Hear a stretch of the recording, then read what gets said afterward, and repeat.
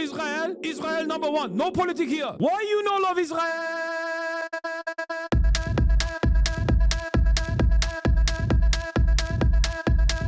Oh, you hate it?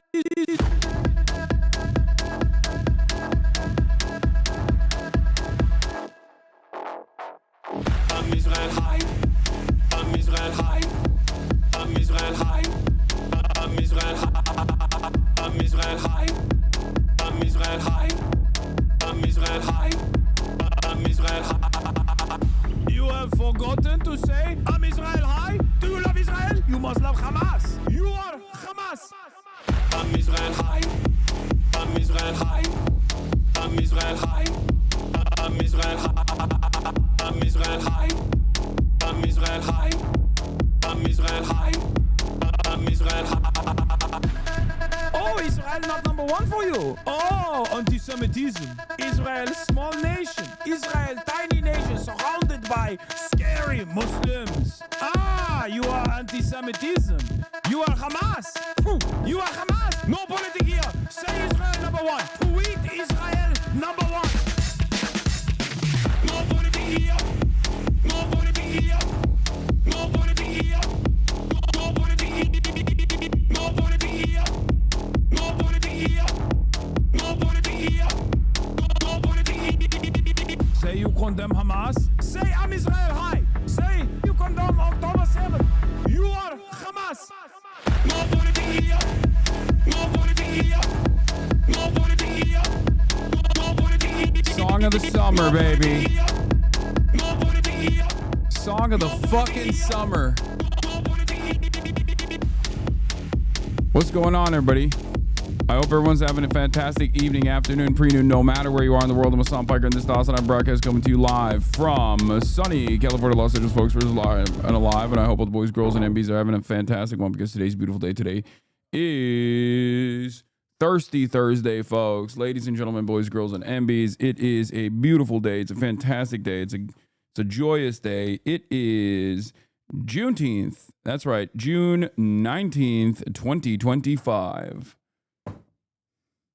Very important day in American history that the wokes made a national holiday. I don't know if you guys are of a federal holiday. I don't know if you guys also have taken some time off from work for Juneteenth. But for those of you who don't know the importance of this day, it is yet another historical example of white people's tendency to continue holding on to owning human beings long after the point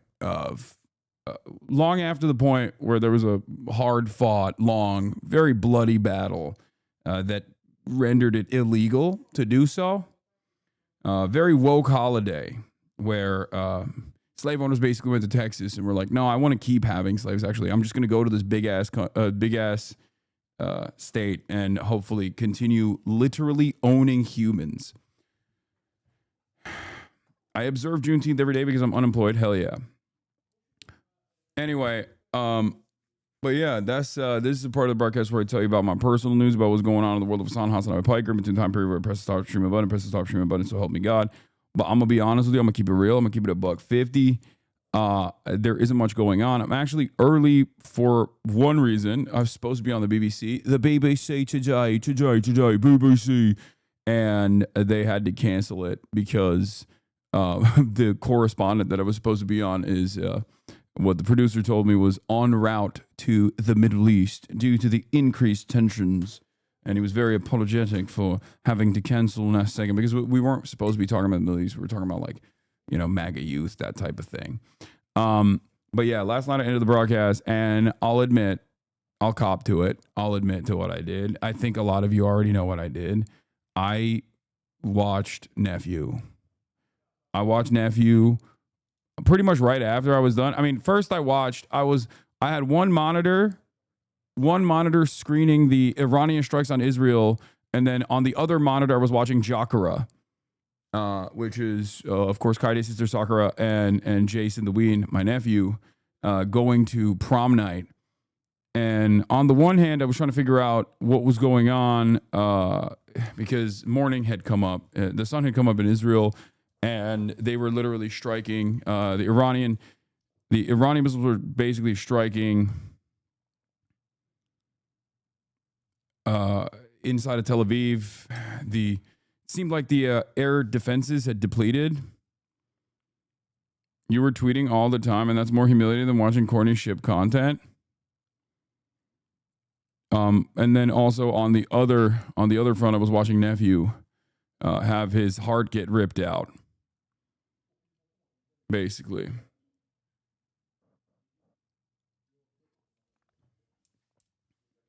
From what I understand, there's also a Jason's comment, we're begging you. Yeah, I saw this. This is a crazy tweet. Actually a crazy tweet. Timeline is lit up with Israel defenders finally speaking out about a hospital being bombed after spending the last 20 months defending the bombing of every hospital in Gaza. Gang, the worst just happened. You got to watch Jason and Sakura stream. Shit is worse than 9/11. And I personally don't feel as embarrassed because freaking Kyrie Irving was also invested in this, okay? Freaking Kyrie Irving was also invested in this. So why am I supposed to feel bad? You know what I mean? Yeah. Kyrie Irving was watching alongside Hasan and keeping up to date with what the hell was going on with Jason's date. Jason, who is, for those of you who don't know, Jason the Ween, nephew, he was here a couple days ago. He brought me the Zins and played with Kaya. He is a content creator for FaZe. And he was my assistant for the day a couple days ago while Israel and Iran were duking it out. That much hasn't changed. But yeah, he had a streamer prom, I guess, that was like put together by Funny Mike, who was on my team. Or no, not on my team, who was on the other team, sorry, at DreamCon. He's another content creator. He put together this streamer prom. So streamers from all around flew in and attended this prom. And Jason, who sometimes does girl content, that's what they call it. The new meta, which is the old meta, ironically enough, is like shipping content, which is pretty damaging overall, but also creates a lot of emotional investment in the audience, myself fucking included. As a, again, 33-year-old whole ass adult, I found myself watching clips and following through on the back and forth of these people that I kind of know. You know what I mean? Like the people that I know, people that I kind of know. You know, I don't really know Kaide's sister that well, but yeah, it's reality TV basically, but it's interactive reality TV. And there were 100,000 plus people watching as well. Like he went crazy. He went actually crazy mode with it. Like there were 100,000 people watching. He was like, Twitch was promoting it. And of course, predictably, as girl content goes, it went a little south, but I think Nephew handled it fairly well. I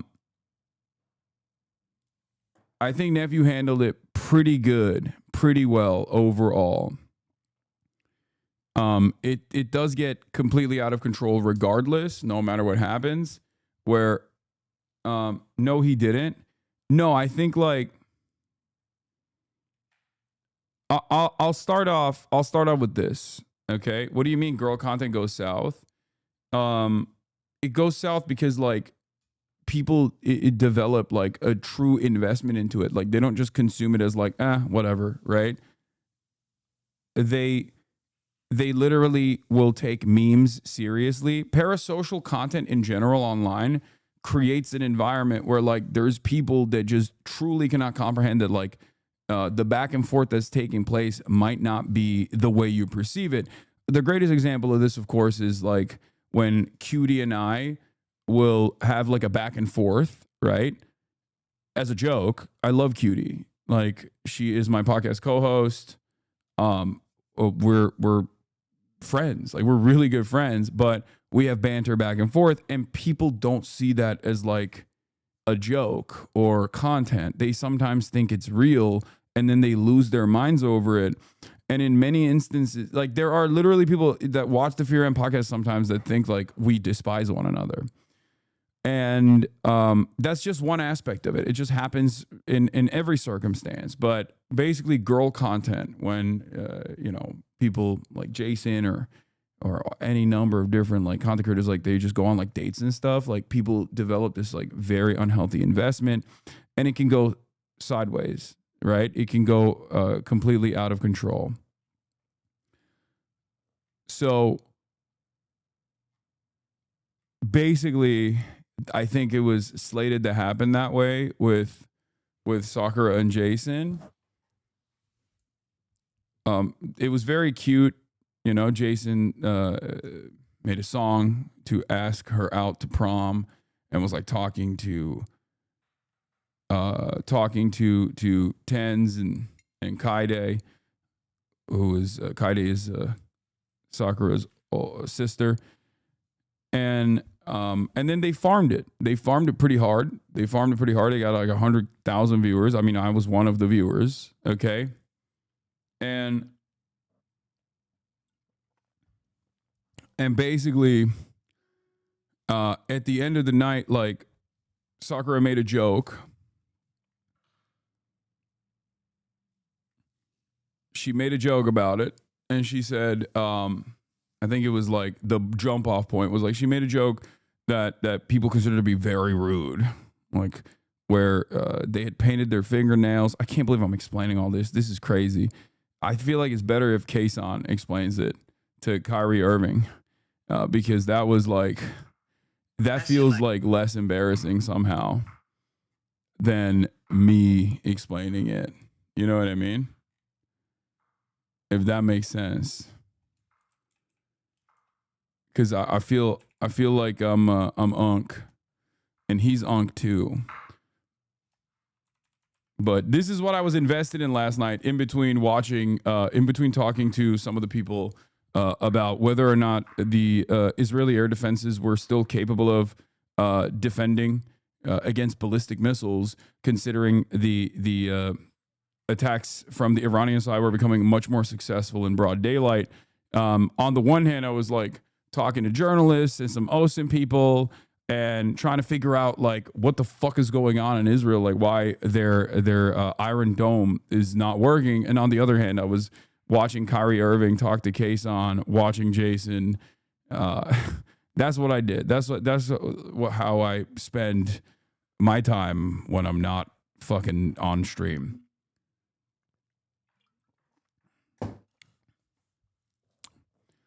But in any case, yeah, basically what happened is like they were doing some cute shit. They like painted their fingernails. Jason painted an S for Sakura on his fingernails, and then Sakura painted a J on her fingernail. And then at the end of the night, she basically made a joke where she was like, "Oh, the J is for John, I guess, who is the name of the cameraman." So she was like fake flirting with the cameraman or something, and people lost their fucking minds. And Jason got really sad. It's kind of understandable to be sad. It's like a weird predicament to put yourself in because you're like kind of farming content, and also simultaneously, it's still like kind of embarrassing, you know. But I think overall, all in all, he handled it well. Damn, you're really 40? I know, I am. I'm fucking 50, dog. I'm 55 years old. Think about that. Think about how hot I am for 55, though. But ultimately, yeah, it was a joke. He farmed it too hard, and then people got real mad because, like, the fucking incels are insane, and they behaved in the way that they normally do by, like, attacking the girl, as they always do. And yeah, that's it. And then it exploded into something not so healthy, but I think like they handled it fairly well overall, because it's like a weird situation where like even if you feel bad you can't really do too much about it because you don't want to look crazy on camera and you don't want your fucking audience to like hate this person who's your friend. But yeah. Sakura and I are fine. Please stop sending death threats and harassment, especially towards her. Our streams are for entertainment, but things can be misinterpreted. Today didn't go as expected, but we're grateful for support. Please be kind. We're all human. Thank you. That's what he tweeted, which is crazy because people were just like fucking pumping death threats, as always. You can't have anything nice, is my point. Anyway, yeah, she was joking. Jason was trolling and playing into the sad act, which caused weird viewers to think he was serious. If Jason just broke the wall and said it was all jokes, and it'd be more chill. Yeah, but of course, like, yeah, Jason is like a 25K, 20K Andy, but this time he had like 110,000 people watching. So obviously it's not all Jason's viewers themselves, but it's a lot of people that are just like basically running wild. But there's apparently patch notes on this as well. Where is it? Relationship status fixes, conflict resolved off stream, relationship status stabilized. This is the most autistic thing I've ever seen in my entire life, for the record. Okay, this is just like, this is the nature of live streaming in general, though. This is the nature of live streaming in general, where basically the content in and of itself is interactive.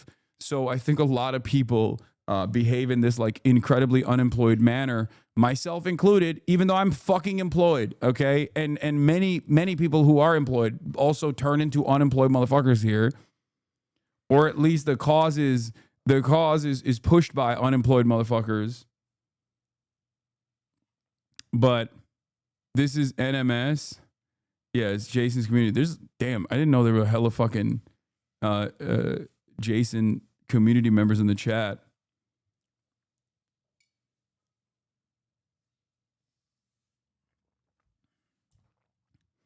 Offline chat, give the subs, live event. Sakura is projected to hit 10,000 subs soon. Sakura reacted with, what is this? Eye emoji in response to viewer asking about the Japan stream. Sakura announced she feels inspired to do more IRL content and is planning travel content. Sakura said Japan stream incoming soon. Sakura reacted with emoji in response to viewer asking if she would go to Atlanta with Jason. Japan live event in development. This is what I mean. It's like people think that they have a stake in this. They have like an ownership stake in this. It's kind of like a base boosted version of like thinking that you are a part owner of a franchise team. You know what I mean? When like you put the jersey on and then you fucking stand up every weekend and you freak out and you're like, come on, let's go. Let's fucking, I don't know, whatever your team is, right? But this time, imagine if you were like, LeBron, you really need to stop taking threes and drive to the paint. And LeBron hears you and says, why the fuck are you saying that to me? Or even LeBron hears you and goes, actually, that's a great idea. And then starts driving to the paint way harder than taking fucking threes. All of a sudden, you're like, I am more invested than I've ever been. That is the fucking analog here between, you know, reality TV consumption on reality TV versus reality TV consumption on Twitch, where there is an additional layer of involvement that I think breaks people's brains.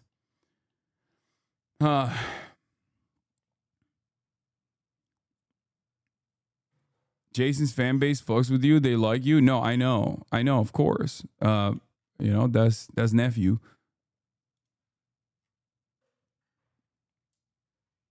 We don't, though. I've seen so many streams altered or derailed by chat. It's so much fun. No, I know.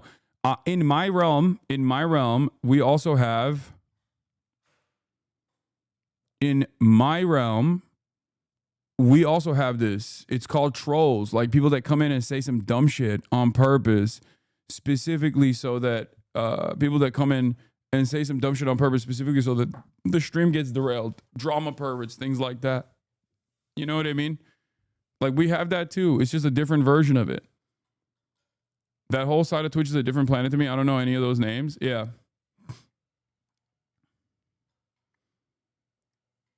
Just Curious Andy's type of shit.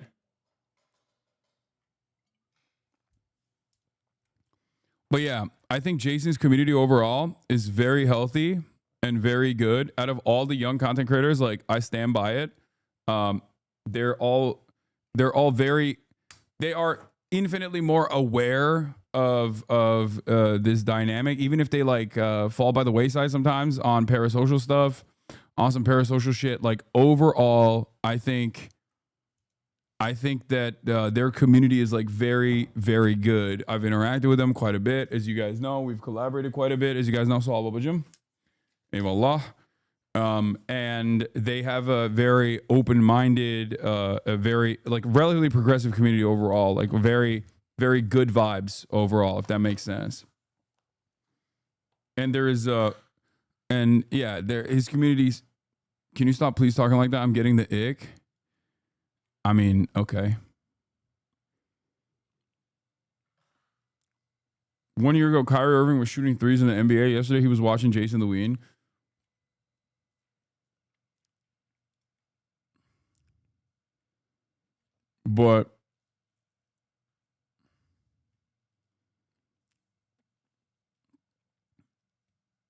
But yeah, also sometimes you get quoted in New York Post articles about you, like me, saying, "Man, Allah awaken President Xi. Thanks for getting me published, King." Oh yeah, I saw that.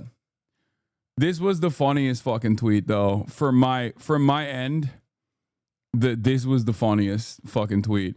Timeline is lit up with Israel defenders finally speaking out about a hospital being bombed after spending the last 20 months defending the bombing of every hospital in Gaza.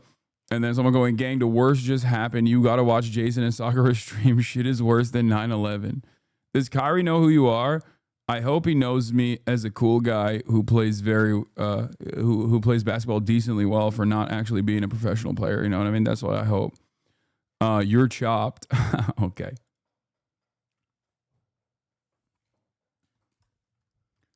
Yeah, I know the New York Post wrote about me. I know. Twitch streamer Hasan Piker is pushing Gen Z boys to the extreme left with twisted views on Israel and 9/11. They're trying to farm me. They're trying to frame me as like a worse role model for young men than Andrew Tate, which is so funny. They gave you a whole page in the print edition. Oh, let's go. Beware of this bad influencer. Oh, that's so sick.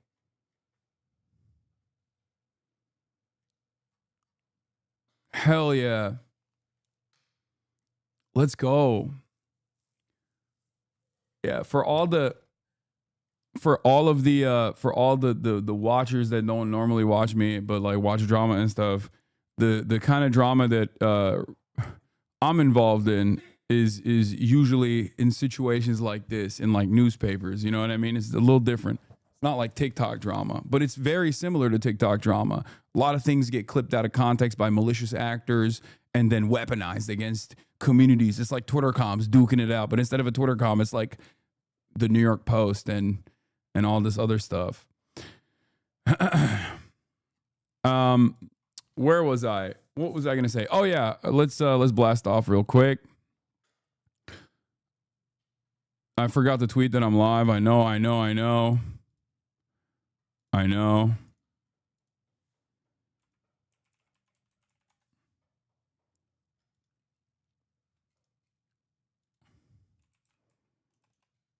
Hold on. Let me blast off real quick.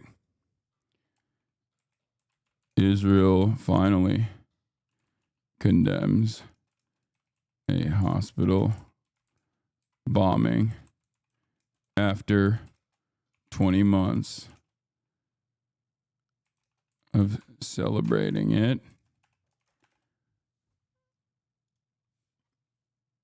I don't know why so many people hate you. You're awesome. I don't think there's that many. I think it's just online losers. I don't really catch that in the real world at all.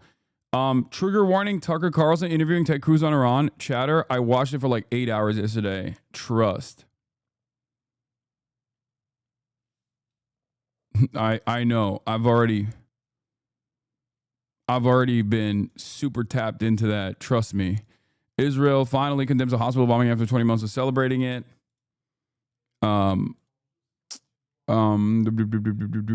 was I gonna say? Oh, there's so much going on. Iranian strikes intensify as Israel's AD is depleted.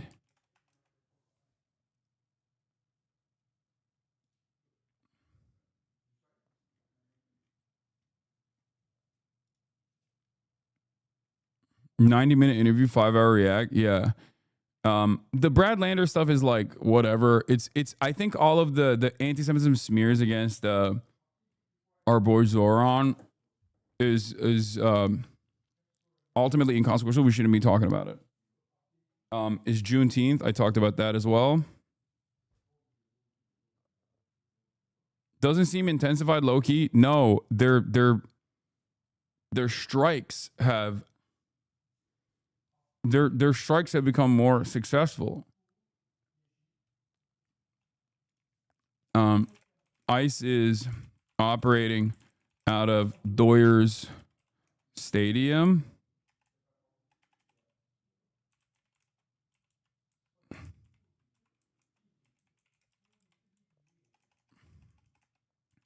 Trump back and forth on striking Iran. Get in now. Tel Aviv Dodgers. New Lakers owner too. I don't know anything about the new owner of the Lakers. I am not. Read the full context of Lander's interview. He still has him on as his number 2. I know. He also said like Zoran is not anti-Semitic. Because he knows Zoran is not anti-Semitic. Did you see this? Zoran was confronted about you at a town hall? Yes, I did.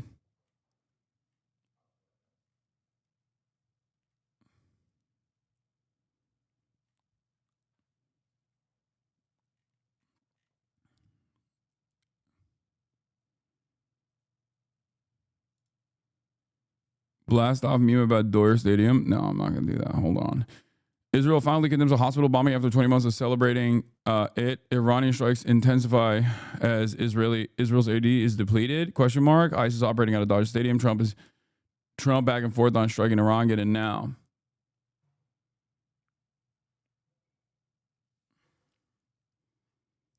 Chad, are we rocking with Action Bronson? Why? What did he do?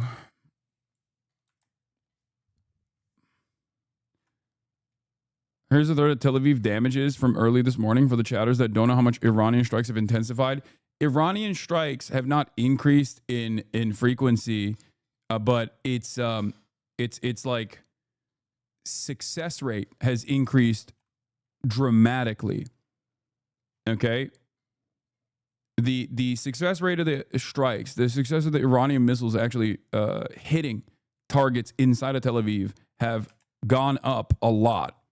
The Iron Dome Iron Dome effectiveness. Iron Dome, if you were to consider like all of the arrow systems and David Sling and the THAAD anti-ballistic missile air defense systems combined, if you call all of that fucking Iron Dome, because the Iron Dome part of it is just Tamir interceptors, and they're obviously for short range missiles.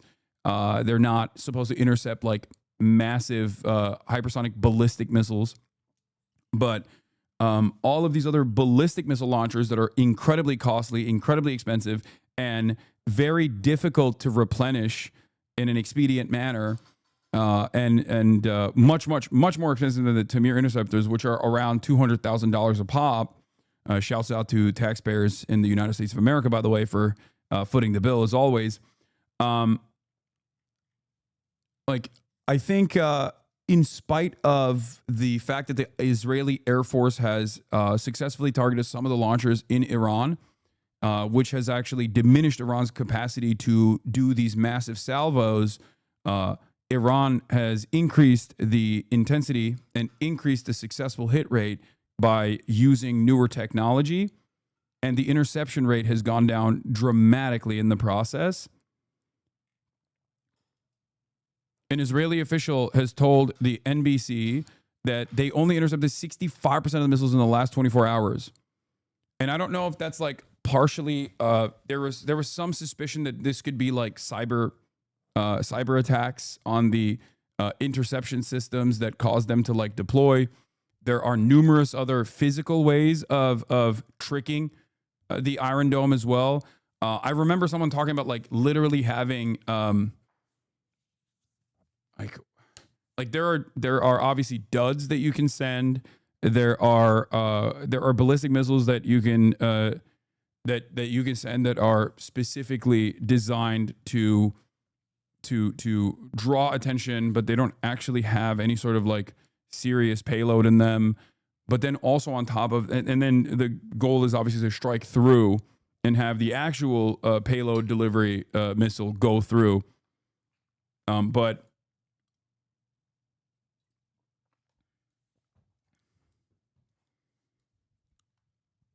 at the end of the day, it is obvious simply looking at. I went to Japan. It is obvious simply looking at the. Oh yeah, I was on MSNBC. It's obviously looking at simply the strikes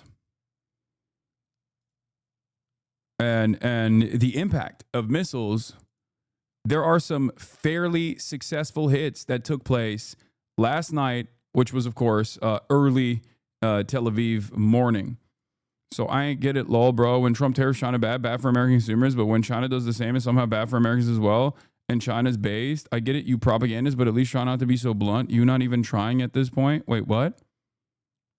Yes, tariffs are bad for the home country and also the other the country that you're implementing the tariffs on across the board. Especially if the trade, especially if trade is designed around China being the manufacturing hub. But it's more impactful for America than it is for China, specifically because China is the producer and America doesn't have a competitive domestic manufacturing base. Like, we don't have trade to protect, if that makes sense. Do you understand? So yeah, it's different. It's if America had a robust manufacturing base that was a competitor with China and then they engaged in a tariffs regime, it would make more sense. That would be trade protectionism. Like being anti-NAFTA in the fucking 90s was for this reason, right? Like being against NAFTA back in the day was a position by a lot of Democrats, such as Bernie Sanders and many others, because, and union leadership, because there was some trade to protect. But since that, not gonna lie, fam-a-lam, everything went over my head. I cooked though.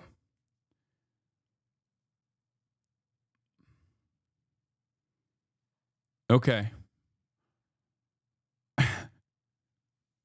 You did, King. You cooked me.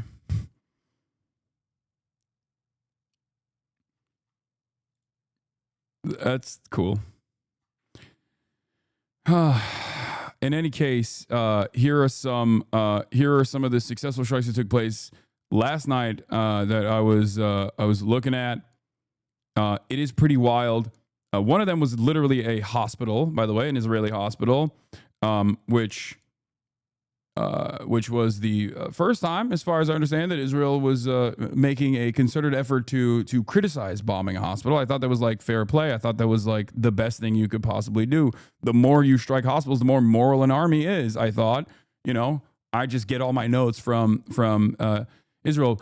But in any case, the reason why I think the hospital was struck was because partially the weapons that Iran used this time was cluster munitions.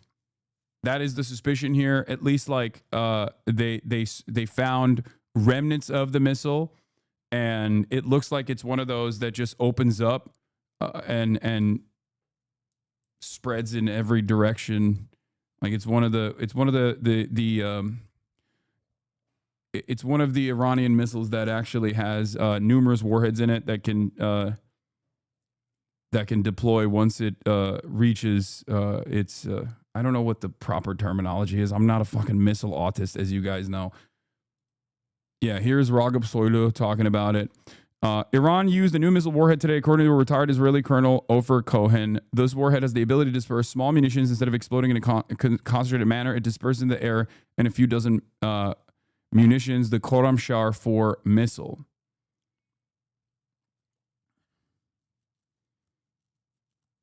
It's similar to it's like a cluster strike.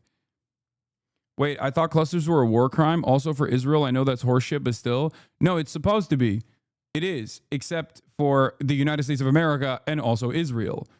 Everything that Israel is complaining about right now against Iran is immediately hypocritical. Like it's fucking ridiculous. Like it's not wrong technically to say cluster munitions are supposed to be illegal for a reason because it's not targeted, right? And when you, even if you target like a military compound or whatever, you accidentally have the capacity to blow up a non-military target, as is the case with this hospital. This is part of the reason why. This is part of the reason why you're not supposed to use this. Thank you.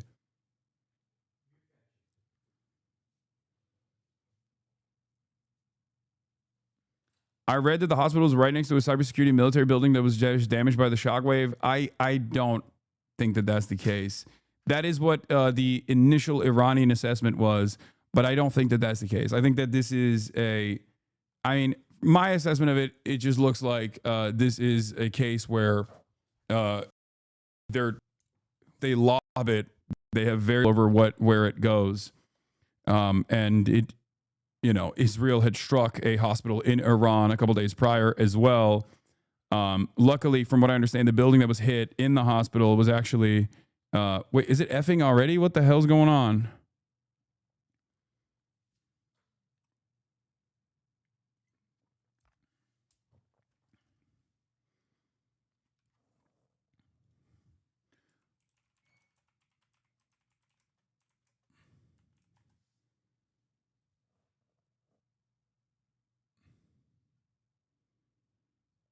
Wait, did a chatter say, are you complaining? Are you claiming that Israel used cluster munitions in Gaza? Israel has used way beyond just cluster munitions in Gaza. Okay? Here is the United Nations report on Israel using cluster bombs threatening global ban. But not only that, but also Israel used white phosphorus in Gaza. What the fuck are you talking about?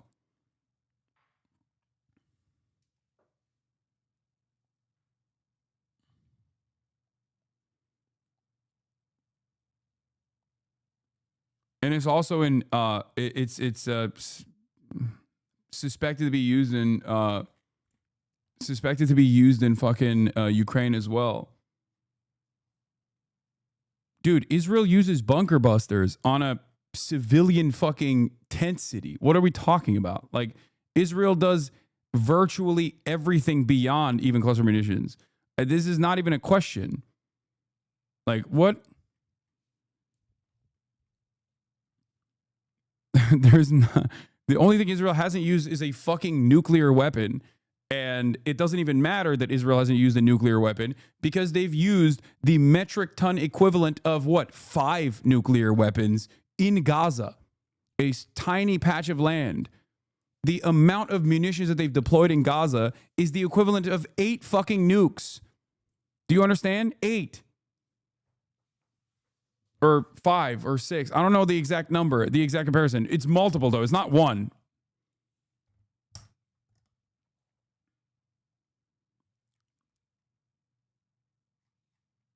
In any case, there's no defense of Israel's conduct.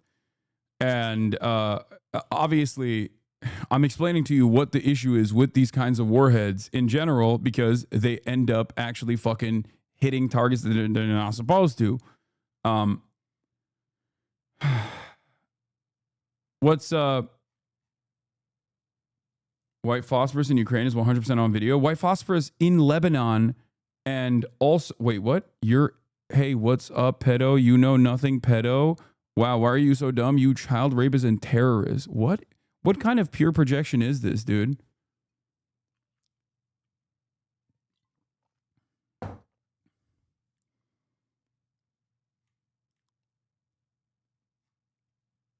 Absolute psychopath. What team are you wearing today? Mexico. This is the OG Aztec jersey.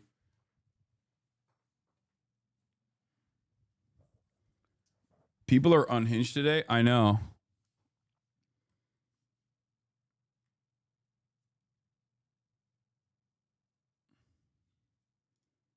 You want to see the meme that's from? What meme?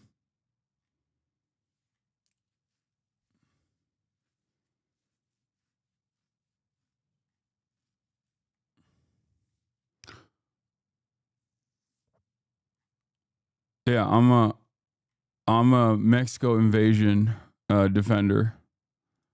Mexico invading Los Angeles, California defender.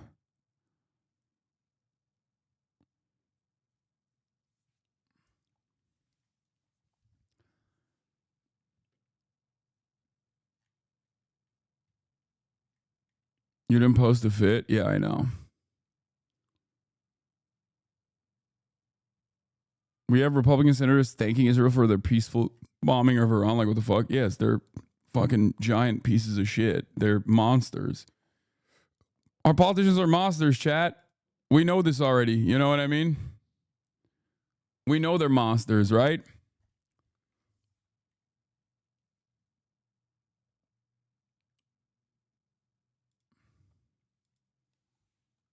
But here, hold on. Let me blast off one last time.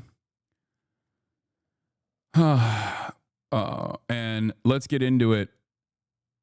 So this is the breaking news. Caroline Leavitt reads new statement from Trump.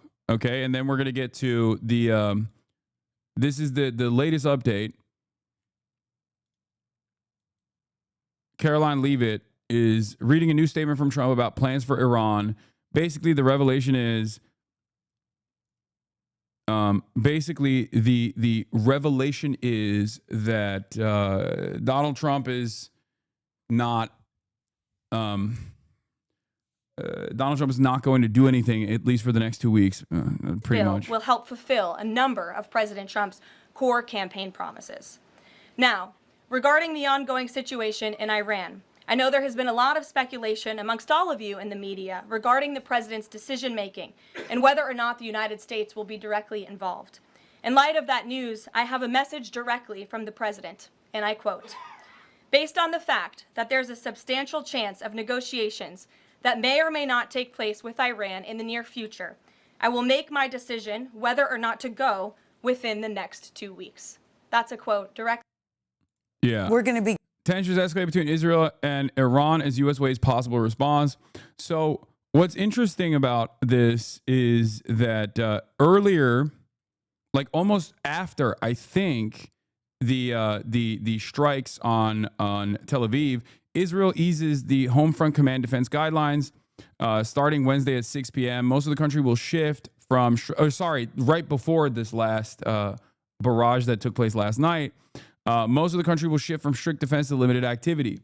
I don't know if they keep that or if this is like, I don't know what the exact timeline of this is, but I know that they were limiting the shelter in place warnings. Like Homefront Command had basically said society is on complete lockdown up until yesterday.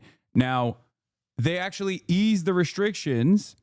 And then these strikes happened in Tel Aviv, directly on I think it was the stock exchange and a hospital. And obviously a fuck ton of military targets are also being struck. A fuck ton of interceptors are being struck. But Israel refuses any kind of information from coming out on successful strikes on military targets, successful strikes on military assets in general, including strikers, like the anti-air defense systems. Because they have a censorship protocol implemented. Israel has always had military censor, obviously, on what you can and can't report. But now they're literally criminalizing like people filming themselves getting fucking bombed. So that's the situation, and that's part of the reason why it's like very difficult to get accurate information from what the actual struck targets look like. Obviously, in Iran, there is literally no internet, so it's even more difficult. The Iranian internet is just like on and off with regular frequency. So if there are Iranian chatters in here that are trying to reach out to their families, I'm really sorry if you're unable to do so. But when you hear something from mainstream outlets, when you hear information from mainstream outlets about like what was successfully targeted or struck by Iran inside of Israel, that is something that went through the military censors. I need you to understand this, okay? When you learn about something from mainstream media, about a strike that was successful, an Iranian strike that was successfully hitting a target in Tel Aviv, that means the Israeli military decided this is appropriate for news consumption. That is important to recognize. That means that the Israeli government believes that you can know about this, okay? There's some kind of propaganda usage for them.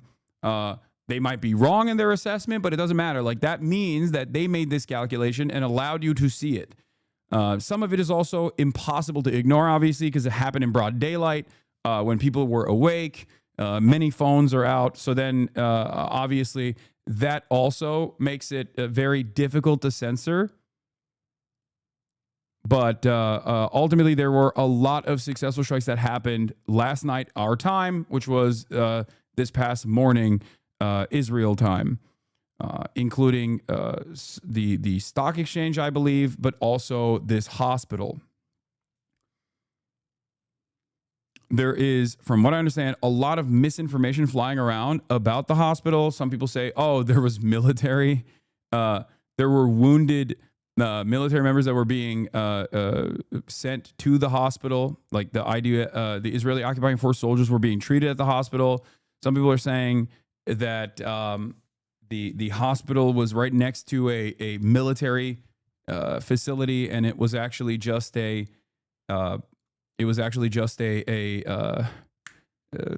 shock waves that struck one of the buildings of the hospital. I think ultimately, it doesn't really matter. Sky News reports that the damage to an Israeli hospital occurred because Iran was seeking to strike a nearby IDF intelligence camp. Why does Israel put its intelligence camp near to hospitals? Questions that must be asked given Israel's conduct in Gaza. Of course, they will never be asked, but it has been kind of interesting seeing a full 180 from Israeli spokespersons about how the why are you listening to what Iran is saying in terms of like what their focus is, like who they're trying to strike. Why are you claiming that we're using human shields? Like, I've seen literally every single fucking question that I have seen from every single question that I've seen from Hasburis online has basically been very interesting questions that we've been asking about Israel's conduct in Gaza for the past fucking 20 months. And it's alarming how they don't even fucking see it. And I think it was like Soldier Goy Tellem, who or someone else that I saw on Twitter that basically made this point. And I think that's a pretty prescient, pretty valid point to make, where it's like, you don't understand why Israeli society feels this way and why Israeli society broadly thinks they're the victims here, because you can't comprehend that like their modus operandi is we are innocent civilians being struck unjustifiably, whereas it's different when we're killing these like disgusting vermin Palestinians who breed and are also Hamas terrorists. Like, that's basically it. Like, they have this warped perception because broadly Israeli society looks at the situation and goes like, no, those hospitals are terror hospitals. Our hospitals are civilian hospitals. And no, it wasn't this. And it's really interesting because like Mehdi Hasan made the same point as well. Look, here it is. Elon Levy finally opposes the bombing of hospitals. Okay. I tweeted something similar as well. He says, oh, go away, you cretin. You're malicious but smart enough to understand the difference between face-to-face combat with armed forces fighting out of hospitals and a direct ballistic missile strike on a hospital. You bombed hospitals. I spoke to the doctors in there. You're a spokesman for war criminals and a hypocrite to boot. It's actually kind of nutty that like Israeli spokesmen are just running around being like, no, you have to feel bad for us right now. Our hospital was struck, after spending 20 months defending bombing hospitals and being like, nope, that's a military hospital. There's a military usage for this hospital. You don't understand. We have to bomb it. We have to bomb it. We have to bomb it. We have to bomb it. And it's fucking nuts. Like, you are the last person to talk about bombing hospitals. Like, I'm sorry. I can say it. I can say that bombing a hospital is inappropriate regardless. Okay? I can say that. I've been saying that for fucking 20 months. You can't. Okay? Sorry. You can't say that. You have dropped it. You have no moral high ground in this situation. You know what I mean?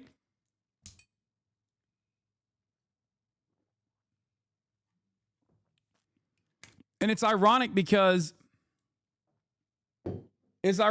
like, luckily the hospital was evacuated already, or at least the part that got hit was evacuated already. That's good. That's a good thing, right? Thank God. But also, on top of that, Israel struck a fucking Iranian hospital. Israel struck an Iranian hospital a couple days prior. Israel struck a fucking Red Crescent ambulance in Iran. And that is before we even talk about literally every single insane, like every single hospital has been destroyed by Israel in the Gaza Strip. Every single one.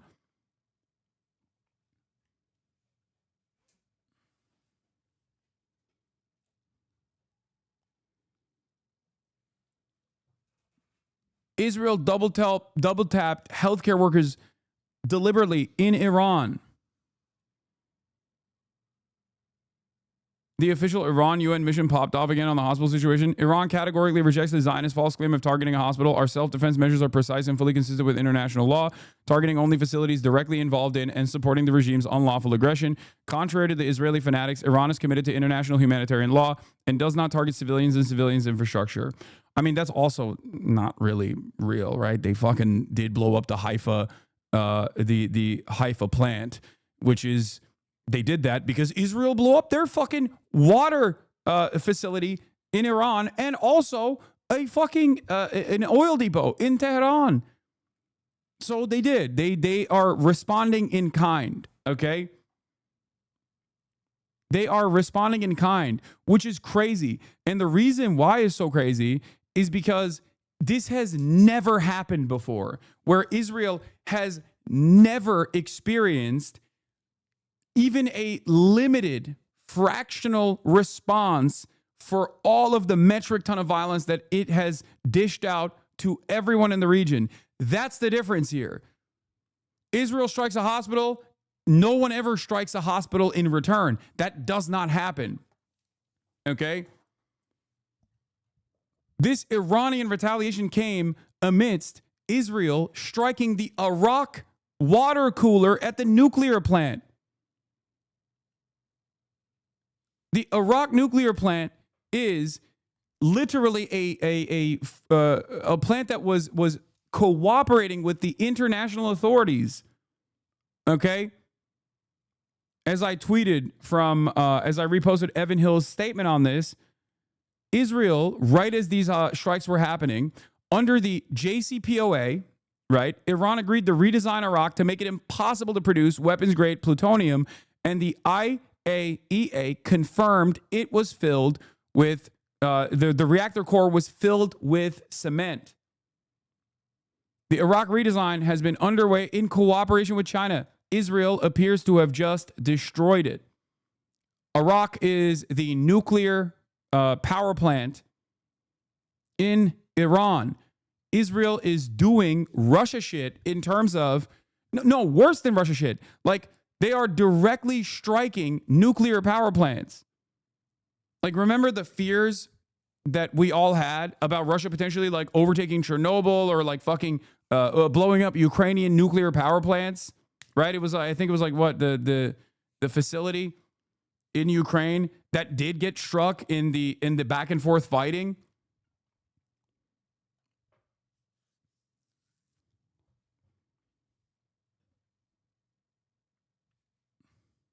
Hosmer out in full force saying it's a lie that they filled it with cement. Dude, you can't, like, the International Atomic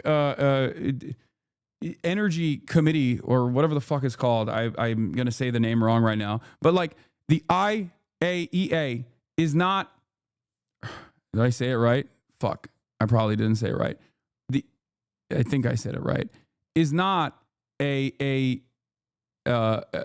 party that is antagonistic to Israel. It should be, given its job is to monitor, the International Atomic Energy Agency, its job is to literally monitor these kinds of projects They spend 70% of their budget on Iran. Okay? They spend 70% of their budget on Iran alone. Israel has nuclear weapons. Everyone knows Israel has nuclear warheads. Israel is not a signatory to the Non-Proliferation Treaty. Israel illegally has nuclear warheads. Okay, there are, 5 countries that are signatories to the NPT?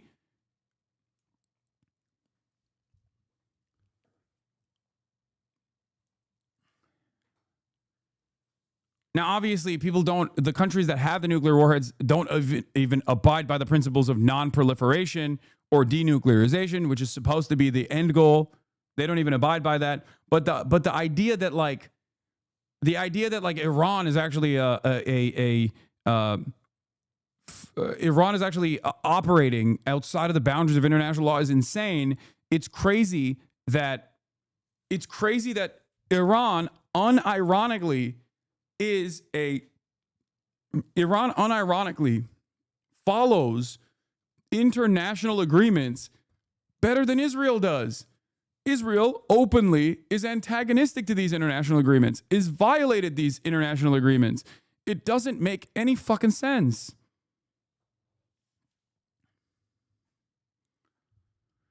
It is unimaginably frustrating. Iran's foreign minister of defense missile strike says Israeli military sites were targeted, not civilians. Iran's foreign minister issued a statement Thursday defending the missile strike on Beersheva, claiming it accurately eliminated Israeli military command control, intelligence headquarters, and another vital target. He said the nearby Soroka hospital suffered only superficial damage to a small section and described the facility as largely evacuated and mainly used to treat Israeli soldiers engaged in the genocide in Gaza, 25 miles away, where Israel's destroyed or damaged 94% of Palestinian hospitals. Drop site notes that the hospital was indeed damaged with visible structural damage, including a building where the roof completely collapsed. Dismissing Israeli accusations, the minister stated, It is the Israeli regime and not Iran that initiated all this bloodshed. Israeli war criminals and not Iranians are targeting hospitals and civilians. He also noted that hundreds of innocent Iranians have been murdered in cold blood since Israel launched what he described as an illegal war against the Iranian people. He warned, we call on Israelis to heed our evacuation orders. Our powerful armed forces will continue to pummel the criminals who target our people. This was also, Mohammed Shahada's take. Soroka is Israel's main hospital to evacuate IDF troops. It proudly displays this military helicopter with a poster caption, Israel's medical Iron Dome. By Israel's own rules of engagement in Gaza, bombing a hospital to kill a wounded journalist, Soroka is a legitimate target. Insane, isn't it? Then why did you say silent when Israel bombed every single hospital in Gaza? It's unlikely the Soroka hospital itself was targeted, unlike Israel deliberately and surgically bombing hospitals in Gaza. The Iranians were most likely aiming at the IDF bases in close proximity to the hospital.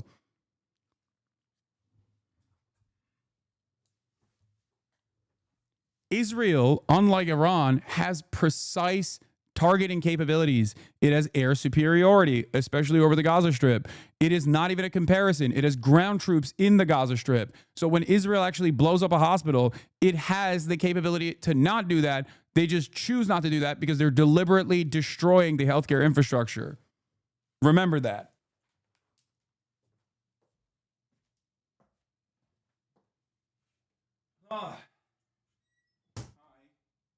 Hi.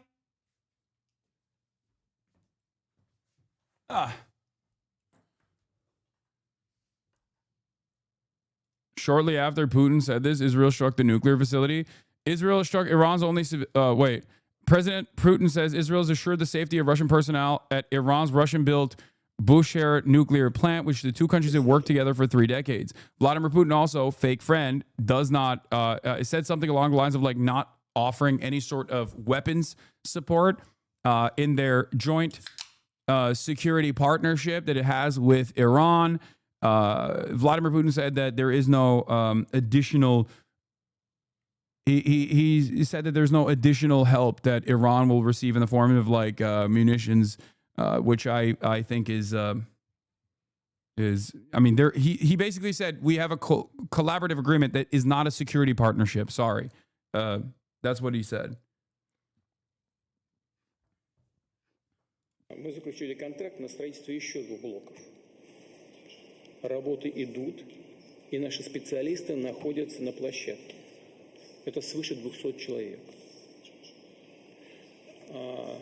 И мы договорились с руководством Израиля, что будет обеспечена их безопасность. Мы видим, We see today in Iran что на сегодняшний день в Иране that despite the complexity of the internal political processes taking place there, and I don't think there is any point going into detail, there's nevertheless a consolidation of society around a country's political leadership. It happens almost every time and everywhere.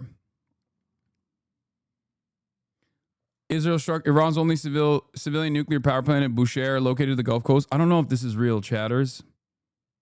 I don't think that, I don't know. This AF post, anyway, that's like America First post. What is this? No, this is the full quote. Iran agreement does not have defense clause. Iran does not ask Russia for help. Iran did not want to cooperate with Russia on air defense previously. Iran fights the fight alone. They're proud and want to be self-reliant. If the situation escalates, we'll see if they will need help. For now, they don't want it.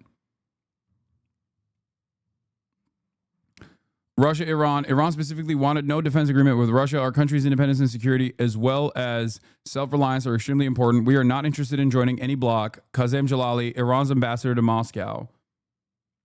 Anti-woke account. So in case you wonder why Russia is not more engaged in Iran, it's because Iran wished so. I don't know about that.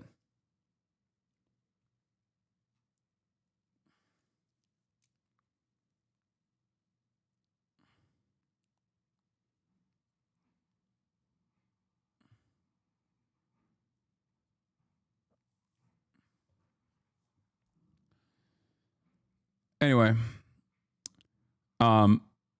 shoe doesn't seem to fit on the other foot, huh? Hillel Fund, an Israeli hospital. If you spoke about Gaza and Iran and are silent now, you are a morally bankrupt, vile human being who will have to live with your shame for the rest of your life. Your children and grandchildren will look at you and wish disdain and disgust for siding with evil.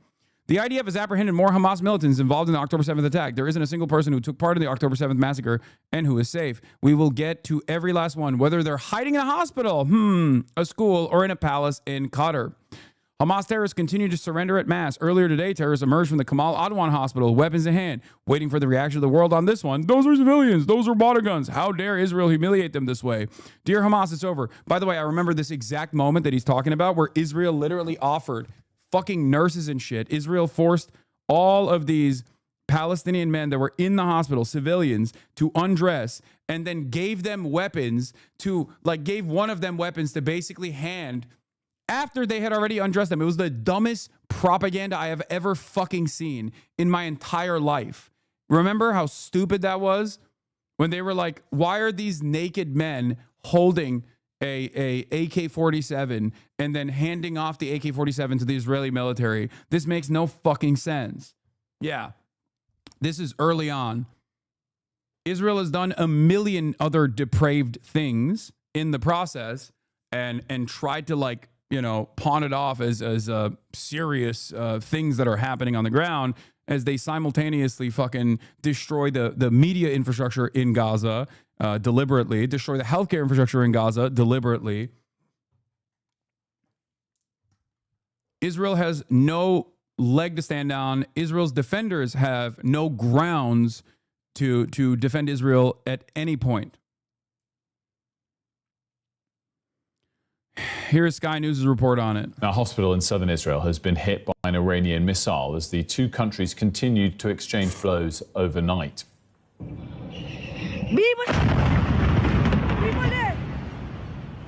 Israel's military claims the ballistic missile directly hit the Soroka hospital in Beersheba. Local emergency services say 2 people have been injured. It's believed that Iran was targeting the nearby IDF intelligence camp when the hospital was struck. A hospital in southern Israel has been hit by an Iranian missile as the two countries continued to exchange blows overnight.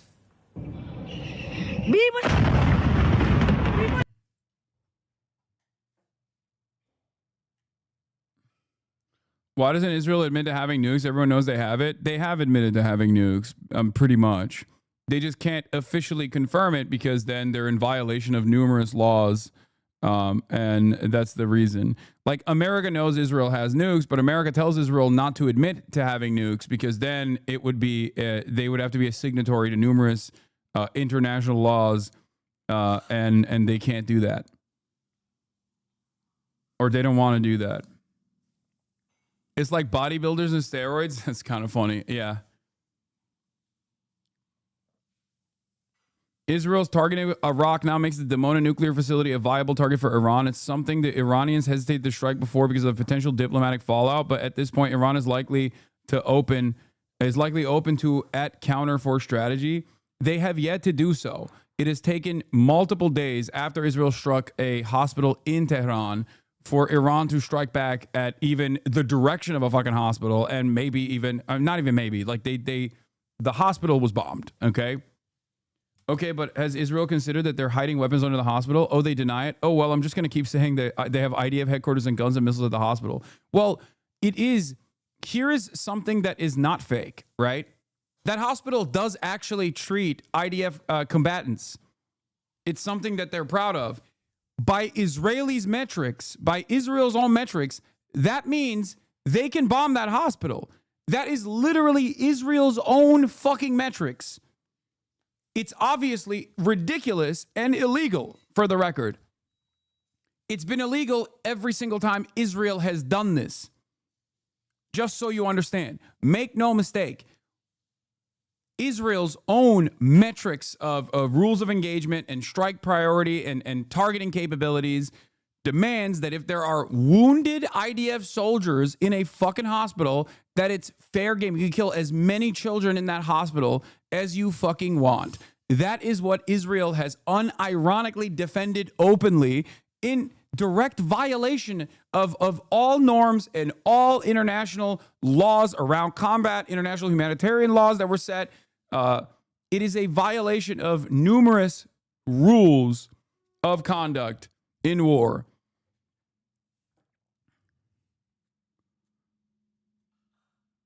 Weapons of mass destruction found under the hospital. Yeah, it's just...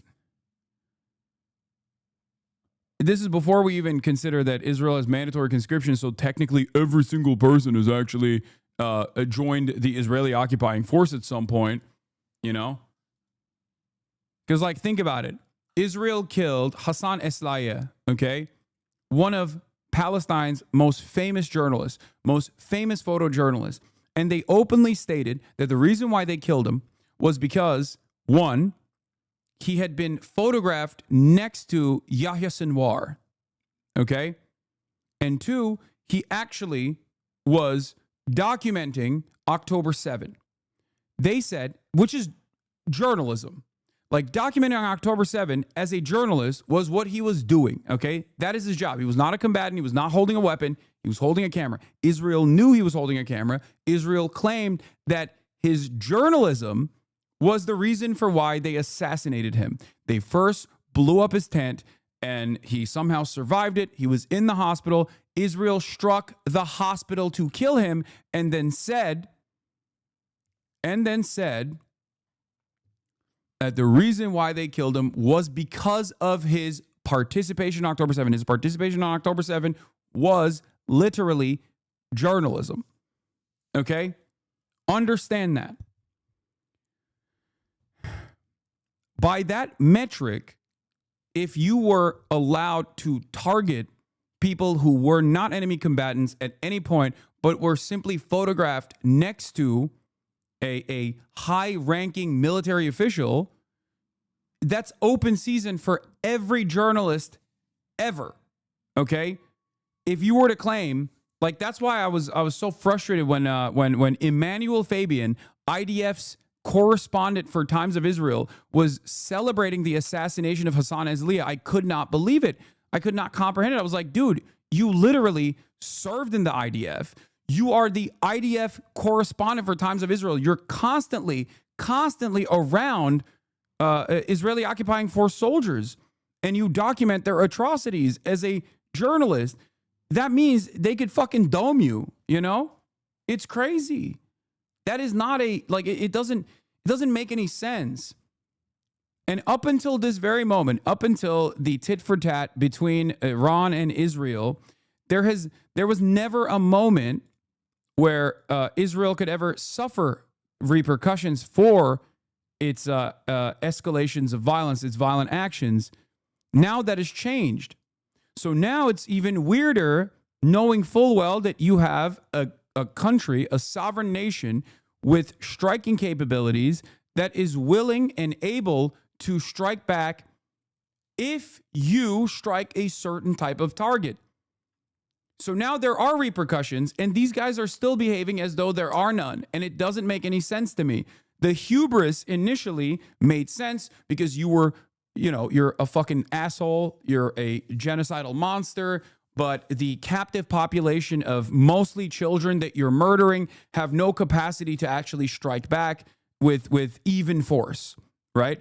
But now you are actually going after a country that has the capacity to strike back. You hit a hospital, they have the capacity to strike back at a hospital. So what blows my mind in this process is that these guys are still fucking talking like they are impossible to, they are infallible and that no one can actually retaliate at all.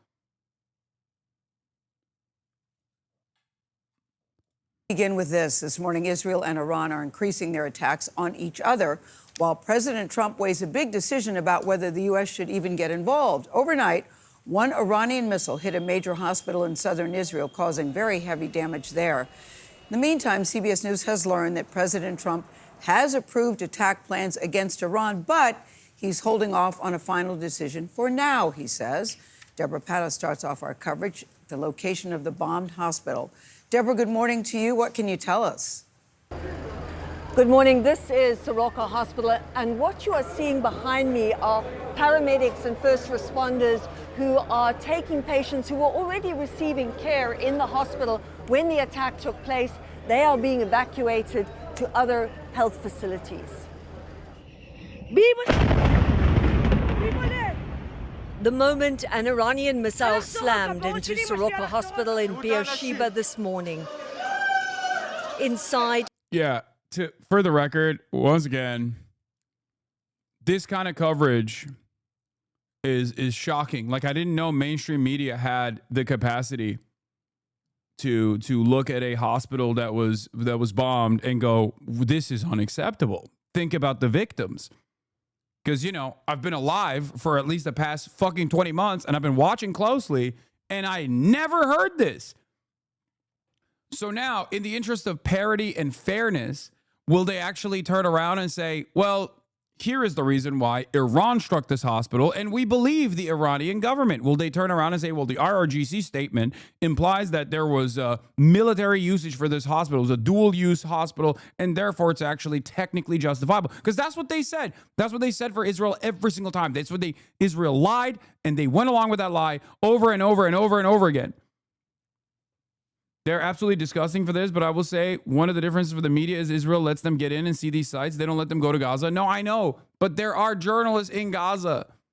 There are doctors in Gaza. That's the difference. There are literal journalists in Gaza. They could just fucking tap in and talk to said journalists in Gaza. Al Jazeera cannot be the only fucking outlet that shows the damage internally. There is first-hand accounts. You're not wrong, though. Yes, that is the whole purpose of why Israel doesn't allow Western media to enter the Gaza Strip, because they don't want the Western perspective to be clouded by the humanity of the Palestinians and the inhumanity of the Israeli occupying force. I haven't been keeping up in the last 24 hours. Did Israel strike a hospital first? Yes, Israel struck a hospital 2 days prior.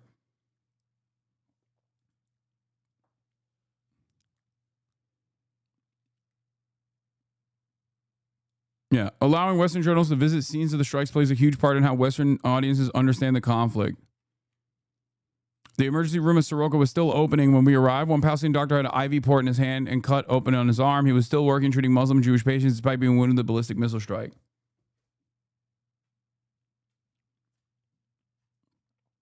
When they have doctors, literally like Western doctors, right?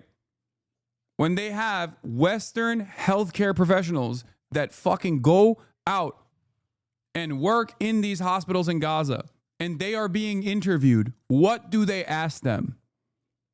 They go, hey, I know you're claiming that you're treating Palestinian children that have fucking bullet holes in their skulls. And this is unprecedented amounts of violence for even doctors such as yourself that have worked at numerous areas of conflict. But do you condemn Hamas? Do you believe that there are Hamas militants in the hospital? How many Hamas militants are in the fucking hospital?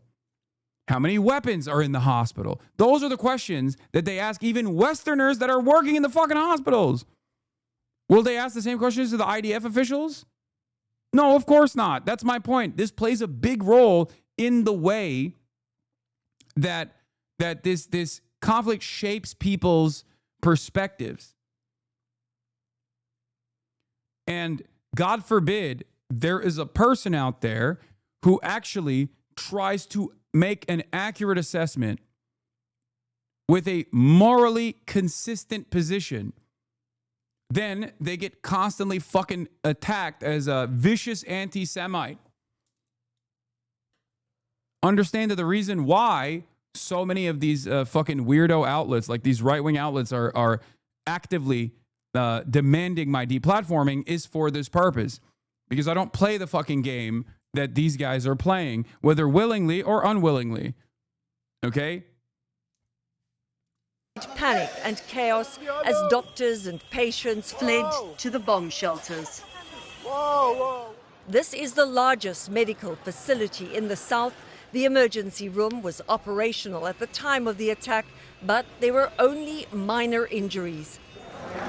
Seriously ill patients who require ongoing care have been taken to other hospitals. First responders and Israeli soldiers arrived to secure the scene. The hospital says the old surgical building was damaged, but that it had been evacuated days before the strike. Over Tel Aviv, the skies were ablaze with one explosion after another as Israel intercepted a wave of missiles. One breaking through and hitting this high-rise building. Some people were still trapped inside as first responders rushed to help. And relief and joy for this father who was reunited with his family, including his 10-month-old baby who'd been missing together with his wife for over an hour after the attack. A week of Israeli strikes against Iran has killed hundreds, including top military commanders, and damaged nuclear facilities. This morning, Israel hit the Arak heavy water reactor, which helps cool the reactor. But a byproduct is plutonium, which can be used in nuclear weapons. Iran has said that the strike on Soroka Hospital this morning was not intended for the health facility, but for a military intelligence site nearby. Tony? Deborah Pata for us in Israel. Deborah, thank you very much. Right there, that part of the hospital here, the Soroka Hospital, you can see the roof was basically blown off. This was after a missile strike from Iran into southern Israel early Thursday morning. You can see the side of it. If we were fucking as depraved as the Hasbara are online, we'd be looking at that baby and be like, oh, that's fake. That's Zio wood, you know? That's what they say. That's what they say about like literal fucking carcasses of children being held together by their goddamn parents after an insane strike. Tel Aviv wood, Tellywood, I don't know, whatever. It's called Pallywood. There's a term for it. Atrocity denial. That's what Israel defenders do.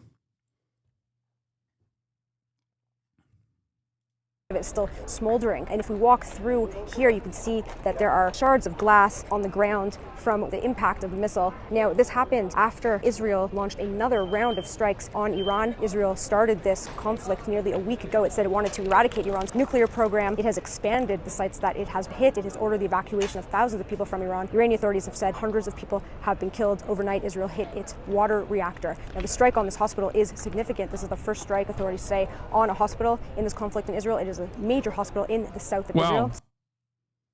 That's the first time an Israeli hospital has been struck. Interesting. They entertain striking Lebanese hospitals. I believe they did strike Lebanese hospitals.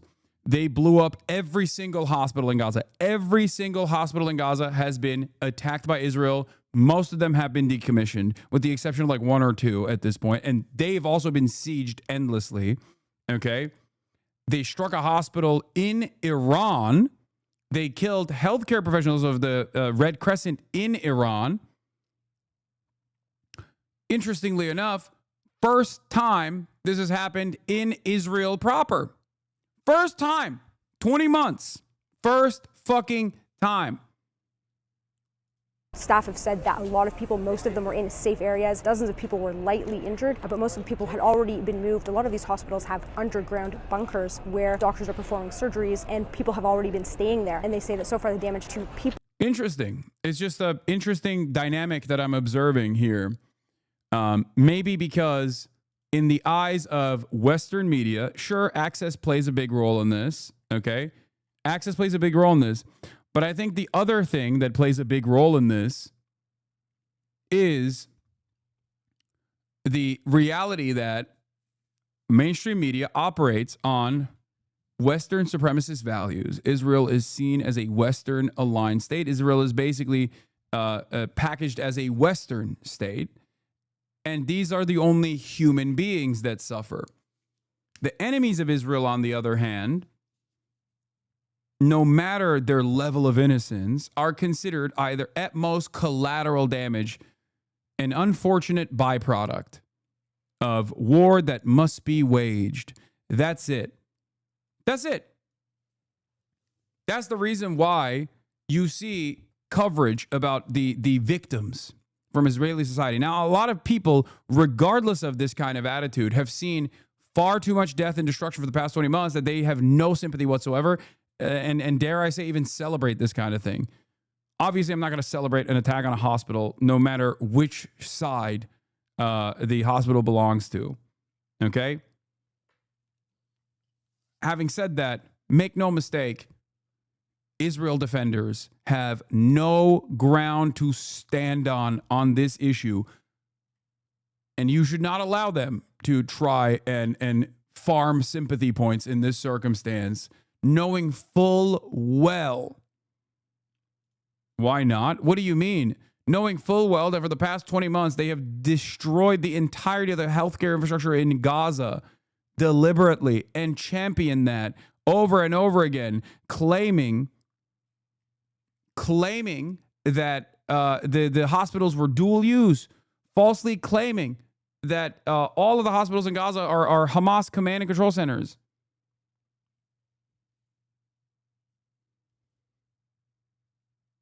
Tamam da hastanede yatanların iki tarafta da suçsuz ve masum olması gerekmez mi? Şimdi İsrail hükümeti sinirden dolayı oh iyi olmuş havasından denmesi doğru mu? Buna sinirli olacağımız kişi propagandacılar. Tamam, evet. Ben de bunu yapıyorum zaten. Bana niye benim söylediğim şeyi Türkçe söyledin yani? Belki bilmiyorum, anlamıyorsun İngilizce konuştuğum zaman.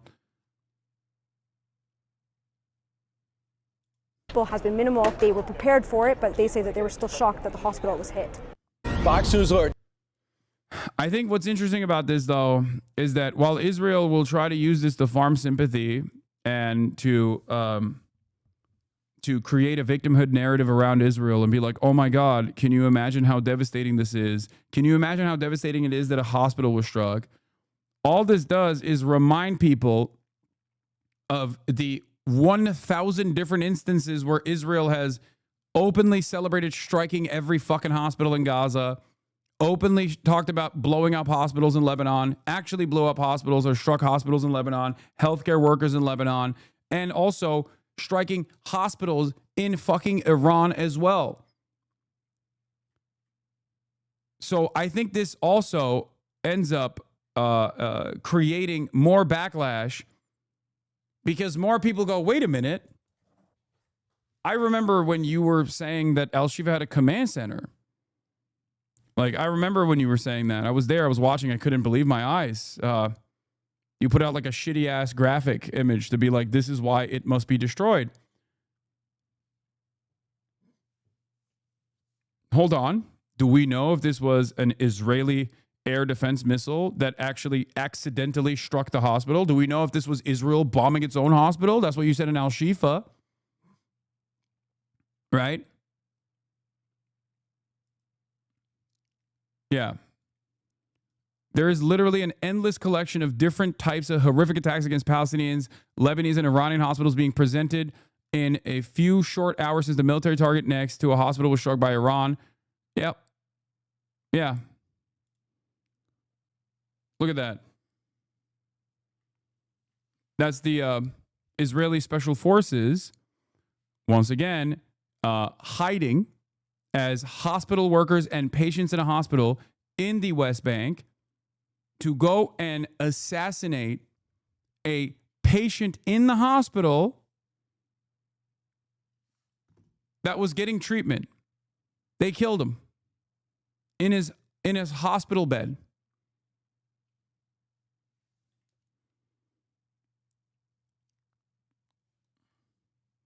I understand your point, but hitting a hospital isn't a thing to celebrate. Point to when I have done that. Point to when I have done that in the last hour and 35 minutes that I've been live. Do it right now.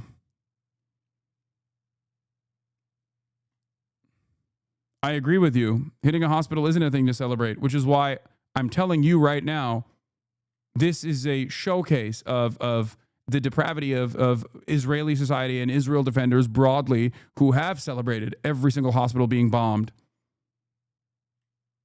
You know, I'm not saying you said that. Okay, thank you for your demonstration of fucking morality. Don't be disingenuous, pussy. You were implying it. I hate that shit. What does Tucker Carlson say? A feline way of making a statement without making the said statement. Anyway, this is from 14 hours ago. Sirens from Tel Aviv to Tiberias. Barrages around 30 missiles, which would make it the largest in 2 days. Unverified photo of impact in occupied Palestine. Tel Aviv reports up to 50 missiles. Unclear if it was 30 or 50. Israeli air defense versus the latest barrage. This is from last night.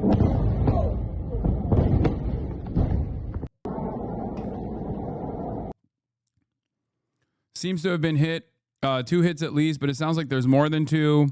More from the big explosion in Tel Aviv. Appears one of the explosions was so powerful that it shattered windows for several city blocks. Still don't know exactly what was hit. The aftermath of one of the impacts in Tel Aviv. This is kind of sad, but also comedic timing. But I did see this fall. Luckily, the person was not, harmed significantly. But I saw this exact sign fall on someone after while the CNN journalist was covering this area.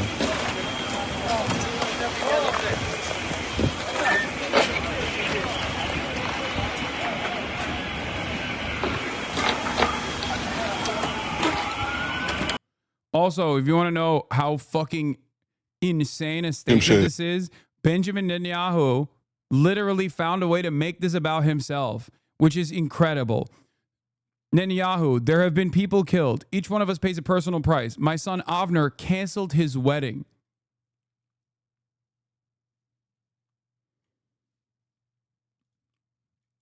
Womp womp, dude.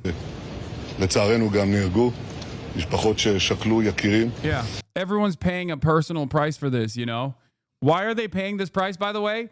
People being killed? Because you wanted to strike Iran. You struck Iran. And you thought no retaliation will take place. I'm just simply striking Iran. What do you mean? They don't want the smoke. It'll be just like Gaza. Oops, turns out it's not just like fucking Gaza. They have entire munitions depots that they have designed specifically for this moment. So the people are sacrificing their lives for your ambitions. That's number one. And then number two, what is Benjamin Netanyahu's sacrifice? Flying out to fucking Greece back and forth, maybe every now and then. But then also simultaneously, his son had to cancel his wedding. It's so sad. אני מאוד מעריך את זה. כל אחד מאיתנו נושא מחיר אישי. זה לא פסח על המשפחה שלי. כן, פעם שנייה This שבני is the עובר... second time my son Avner has gone through this. Because the threat of missiles and rocket fires cancels a wedding. It's certainly a high personal price for him. And for his fiance and for our family. And I must say, my dear wife is a hero. It's kind of crazy because it's like, if you're an Israeli and you saw, I don't know, your fucking mother or your grandparents get like destroyed because they were sleeping when the missile struck. Like that one Israeli woman that we watched who went, no, this is actually still valid. We have to still keep blowing up Iran. After she went on television and literally said, I'm really sad that my grandmother died because they were sleeping and they couldn't make it to a shelter, but Israel still has to fucking keep blowing up Iran. When you hear Benjamin Netanyahu, your leadership, who started this, say, you know, we're all suffering in our own way. I can't have a wedding for my son. Like, how does that make you feel? Because I feel like some people are losing more than others. You know?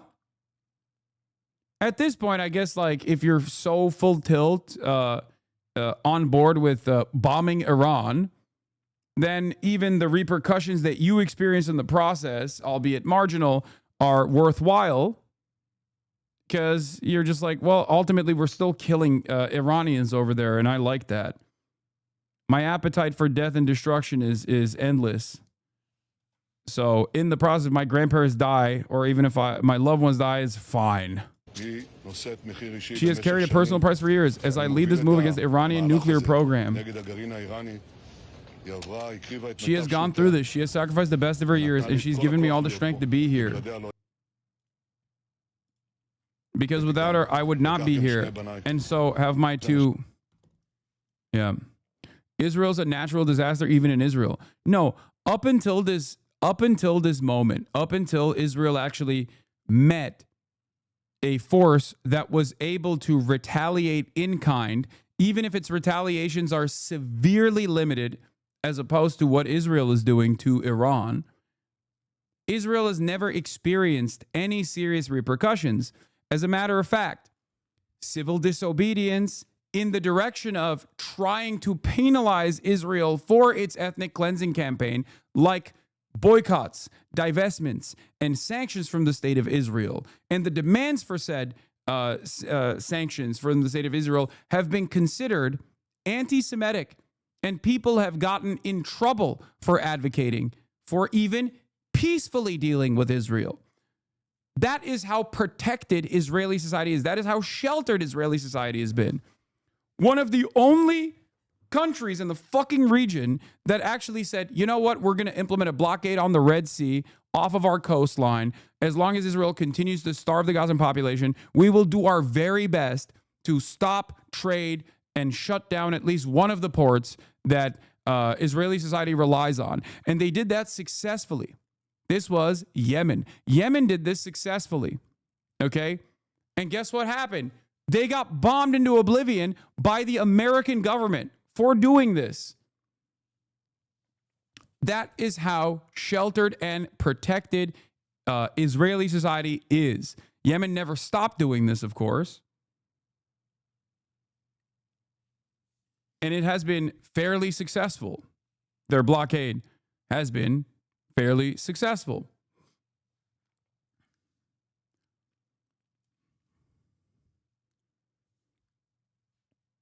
Doesn't matter. Daddy's American will send 10 bill. I mean, we have expended more than 10 billion. We've expended more than $27 billion so far. I think the estimate that I looked at yesterday was like $27 billion is what the cost has been so far to America. We're footing the fucking bill.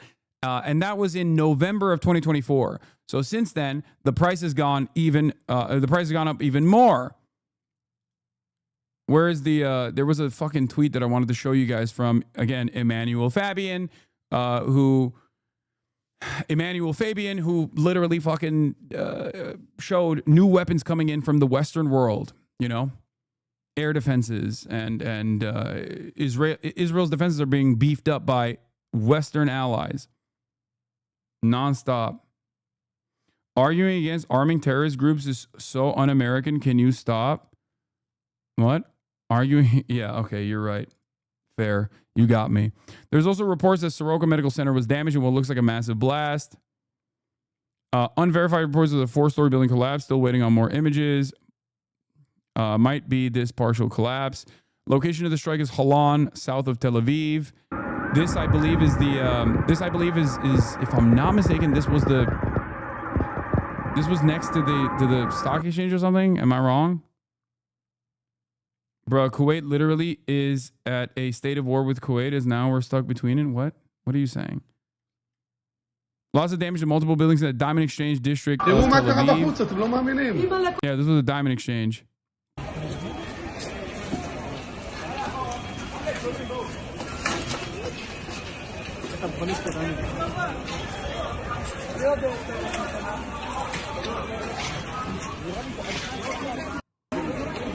There was also an insane tweet, an insane Hebrew tweet that I translated, and it was like a crazy surprise.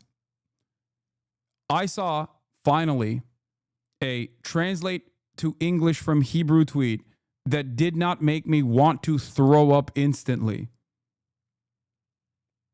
Normally, when you know the meme is, the meta is, when you translate posts from Hebrew, it is the most Nazi thing you've ever seen in your entire life. But there are incredibly rare, almost like a loot box. You know, this is like a CS:GO knife. Yeah, never been so pleasantly surprised by a translated Hebrew tweet in my life. Here is Yoav Groweiss. People here have never stopped justifying the shelling of hospitals in the Gaza Strip. But the second they fire on a hospital here, suddenly everyone comes out against the violation of the laws of war. We are like the player who never stops playing dirty, but the second someone touches him, he throws himself to the ground and screams foul. This is an incredibly rare translate from Hebrew tweet that you translate and your expectation is like going to be the most, blood curdling shit you've ever heard. And it's the exact opposite. It's like a very normal take.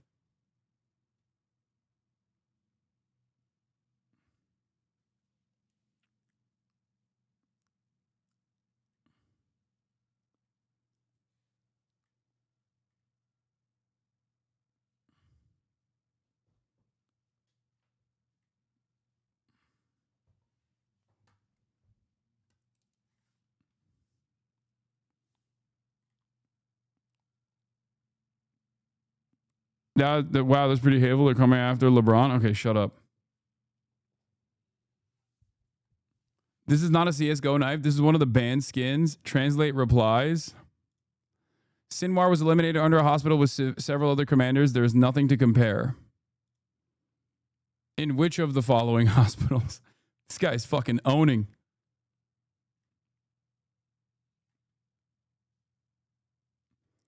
The evil Iranian regime has crossed every moral line. Only the scum of the human race fires missiles at sick children and the elderly in their beds. Let the whole world know. This is a cruel terrorist regime that must be uprooted for the sake of Israel's security and for the sake of the entire free world. Nah, you don't say. Buddy. You don't say. Sick fucks, huh? The sickest of fucks, as a matter of fact. Can't even comprehend of a sicker, grosser type of person, right? How do they not see it? Because the reason why they don't see it is because they don't think they're killing humans. They do not think, Israeli society broadly does not think that the people that they are killing in Palestine, the Palestinians, they are not human beings. They are breeders. They're vermin. It is the same as the way Nazis perceived Jews. That's it. That is it. They just don't think that when they kill sick children that are starving, that are in a fucking hospital bed, that they have starved for the past 20 fucking months. They think that that is just, you know, pack watch. They're just like discarding trash, basically. They don't think Palestinians are human beings. Breaking, U.S. weapons transferred to Israel via Belgium despite official ban. A shipment of American weapons was delivered to Israel today aboard a B-747 cargo plane operated by Challenge Cargo, an Israeli shipping company based out of Liège Airport in Belgium. According to a source, the weapons initially arrived from the United States to Liège on a plane operated by American cargo airline Kalitta Air. The shipment was then unloaded and transferred to the airport at Challenge Cargo aircraft, which later departed to Tel Aviv. What's particularly striking is that this transfer took place despite an official Belgian government decision banning the export of ammunition and weapons to Israel, a policy announced months ago as a part of Belgium's stance against Israeli military operations in Gaza. Nevertheless, the transfer occurred at Liège Airport, raising serious questions about the enforcement of the ban or the existence of behind-the-scenes exemptions.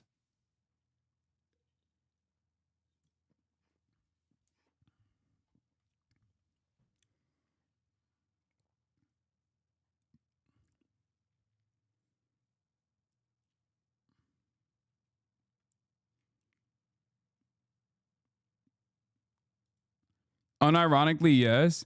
You can't compare Iran's bombing of a oh, this is a parody account, chatter. You can't compare Iran's bombing of a hospital in Israel to Israel's bombing of hospitals in Gaza. We are the chosen people and Palestinians are not. As simple as that. That's, I mean, something like that. It's more so that they're real humans and the Palestinians are not. That's the way they see it. Update. Israel's government press office has notified media outlets that all broadcasts or recordings from combat zones and missile impact sites now require prior written approval from the military censor. I fucking told you. I told you. The only reason why we saw the impacts is because it happened in broad daylight and it was impossible to hide. Okay? That's it.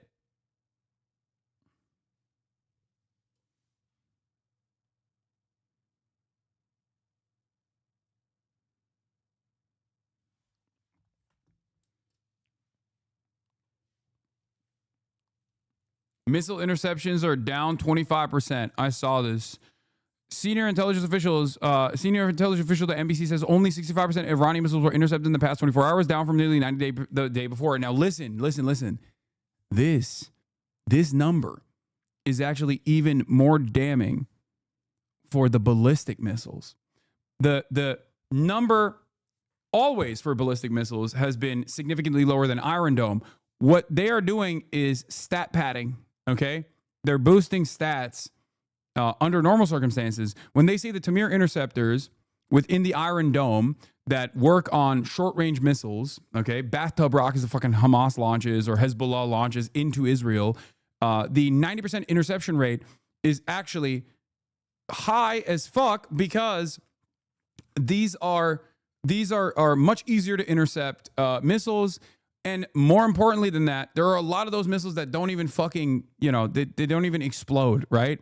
Like, or they explode in the air because, again, they're made in fucking bathtubs. These are like farm-to-table missiles that they're making inside of the Gaza Strip. So that is seen as a successful interception. I think they do stat padding. And now, in spite of all of that, they're still trying to stat pad by talking about other short-range missiles that they're intercepting, or rather, the drones that they're intercepting. Okay, the Iron Dome is being currently used to intercept drones that are being launched all the way from Iran, and even then, it says it's only 65%. I would love to hear what the actual interception rate is for the big boys, for the actual ballistic missiles, the ones that do the hypersonic missiles, the ones that do actually fucking strike all of those targets that you're seeing, because the ones that like leave a goddamn crater or take out an entire building, those are not fucking Shahed drones, okay? Those are literal ballistic missiles. So I suspect that the ballistic missiles, I've read something a while back that the ballistic missile interception rate was already like around 60%. And I think it's much lower than that now. You did not have to call them farm to table. That was uncalled for. They're trying. I mean, I think I've said it before. It's organic. It's organically developed in the Gaza Strip, farm to table missiles. It's literally true. They make it with like parts of unexploded ordnance that Israel deploys in Gaza. Yeah, it's artisanal missiles. They are locally sourced, artisanal, farm-to-table missiles that Hamas is putting together.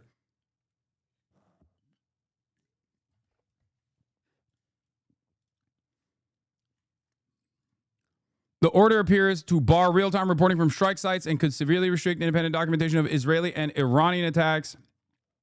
Details available in the link post below, which document in detail the gag orders the IDF has issued. Dear journalists, for your attention, the visit to Soroka, scheduled for tomorrow, has been canceled. Yeah, they are doing their very best to stop even the reporting from coming out, which is why I say, I mean, they've been doing this for the past couple of days, for the record. And it's important to note because that means, or even before this, even before this last round of censorship directed at the media and directed at people just filming their own demise in some instances, literally fucking filming a missile coming in their direction, like someone who is a member of Israeli society that's on their balcony going, what the fuck is this? That's illegal, right? The reason why I've said this is, or this is important to recognize for one reason and one reason only. That means any kind of reporting that you see out of Israel in terms of the impact sites is either A, happening in broad daylight, so it's impossible to avoid reporting on, or B, it is it is something that the Israeli government has decided is good for release. Like they want you to see it. They want, because they can, like, you know, do propaganda with it.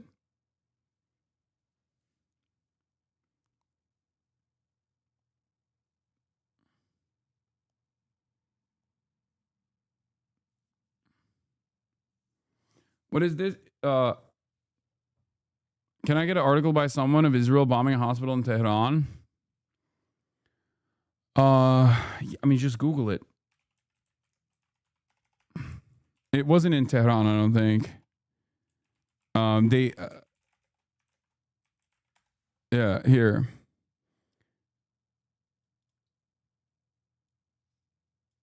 Oh, this is Israeli hospital hit by Iran strike. Sorry. Here, this is it. Israeli strike damages hospital in West Iran as mutual attack kills dozens.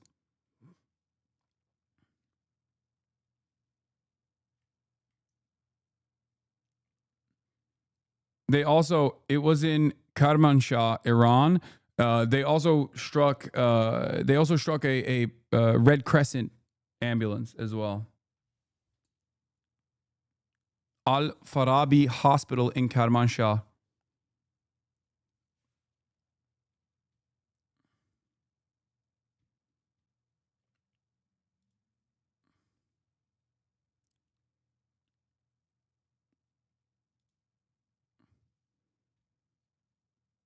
Yeah. This story about Israel hitting a hospital in Iran is from 2 days ago. Weird. There was almost no media coverage about it. I wonder why. Video shows hospital damaged by Israeli strike in western Tehran. An Israeli airstrike targeted the Farabi hospital in the western Iranian city of Kermanshah, badly damaging its facilities, according to the Iranian Red Crescent. The person speaking in the video can be heard saying that a specialized ward and hospital's intensive care unit were severely damaged. According to Iranian media, several patients were injured in the attack. That was from a couple days ago.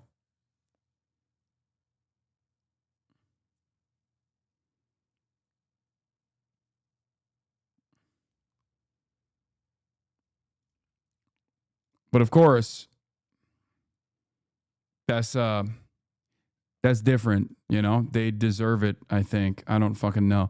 Anyway, Netanyahu rages at Iran after missile strike target. Number one story in the world right now, Israel releasing footage of an airstrike on an Iranian heavy water reactor in Arak, A-R-A-K. The latest attack on Iran's nuclear program, sending massive plumes of smoke into the air. And smoke seen over southern Israel after Iran carried out a direct strike on a hospital. A series of strikes by Tehran injuring at least 89 people in and around Tel Aviv. So let's go right to Mike Tobin. He is live in Israel at the scene of one of those Iranian strikes. Mike? Exactly, Ainsley. This is Ramat Gan, where the cleanup is underway right now. Ramat Gan is on the east side of Tel Aviv. And as I step out of the shot, I can give you an idea of just how... This guy is the most powerful guy in Israel. I've said this already. His neck is so fucking strong. He could tank a Shahed drone directly to the head, and it would actually fuck the drone up. Like, the drone would get fucked up. He would be fine, okay? He has the real Iron Dome, okay? He has the Iron Dome, and he has the Iron Neck. I've never seen a neck like this. I swear to fucking God, bro. It's crazy. Every time I see him, I'm like, this is not normal. This is not a normal neck at all. He looks like the guy, like the perfect human designed for surviving car crashes.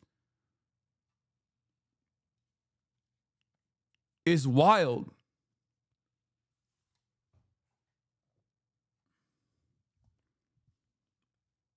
You say how cops look like thumbs too, to be fair. I mean, this guy probably was a cop, right? I assume at some point this motherfucker was a cop, or at least in the military. There is 0% chance this guy is like... There is 0% chance this guy never did something that's like cop-like, okay? There's 0% chance. Like, this is the type of dude who is so thumb-like, assigned cop at birth, that assigned cop at birth, he is so fucking thumb-like that if he walked into a police precinct, they would be like, oh, you're the police chief, right? Thank you for coming, sir. You are the new police chief because you just look the part so hard. You have to be.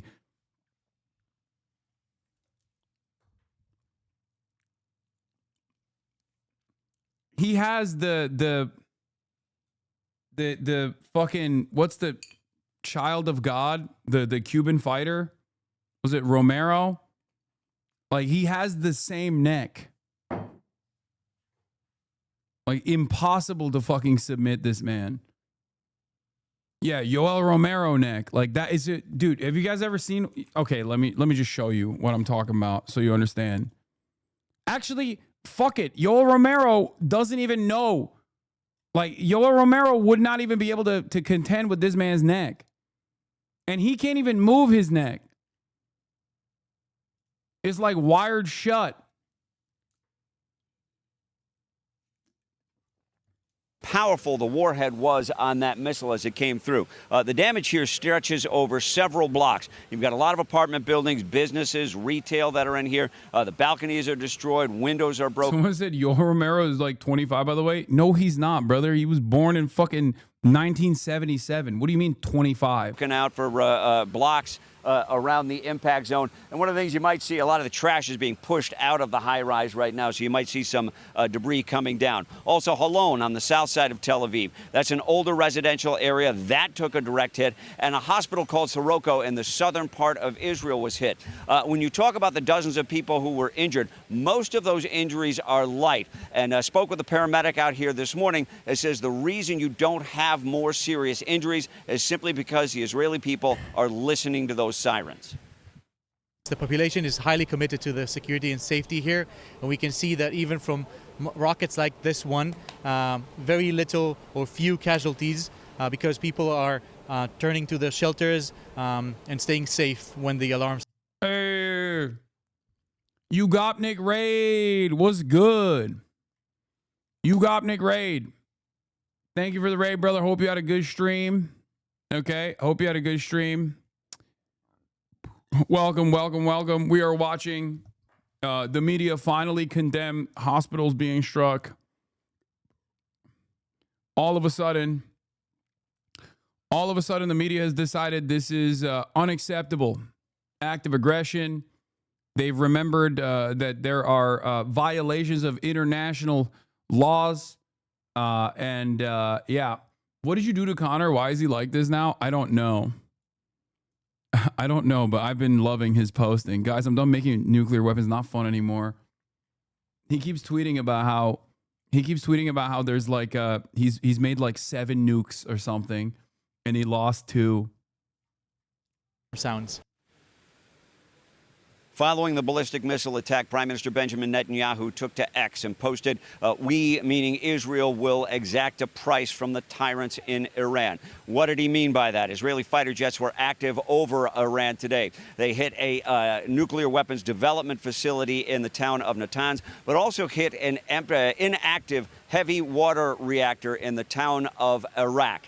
So still very active scene over Iran, and the Israelis say they have air superiority, so the Israeli fighter jets can... Yeah, by the way, once again, Israel, and I'm going to repeat this again, Israel has blown up every hospital in Gaza, every single one. They've sieged hospitals. They have violently apprehended doctors, nurses, healthcare professionals, tortured them, kidnapped them. Israel has also struck a hospital in Iran, as I covered earlier, okay? They struck a Farabi hospital in the western Iranian city of Kermanshah, badly damaging its facilities, okay? That was a couple days ago. You didn't probably hear it from the media. You might have heard it here. If you were watching me, I talked about it. But in the process of this hospital being struck, Israel also, once again, escalated the attacks and the violence by striking a fucking nuclear facility. Another nuclear facility. Pretty much pick up. Which is precisely the reason why now the Iranian leadership is saying they will respond in kind. Because remember, Israel strikes the national broadcaster, and then Iran says, we are going to do cyber warfare on your national broadcaster. Or try to tamper with your broadcasters, and issues an evacuation warning for these Israeli media outlets. They're not capable of hitting the media outlets in the same way that like Israel's capable of doing whatever the fuck it wants with complete protective cover from the United States of America. But basically, even with their diminished or even with their limited capabilities, it is as close to tit for tat as you can get. That's the name of the game. So when Israel strikes a nuclear plant, like Israel struck the oil depot in Tehran, Iran turned around and blew up the oil refinery facility in Haifa. These guys clearly have the capability of retaliating in kind. Even if it's diminished, it's still fairly significant retaliation. Retaliation that Israel has never really experienced in all of its history. So it is odd to me that knowing full well that, Iran has capabilities of retaliation, Israel still continues to increase the intensity and still continues to strike at targets that they know could potentially have retaliatory strikes on targets of their own. Off targets at will. Guys, back to you. You know, Mike, we're just talking, what if people have a job? Like if Brian were doing radio, would you be able to do that in one of the bunkers? Because you're interrupted in the middle of your day, and right now it's constant. Well, you often see guys who will pick up and move to the bunkers in the middle of a live broadcast. And you see that with the local television as well. As far as people working here in this business / residential area, the one thing we see them bringing out, or two things we see them bringing out as they're allowed one at a time back into their offices and apartment buildings, are their briefcases and the CPUs from their personal computers. So life still goes on. Mike, you were showing us in the building behind you and talking about specifically the warhead and the damage that it did. We've seen as striking a nuclear facility is not only stupid but reckless, but they were lucky there was no radiation. Yeah, which is precisely why, like, now that Israel has struck a nuclear facility, if Iran strikes the Israeli nuclear facility, what the fuck is going to happen? You know what I mean? As each day goes by, it seems like the Iranians have fired fewer missiles, but are they using stronger warheads? Is that sort of a thing that's happening there? Well, I think in this stage of the conflict, ever since Operation Rising Lion started, they went into their arsenal and they got things like their Fajr rockets, which are considerably more powerful than the Katyusha rockets that we saw come out of South Lebanon, and dramatically more powerful than the Qassam rockets, which are made in machine shops in the Gaza Strip. All right. Thanks, Mike. Appreciate it. I think it says everything about Israel and about Iran. Israel is fighting to remove the nuclear and missile threat aimed at our annihilation. We're targeting military sites.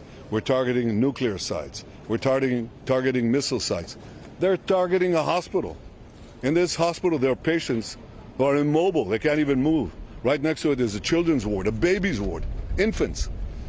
They target it. Fox News alert now. There you saw it moments ago. The Prime Minister Netanyahu visiting the site of a bombed-out hospital, warning Iran's supreme leader, you cannot continue to exist. Wow. After overnight missile strikes killed innocent civilians and those wounded, or over 80. Our next guest knows all about the Mideast war on terror. Retired U.S. Army Lieutenant Colonel Ken Tobo joins us. He led 6 combat tours in Iraq and Afghanistan and joins us now. Your reaction to what the Prime Minister just said, Ken, about, you know what, this guy can't continue to exist.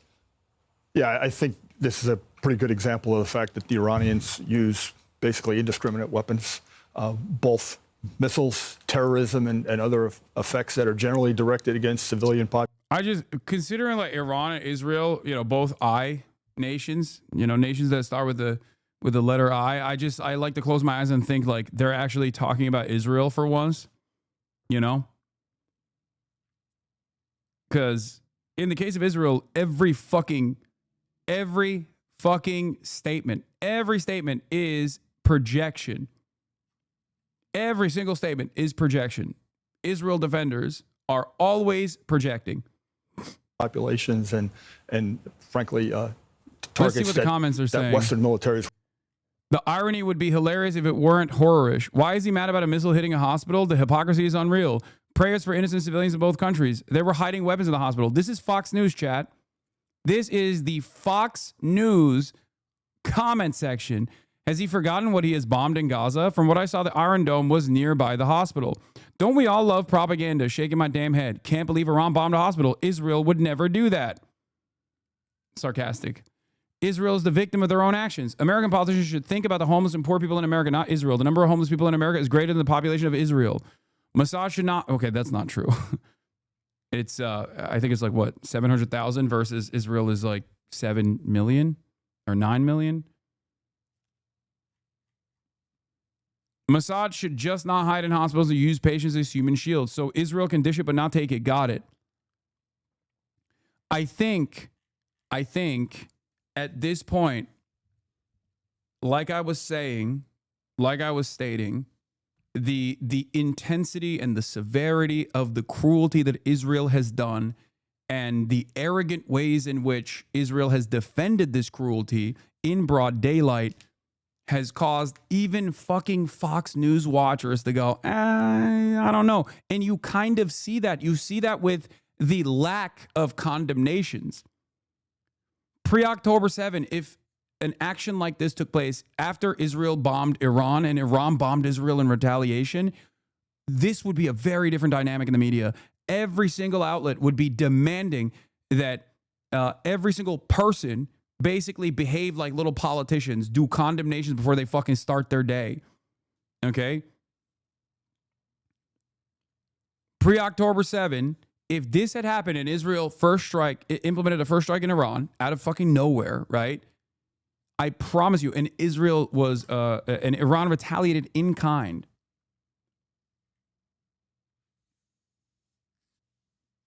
There would be daily condemnations demanded of every single person. And now, for the most part, you hear a lot of people in Israel demand statements of support. And they fall on deaf ears, or rather, they are directly condemned. The demands for support are condemned by Americans, by people in the Western world that go, really? Now you're fucking pissed off about a hospital being bombed? It is crazy.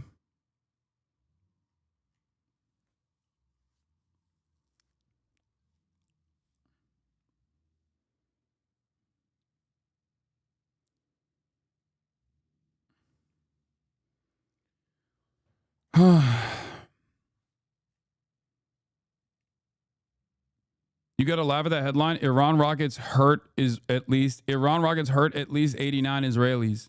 Would not target, and I think what you see with your Israeli approach is a very precise campaign, and to try and limit collateral damage, but to have effect on the nuclear program. So, General, when people say this is not our fight, America doesn't have a fight with Iran. This is Israel's problem. Do you feel differently? Brian, kill me. Brian, kill me. Brian, kill myself. Do you feel like there's a do you feel like there's a problem? Do you feel like why can't we? Why can't we? Why can't we defend Israel? Please give me some reasons. Yeah, I'm from that generation that has watched Iranians fight against U.S. and U.S. interests really since 1979 when they took our embassy. They've bombed embassies, Khobar towers, through Lebanese Hezbollah, one of their terrorist groups that they sponsor and fund. They've executed attacks on Americans really worldwide. And of course, during the Iraq War, they were a significant threat to us on the ground, and through their explosively formed penetrators that they were providing to the Shia militias, were killing Americans in large numbers. You said, we dropped the bunker busters, they'll do the job in Fordo. The reaction. If you were on the ground in Iraq, in Syria, in Bahrain, our base in Bahrain, or Qatar, where do you think we'd be most vulnerable if they wanted to react? Should it be clear that we dropped the bunker busters on Fordo? I am quite sure that our military commanders globally are on alert and preparing the capability to defend our troops. I think when you look at the Middle East, the Iranian capability is largely ballistic missiles, short, medium, and long range. And so I am sure that all those bases are worried about their air defenses and paying close attention to the news. It's amazing. Their axis of resistance has been very quiet because they know the people that have been supplying them are getting their head kicked in. This is a big day, the 73rd anniversary, the birthday of the Green Beret. What is the Green Beret? People like you, how have you contributed to our armed forces? Yeah, I think. Okay. Come on. I'm here at the Soroka Hospital in Be'er Sheva. By the way, this dude has, because he is a IDF spokesperson,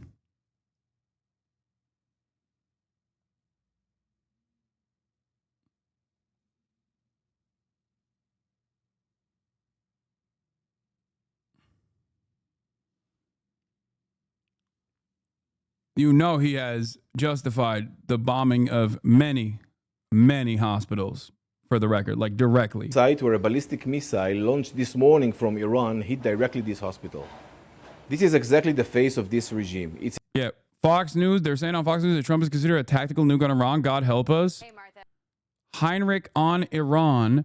An article stated that Trump was considering a tactical nuke, that it was not one of the options that was presented to him. I was just told by a top official here that none of that report is true, that none of the options are off the table. What the Senior White House fuck? correspondent Jackie Heinrich, fresh from the White House briefing. Hi, Jackie.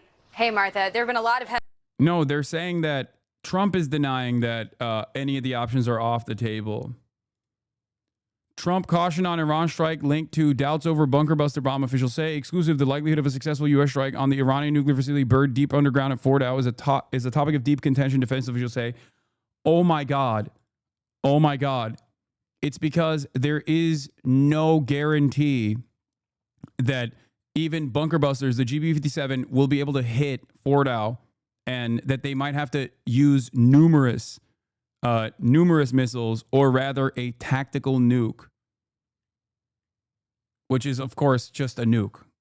The idea that there is a baby nuke or a mini nuke is ridiculous.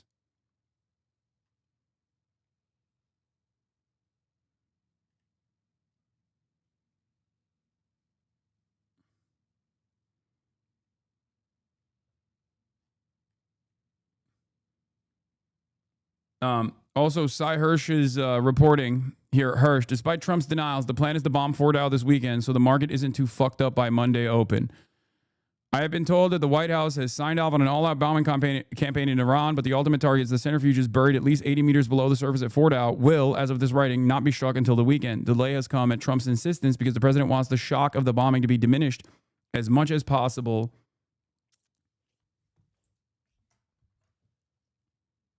By the opening of Wall Street trading on Monday, Trump took issue on social media this morning with a Wall Street Journal report that said he had decided on the attack on Iran, writing that he had yet to decide on a path forward.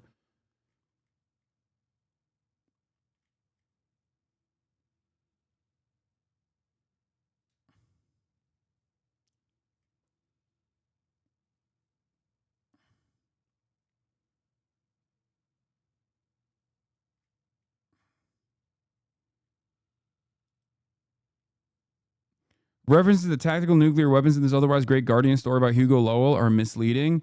The U.S. would drop a strategic B-6111 nuclear Earth penetrator with a yield of 300 to 400 kilotons. Hiroshima and Nagasaki were 15 and 21. The effectiveness of GBU-57s has been a topic of deep contention at the Pentagon since the start of Trump's term, according to two defense officials who were briefed that perhaps only a tactical nuclear weapon could be capable of destroying Fordow because of how deeply it is buried. Trump is not considering using a tactical nuclear weapon on Fordow, and the possibility was not briefed by Defense Secretary Pete Hegseth and the chairman of the Joint Chiefs of Staff, General Dan Kane, in the meetings in the White House Situation Room. Two people familiar with the matter said, but the defense officials who received the briefing were told that using conventional bombs, even as a part of a wider strike package of several GBU-57s, would not penetrate deep enough underground, that it would only do enough damage to collapse tunnels and bury it under rubble. Those in the briefing heard that completely destroying Fordow, which Israeli intelligence estimates go down as far as 90 meters, would require the U.S. to soften the ground with conventional bombs, then ultimately drop a tactical nuclear bomb from a B-2 bomber to wipe out the entire facility, a scenario Trump is not considering. So Donald Trump said that he was not considering this, at least according to the Guardian article, and this is a response to these articles that have come out, Trump responding to those articles saying all options are on the table. Headlines this afternoon, including one from The Guardian that claimed that the U.S. military has doubts about whether the bunker buster bombs could get the job done, and further claiming that only a tactical nuke maybe could finish it. And it further stated that the president is not considering a tactical nuke, that it was not one of the options that was presented to him. I was just told by a top official here that none of that report is true. Yeah, they're saying the Guardian reporting is untrue, as in not to say like, oh, we're not even considering nukes. They're saying the Guardian reporting is untrue because we are considering everything, including nukes. That none of the options are off the table, and the U.S. military is very confident that bunker busters could get the job done. We're an insane country. We're an insane country. We are literally a stain on the earth, okay? I have repeatedly said over and over again, America is the only fucking nation on the planet that has deployed atom bombs on a civilian population in combat, okay? Whenever people say,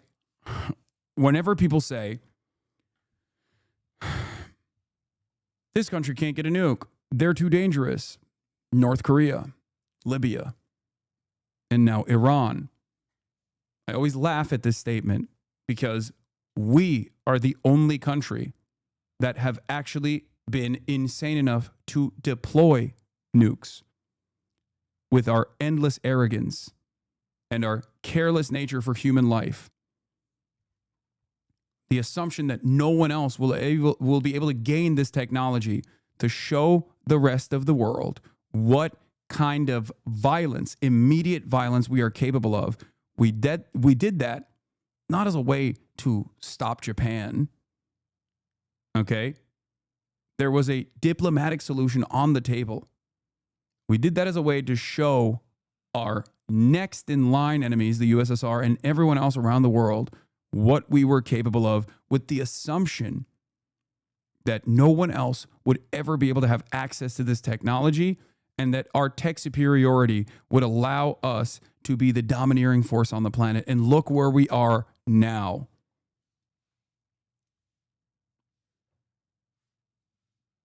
No, this is the wrong take. This is incorrect. Are you of the mindset that Japan was never going to surrender unless it was forced to surrender with not one but 2 atom bombs?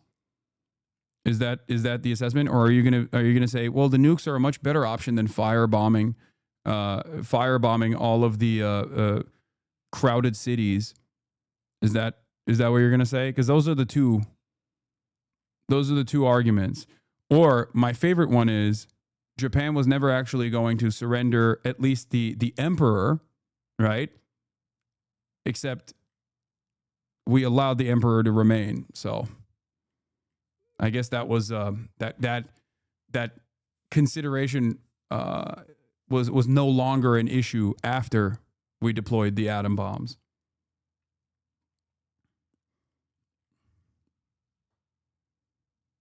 We used the bombs because Truman and Brass did not understand what nukes were. Okay, fair.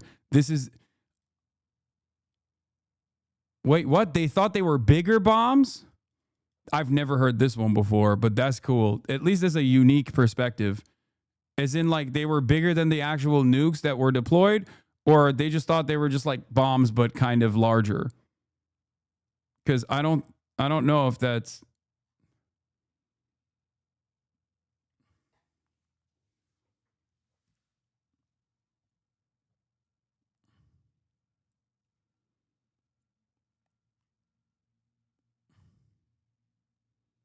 Scientists and people closer to the project knew the bombs were new, but no one really knew what nukes were.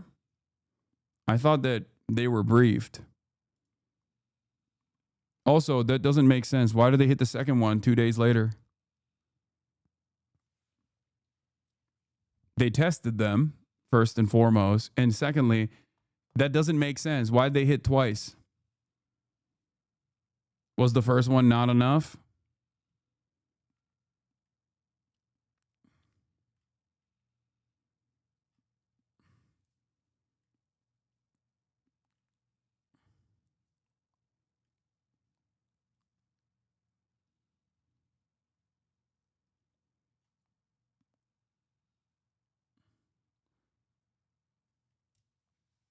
Anyway, this is crazy. They don't got internet. I mean, they literally didn't. They don't have internet back then. Done at Fordo. The president is giving to senior White House court.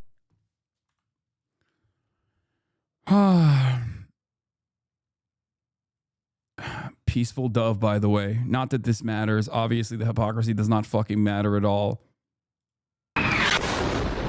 Yeah, Israel slams Iran while flattening Gaza hospitals. This is from TRT World, Turkish outlet. Of course, they're going to highlight the hypocrisy.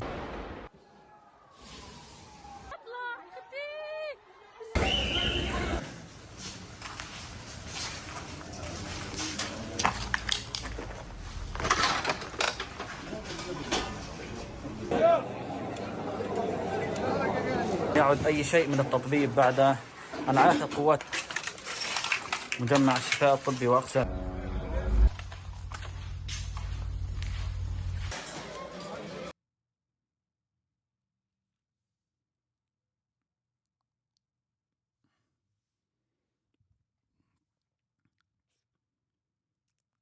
Didn't Kodak Film know about the nuke testing because it was affecting film production? I mean, I don't know if they knew Scenes what was many going in Israel on, never thought they would see. Iranian missiles finding holes in Israel's air defenses. Wow. Sorry if I missed it, but all flight to Middle Eastern cities have been suspended in the United States. Go on Twitter. People are now hating on LeBron. When he was in Miami Heat, he went and visited Israel. Dude, are you fucking kidding me? Do you think I give a shit about that right now? Like, come on. I'm a LeBron Glazer, but like, do you think that that is the most... The White House just said tactical nukes, which are just nukes, okay? Nukes are an option on the table in a first strike policy against Iran, the Iranian nuclear facility. And you're talking about how people are making fun of La Goat for being La Zionist, okay? I don't give a shit, man. Time and place, chatter. That's crazy. And no, don't even come at me and be like, oh, Hasan, you're sheltering LeBron's legacy. It has now officially been tarnished. I don't care right now, okay? with one hitting the Soroka hospital in southern Beersheba. Iran launched another wave of strikes across Israel after Israeli drones struck targets in central Tehran, including the headquarters of the Iranian Red Crescent Society. Israeli air defenses have been firing from densely populated civilian areas. Since October 7, Israeli forces leveled large parts of Gaza, accusing Hamas of doing just that. There really are various sensitive installations and headquarters very near to the hospital because Israel places its military headquarters in the midst of civilian neighborhoods and towns, just as Hamas did in Gaza. In Iran, doctors describe Israeli attacks on hospitals as a bloodbath after the Farabi hospital in Kermanshah and the Red Crescent building in Tehran were hit. Iranians say Israel is systematically targeting hospitals the same way it has struck Palestinian medical facilities in Gaza. These are Israeli tanks firing at the Turkish hospital in the Strip. Israeli troops have been seen in medical facilities, including the underground Rambam healthcare campus in Haifa, as well as receiving treatment at the Ishilov hospital in Tel Aviv. It seems innocuous and routine for most countries, but Israel often cites the presence of fighters as a reason for soldiers to target Palestinian hospitals.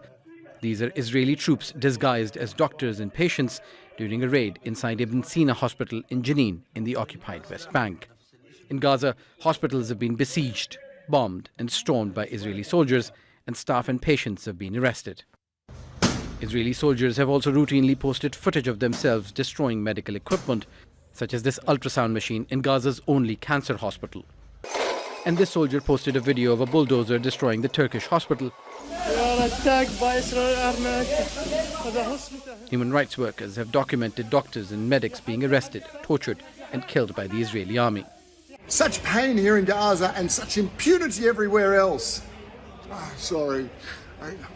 Yep, maybe that's it. Sorry.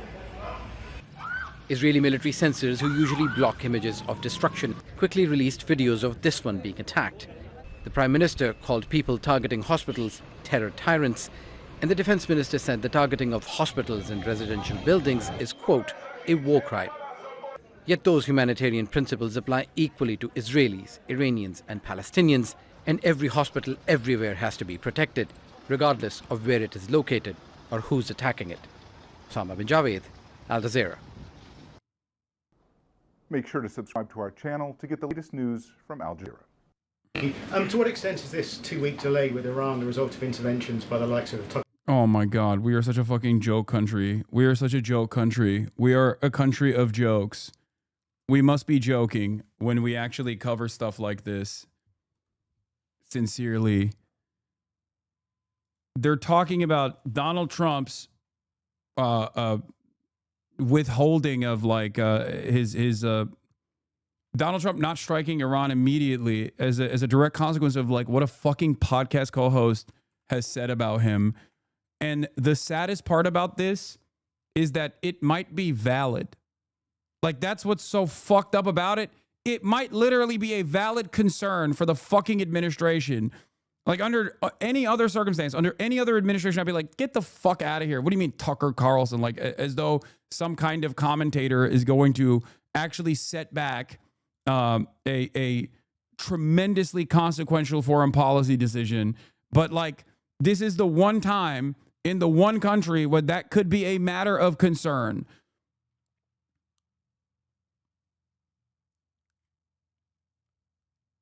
Oh my God.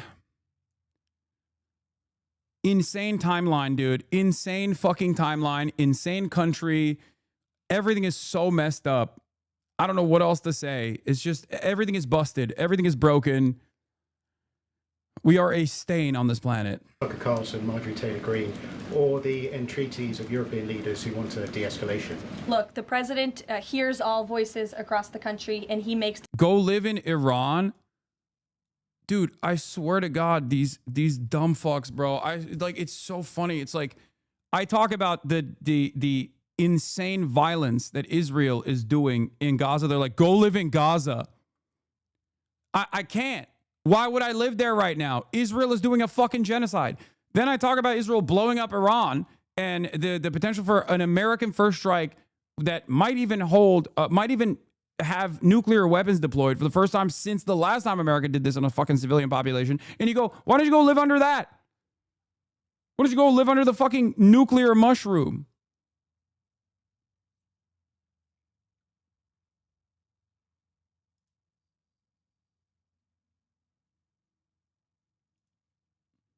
Netanyahu has options to escalate further, which would destroy any talks. With Trump giving breathing room for diplomacy, Netanyahu may play a role he's perfected over years. A spoiler, while Israel can't hit Fordow alone, it has other options for escalation that compliance talks for Iran plus DC.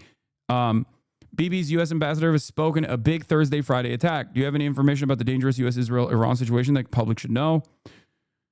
Watch, too, for Netanyahu's hawkish allies abroad to attempt to, again, increase the chance of a U.S. strike. From AIPAC to longtime regime change proponents, they see this moment as one they cannot allow to slip away and have more experience, savvy, plus institutional heft than Trump.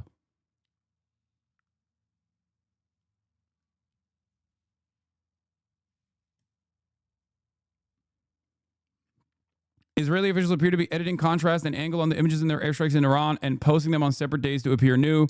The image below clearly shows overlapping details with modifications only to image and resolution. There appear to be many cases of this. The IDF completed several extensive strikes on military targets in the Iranian regime in western Iran. This was June 17th.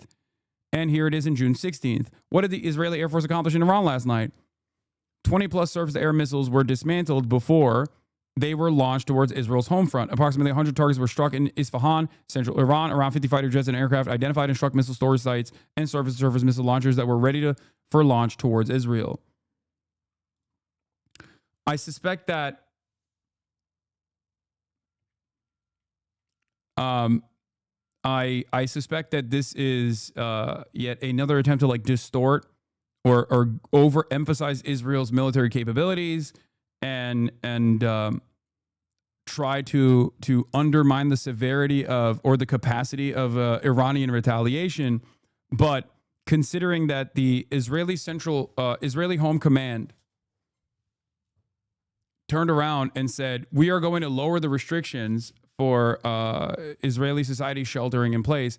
And then Iran was able to successfully target numerous sites in broad daylight in Tel Aviv in a way that was impossible to contain, from like the Western media and prying eyes that were literally there and filming it. I suspect that obviously both sides are engaging in propaganda war, information war. This is a normal part of global war nowadays. This is precisely what happened in Ukraine and Russia. That's the reason why we don't have accurate combat casualty reports from either side, right? Information is suppressed deliberately. It's difficult to do so. It's difficult to completely suppress all information coming out, obviously, because we live in the internet age, and governments have yet to figure out the most successful methods of just like completely stopping information from coming out. But in spite of it all, in spite of the overestimation of in spite of the overestimation of Israeli capabilities and the underestimation of Iranian deployment, Iranian like missile striking capabilities, it seems like Iran is still capable of launching missiles that are able to avoid the anti-defense, the anti-missile defense systems and strike Tel Aviv directly. What is this? Khamenei. Man has a responsibility to understand women's needs and feelings and must not be neglectful towards her emotional state. Wow, the Supreme Leader is woke from 2013.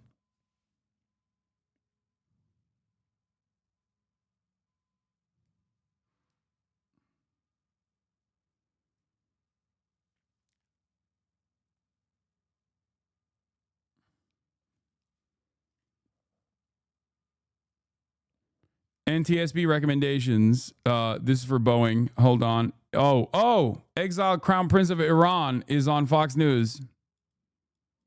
I'm sure he has plenty of great things to say. The regime. So perhaps if they're not as aggressive as they were before, standing behind this regime, that's a good indication that even they have lost faith about this regime's survival. Fascinating. Thank you very much. This is a part of the Crown Prince. This is a part of the consent manufacturing initiative to be like, this is the guy. Everybody wants him. Everybody wants him to be the new leader. Nobody wants him to be the new leader. They see him as a Western puppet, and Iranians do not like Western puppets, okay? Especially Iranians that don't like the current regime, the current administration, okay? Iranians that don't like the Islamic Republic still understand how the Islamic Republic rose to power as a direct consequence of this fucking asshole's dad, okay? And how ruthless and how violent that fucking asshole's dad was, and how he was a Western puppet that was placed in a position of power in Iran. So make no mistake, there are plenty of people in Iran who don't want the current administration. There are plenty of people in Iran who want regime change. It's an understandable desire for many Iranians, especially considering that the Islamic Republic is very repressive, okay? Repressive to a degree that is unironic. It factors 0% into my analysis of who's in the right and who's in the wrong with respect to Israel and Iran, of course. That does not matter. It is utterly inconsequential in this conversation. The only reason why I'm bringing this up is specifically to tell you how this regime change conversation that is being entertained in Western media is simply a broader effort to justify a decapitation strike with the hopes of a regime change that won't be an incredibly destabilizing force, but rather will be successful. It won't.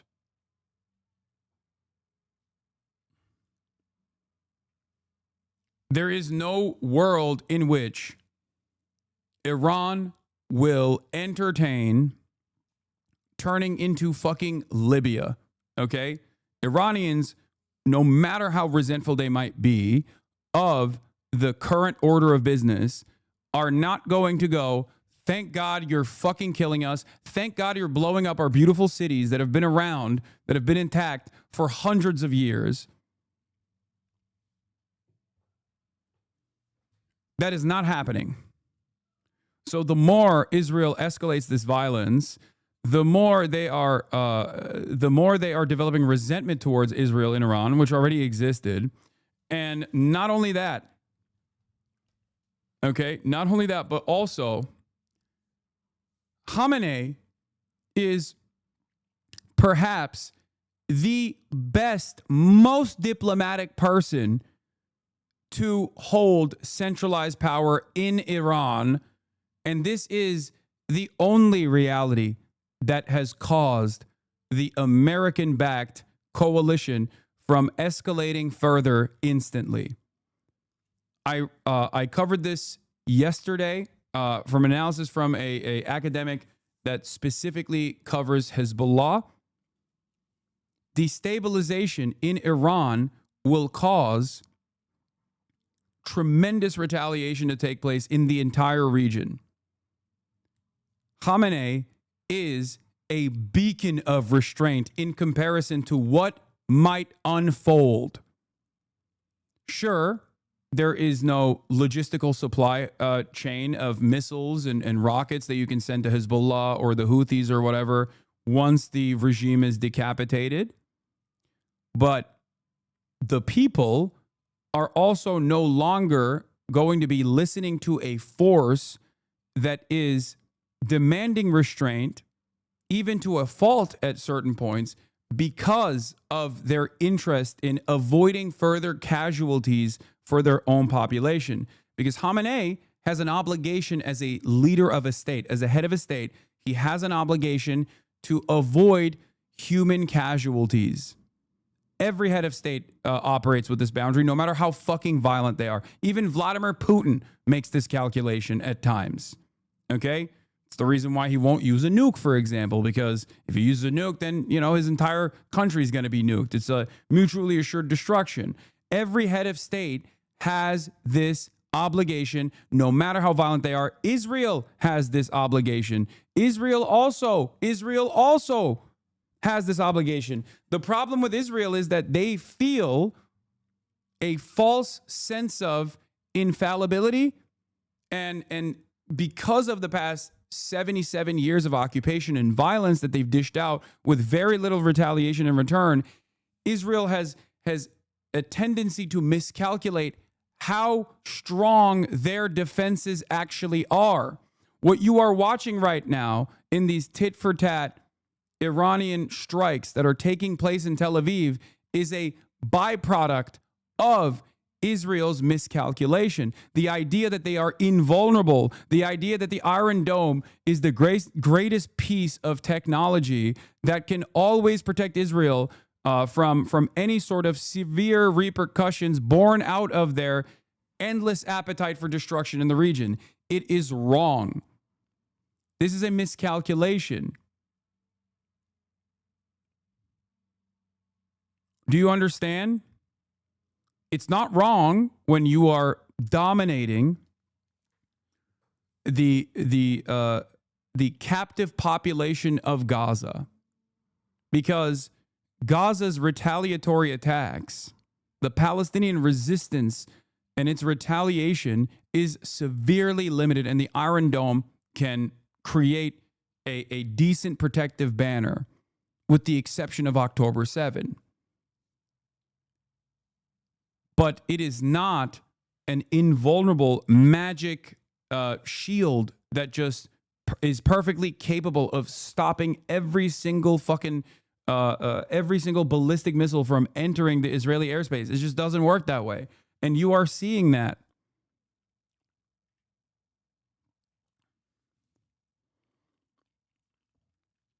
Grand Ayatollah Sistani in Iraq has also issued stern warnings that attacking Khamenei would descend the region into chaos, despite the differing perspective of Najaf and Qom have over theology, in my understanding. Yeah, there's Shias all around, too.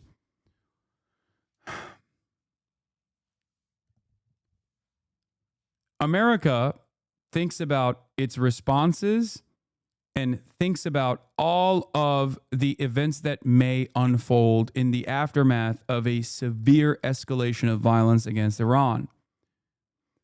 Do you think they are incapable of assassinating Khamenei right now? Do you think that Mossad, that has been able to penetrate deep into Iranian society, the same espionage tools that allowed them to literally build a fucking drone facility in the heart of Iran and use those drones against the Iranian air defenses before they did a fucking strike on Iranian soil? That same deep penetration that exists is incapable of knowing where fucking Khamenei is at any given moment and kill him? Why do you think they haven't killed him yet? The reason why they have not killed Khamenei is not because he is an expert at hiding. The reason why they haven't killed Khamenei yet is because they're still entertaining different options, from the least violent option all the way to the most violent option, which would be a nuke, a nuclear first strike. They're entertaining all options, but the reason why they haven't assassinated him yet and instead have basically effectively dismantled top brass of the IRGC, which obviously is not going to be as effective as you think it is because they have contingency plans. This is a literal fucking state. Okay? The reason why they haven't done so is because I think the Israeli assessment and the American assessment here is that what comes next, the day after, in a decapitation strike against the Ayatollah, could potentially be a much more violent force that is not invested in the same level of restraint that we have seen thus far from Khamenei. Because no matter how the American media covers it, if you actually look at the strike priorities and the weapons used and the intensity of the strikes, Iran has always been infinitely more restrained than Israel. So restrained that maybe it's restrained to a fault. Do you understand? There is no promise that whoever comes into power after Khamenei will be as restrained. But there is the promise that the Iranian people will be galvanized in the aftermath of a decapitation strike that takes out Khamenei. That is a 90 million population, a very proud people that are already very fucking pissed off. So if your goal is to destabilize the country and implement regime change by force, this is perhaps the worst possible way of doing that.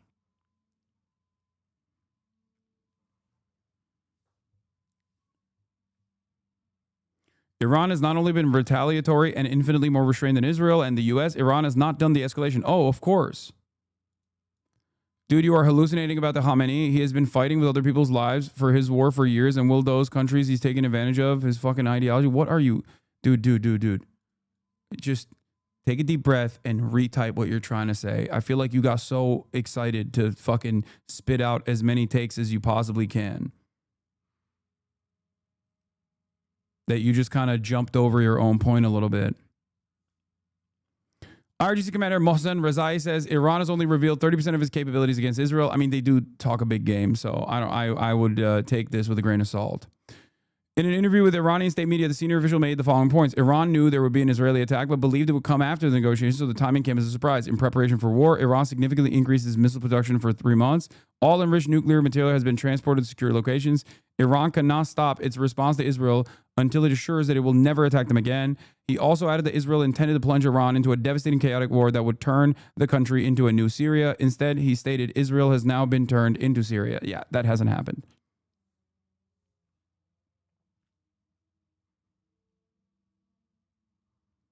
My Iranian friends who hate him would hate even more if the U.S. or Israel takes him out. The anti-regime people want to change the regime themselves and would keep the regime instead of being a puppet again. Yeah. I know this from my own personal experiences and what I know of what took place in Turkey.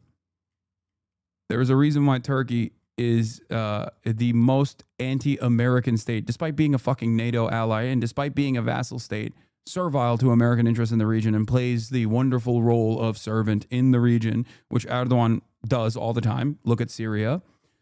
Turkish people hate America and they fucking hate Israel. Okay? You look at the polls. It's like 90% disapproval for America, 90% disapproval for Israel. It's crazy. A big part of the reason why they fucking despise America is because of the failed coup that took place that every Turkish person understands was directly implemented by the United States of America. Fethullah Gülen, an American CIA asset that created a parallel state in the country. In the aftermath of that, and I repeat this over and over again, while the split in Turkish society was always 50-50, 51% favoring the Erdogan coalition and 49% favoring the opposition, in the aftermath of that failed coup, Erdogan was able to bring together tremendous popular support. He was seen as the guy who saved Turkey from being, being a puppet of U.S. empire and being controlled by an American puppet, which is ironic because one could say that Erdogan is an American puppet himself. He was able to turn around and do a referendum that gave him tremendous power, and people voted for it. So all of this fantasy, all of this back and forth of like regime change, Reza Pahlavi, he's going to be fucking welcomed as a liberator. It's going to happen any moment now. All of that is fucking bullshit. It's just the media telling you why this must happen.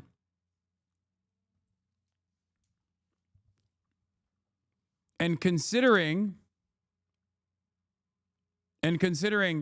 how little repercussions members of the media, the professional media class, face for giving wrong information out every step of the way as they bang on the war drums, and this has happened a million times over, as you know,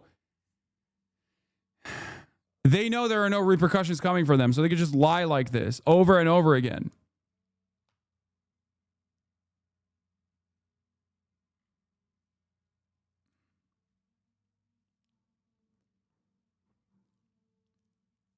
Okay?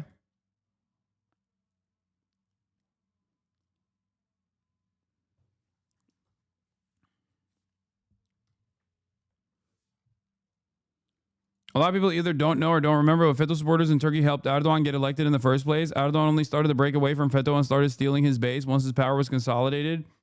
Yes. Erdogan also has never stopped being a fucking loyal servant to American interests either.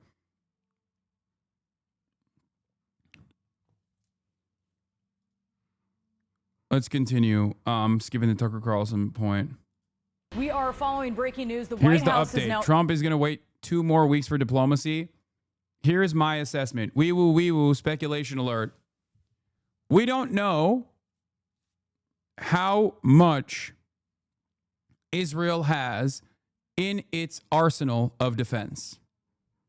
We don't know. That's obviously confidential. But judging by the reports on both Wall Street Journal and everywhere else, it seems like their stock is being depleted at an alarming rate. Okay? And Israel cannot entertain this belligerent use of force, this escalation, without having sufficient defenses. I suspect that Israel, not the small interceptors, by the way. I'm not talking about the Tamir interceptors. Those are whatever, right? Those are not capable of hitting the big ballistic missiles that are doing the actual damage. Based on all of the information that I've read on Israeli stockpiles and judging by all of the analysis we've seen so far, as far as like the anti-missile defense systems oftentimes failing to intercept the actual big ballistic missiles, with a bunch of successful strikes on Tel Aviv and all around the Israeli nation state, including the direct impact sites that we don't get to see on military sites, like in the Negev desert and things like that.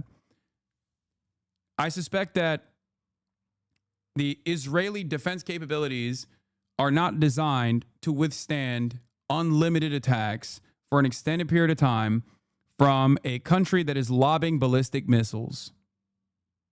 Okay? Washington Post has reported on the stockpiles as well. Will Israel's interceptors outlast Iran's missiles? The answer may shape the war.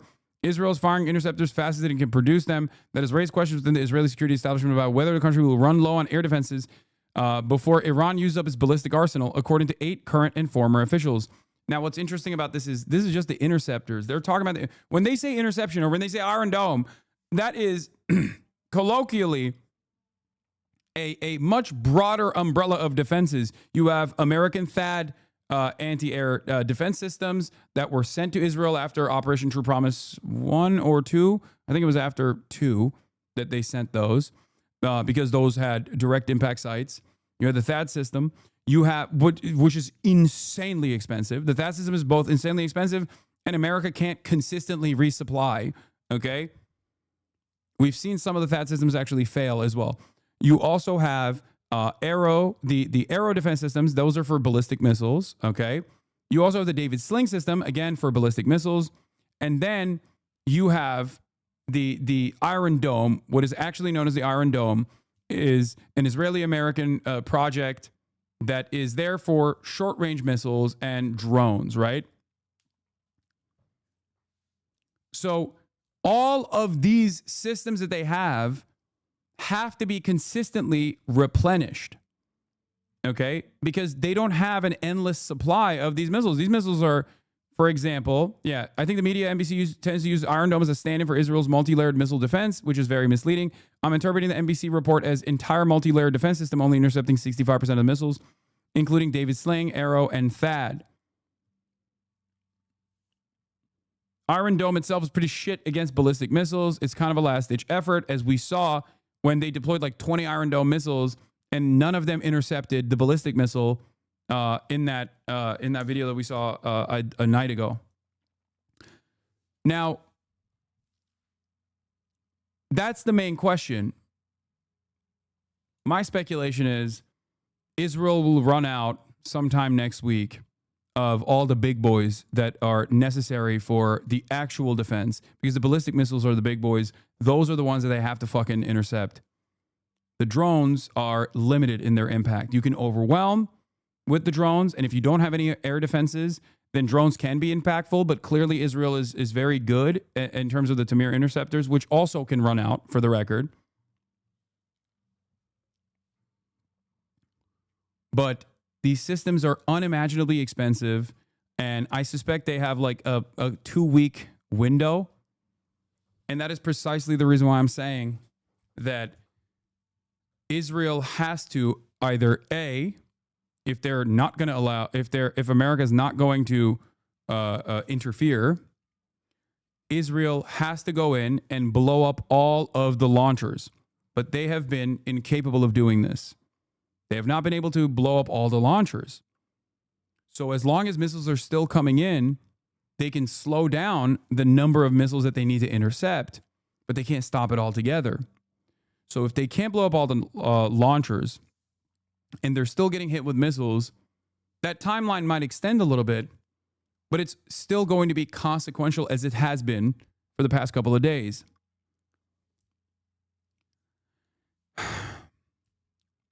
This is the reason why America has to join. If they want to do a long war of attrition, America has to join so that American bases will become missile sponges. Because every missile that is being deployed in the direction of an American base is a missile that is not being sent to Tel Aviv. Okay? That's what I think is the plan here. And that's why I think they're going to do this perhaps this weekend. This is speculation again. This is complete speculation. I'm telling you right now, there is no way to know that this is what's going to happen. This is, judging by what I have seen thus far,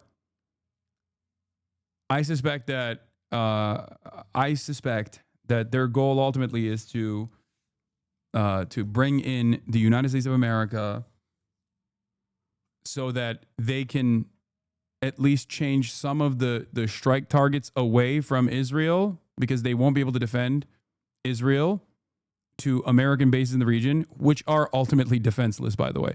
American bases in the region, if they were fucking struck with these kinds of ballistic missiles, would go bye-bye. American bases in the region do not have the same level of anti-aircraft defense systems that Israel has on Israel proper. The American resources in the region are obviously also focusing on, American resources in the region are exhausted as well, and because they're focusing on defending Israel. There are so many bases surrounding Iran that there is no way that they'd be able to successfully defend every single American base. This is part of the reason why they also pulled some of the troops away and the embassies and the family members of embassies away from the region. American bases are protected by the principle that if you strike an American base, you're fucking striking against America. That's what that's the underlying principle that protects these bases more so than anti-aircraft anti-missile defense systems. Okay, they're protected by the fact that there's fucking aircraft carriers in the region, right? But if America decides to strike Iran and enter the conflict, then Iran has to strike against America. Iran has to retaliate against America.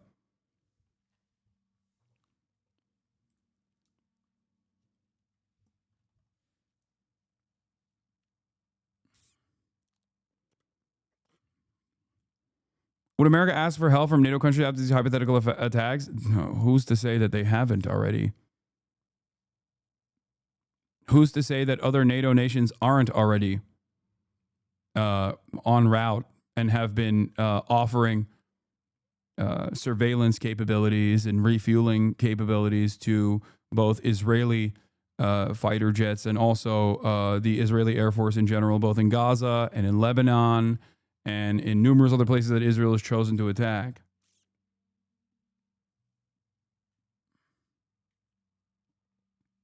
Are you saying you want Iran to attack USA bases? Cap? Okay, shut the fuck up. I'm telling you what I think Iran is going to do. They've already said that they're going to do this. Didn't they strike multiple U.S. bases after Trump assassinated Soleimani, though? Why did that not escalate further? Because the impact was severely limited. That's why. Ironically enough, this is the reason why this is how I think they're going to get Trump to do this. I think people in Trump's ear right now are pointing to how he was so brave and bold for assassinating Qasem Soleimani, which was a severe escalation from the American side, and how limited the Iranian retaliation was in response to the assassination of a high-ranking and very, very famous IRGC leader.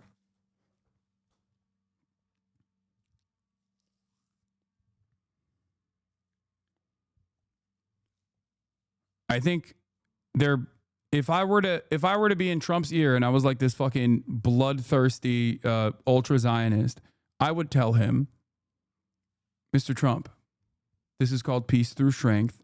This perfectly is within the confines of what you said you wanted to do. You have said time and time again you don't want Iran to have a nuke, and you don't want Iran to be a destabilizing force in the region any longer. This will be perfect for your legacy, and it will be super easy to do.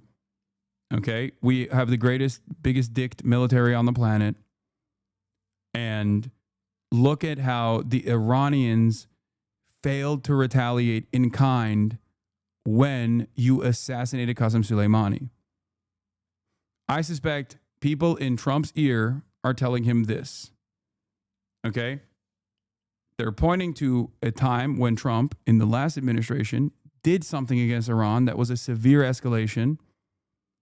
And that Iran did not retaliate in response in a way that was so severe that it escalated the conflict.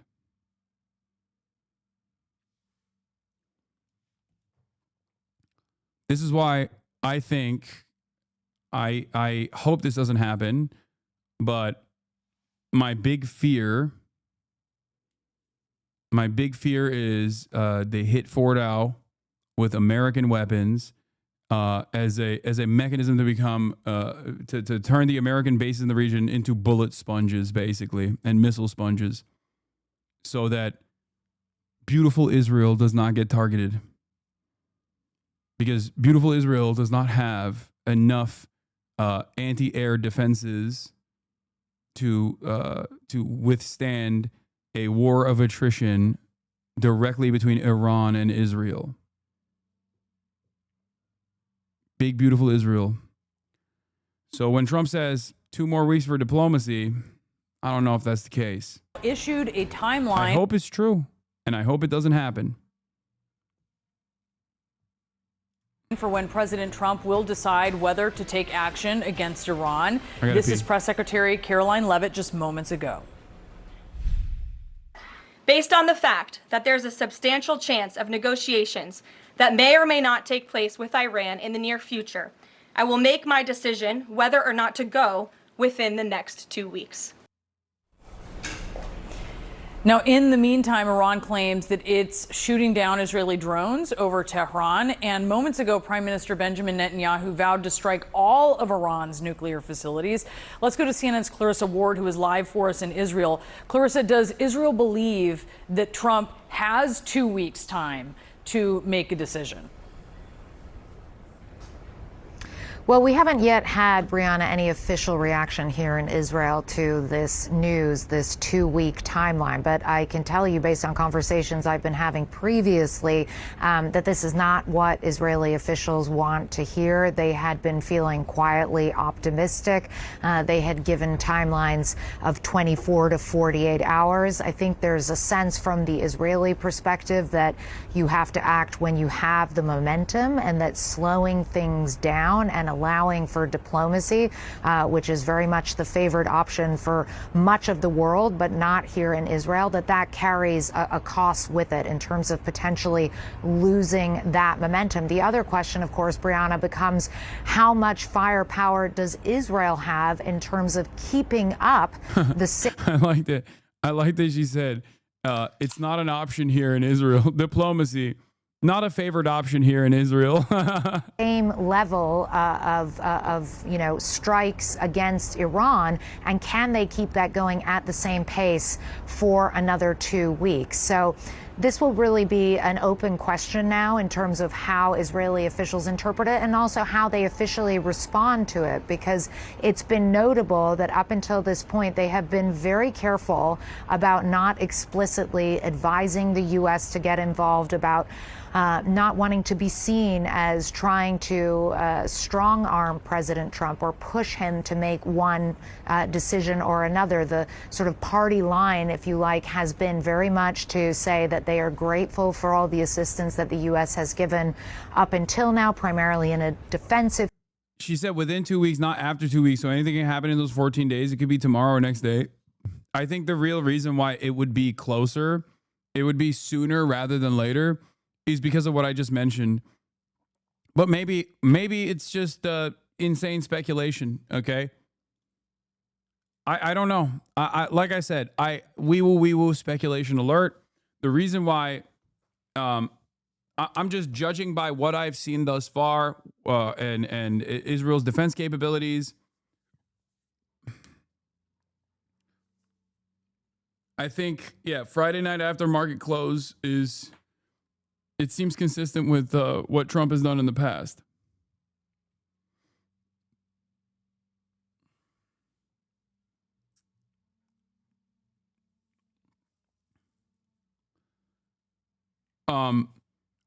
What you just wait, hold on. This is actually a very funny thing that I've also thought about that I haven't talked about, but where is it? Someone in the chat said, what are the odds that this is simple petty bitch behavior from Trump and he just wants to punish Israel for the initiation of this conflict? That is the funniest outcome, and I don't think that's the case. But I have thought about this as well. What if Trump actually wants to fucking negotiate with Iran eventually, but he's just allowing Israel to experience a little bit of the punishment because he's pissed off because Israel keeps like making him look bad and he hates looking bad. But I don't think that's the case. It's the craziest. I envision a million different scenarios when conducting this kind of analysis. That's one of them. It's a very stupid one, but there is definitely a pettiness associated with American foreign policy, especially under the banner of Trump. Like there was zealotry associated with American foreign policy under Biden, ideological zealotry. In terms of like ultra Zionist sentiment that I think factored into their considerations, just like and most likely clouded their judgment. But I could totally see that being one of the. I mean, I envision that being one of the possibilities. I don't think that's the case, but I have also thought about this as well, where it's like Trump is just kind of doing this so that Israel gets a little bit of, shut up juice and recognizes their place in this dynamic, by force. And it's almost like a pressure valve that you're releasing because there's so much anger and resentment towards Israel that, a little bit of sowing after so much reaping is not necessarily the worst thing from his estimation, maybe, but I don't think that's the case.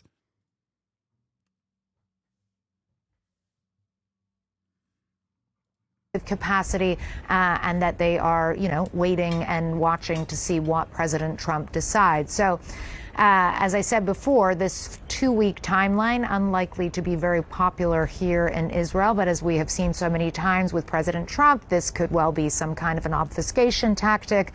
I spammed this yesterday. My professor at Yale grad knows who you are and specializes in nuclear deterrence and is a U.S. grand strategy. No glaze, but watching you healthily dominate classroom discussions. Would you have him on? I'm taking a summer IR class at Yale. I mean, maybe. It's not clear whether this really means that there is now some room for diplomacy to try to play out and to slow down the dramatic. Yes, Sky News breaking news. Norway Foreign Ministry says explosion occurred in Tel Aviv at residence of Norwegian ambassador in Israel. I find it very strange because Norway is one of the few fucking countries that's like unironically more anti-Israel than the rest of Western Europe. So that's that's real weird shit. Like, that is odd, let's just say. Escalation, Brianna, that we have seen over the last week. Yeah, very good point. Clarissa Ward, thank you so much. Let's go now to CNN's Kristen Holmes, who was in that White House press briefing. Kristen, just tell us about what you are observing here. The president likes to talk, as Clarissa said, about 2 weeks so often. It's hard to really put stock in what he's saying here, or what his quote was as delivered by the White House press secretary. Yeah, that's right, Brianna. But I mean, you have to remember here, we're talking about a very specific thing. In the past, when he's used this 2 weeks, it's been kind of vague, or I can tell you down the road if Putin wants peace in 2 weeks. He is saying here, and this is something we're going to hold him accountable to, I'm making a decision in 2 weeks if we cannot get to the table on some kind of deal here. I mean, that is a very specific time frame. Now, we're actually trying to get more answers on this. Does that mean that he is going to authorize strikes on Iran at the 2 weeks? Oh, by the way, Tommy Vitor kind of glazing his own fucking initiative here, as he was a NSC staffer for Obabe. But this does deserve rightful praise. During the fight over Iran nuclear deal, opponents clutched their pearls and expressed outrage when you said the choice was diplomacy or war. Well, now there's a war. The JCPOA worked. Diplomacy works. Democrats need to fight for diplomatic solutions to security problems. As I've said before, it is the Obama administration's signature foreign policy accomplishment. So, yeah, you get to gloat a little bit. This is one of the few instances where you get to fucking gloat. Because if you're not going to do this, then they deserve nukes, okay? They deserve to have nukes, not deserve to be nuked, by the way. Make no mistake. Okay? Yeah, January 2016, JCPOA nuclear deal is implemented. This is the number of installed centrifuges in all sites. Actual versus planned. May 2018, Trump withdraws from the deal. And as you noticed, Iran still follows. Iran still follows the provisions of the deal that Trump withdraws from. Notice how they don't do this for an extended period of time. They don't actually mention it here, but Trump implements additional sanctions in spite of Iran following the deal. They were no longer obligated at this point, beyond this point, and they still followed. And then Trump added fucking sanctions. So just remember that. It is alarming that under normal circumstances, mainstream media loves Obabe, Barack Hussein Obabe, and yet they have been noticeably quiet on mentioning this key detail. It's very strange because they fucking hate Trump, right? Like, mainstream media is liberal. Okay? Mainstream media is so liberal, right? They're freaking libtards. They hate Trump. They hate Trump because they ain't Trump. All this shit. So why aren't they bringing this up to be like, hey, there was, I think, an alternative method of dealing with this. And yet it has not been dealt with through diplomacy, even though it was successful in the past. What's that about?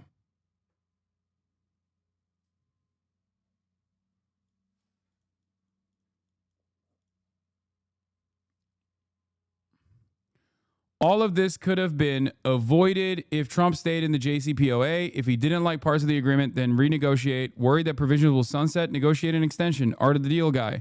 This problem is 100% Trump's making. There are some people are sending me stuff from Iran. The Israeli Air Force carries out precise operations targeting specific locations in the Loizan area of the Iranian capital, Tehran, where the leaders of the tails, Khamenei, is hiding. So maybe they're doing the decapitation strike now, which would be...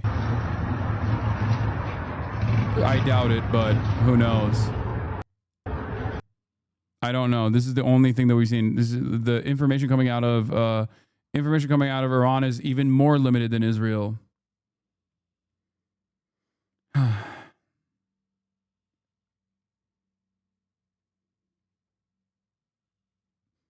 Advisor to the Iranian foreign minister, security services thwarted a major Israeli plot against Minister Arakshi a few days ago in Tehran.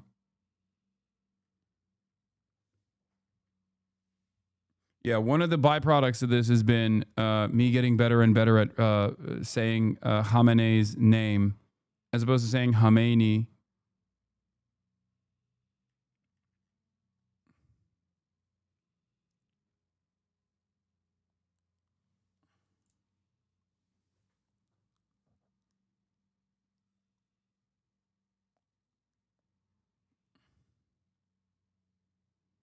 This is Hasan. I told you China and Russia is going to monitor B-2 bomber flights to gather data on how to detect them.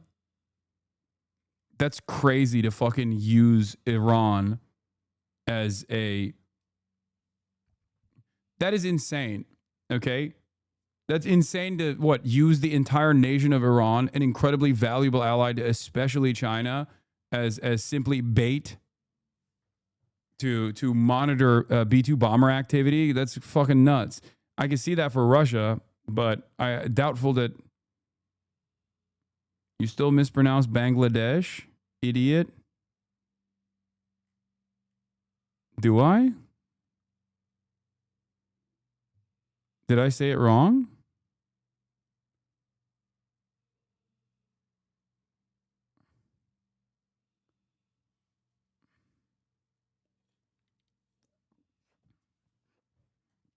Oh, Bangladesh. Bangladesh.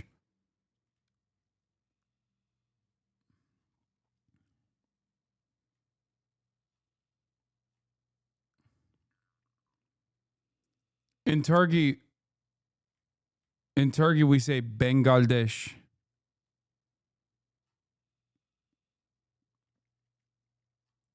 That's part of the reason why.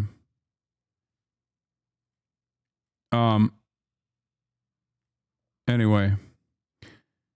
Real numbers, though, be what? 10%? No clue, to be honest. They definitely intercepted a decent amount from that large barrage 12 hours ago, but they expanded a lot of interceptors on that defense. Regardless, admitting to 65% even is a bad indicator.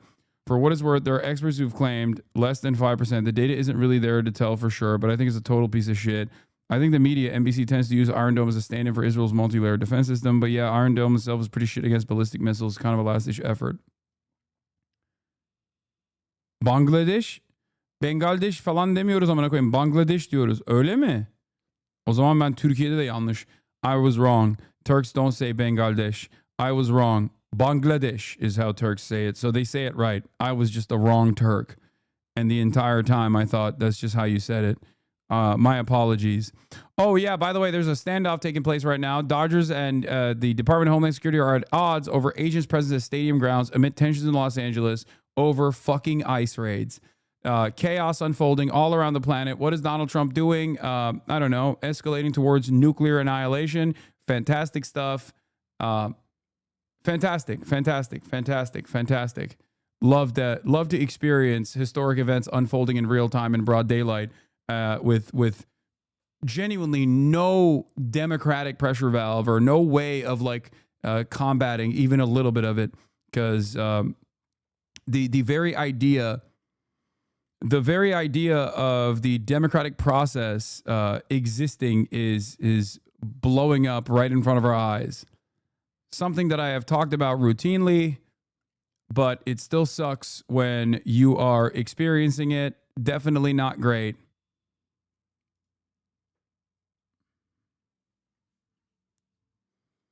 Dodgers claim they did not allow ICE to use their parking lot, but I've seen conflicting reports. Bangladesh diye Fatih Altaylı da diyor. Eski hali o olabilir.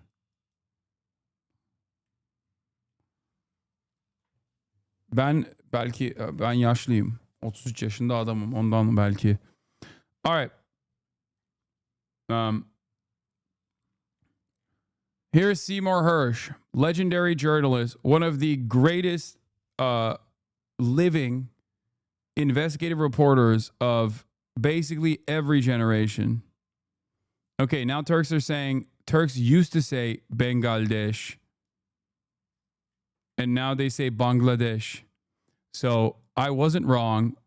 Turks used to mispronounce it. And because I'm 33 years old and an old man,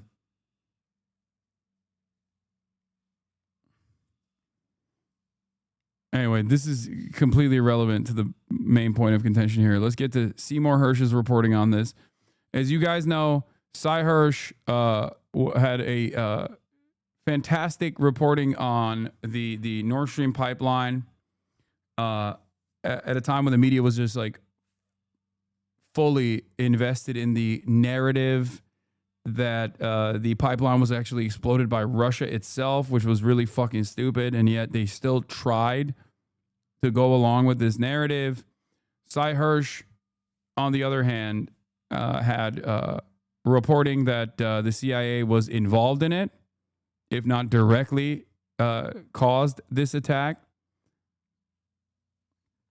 I still lean on the side of CIA involvement rather than Ukrainians doing this on their own, considering the sophistication necessary and the training necessary to be able to conduct a deep sea explosion such as this one.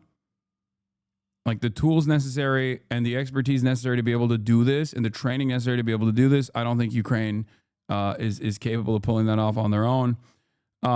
Anyway, he's come out with more reporting.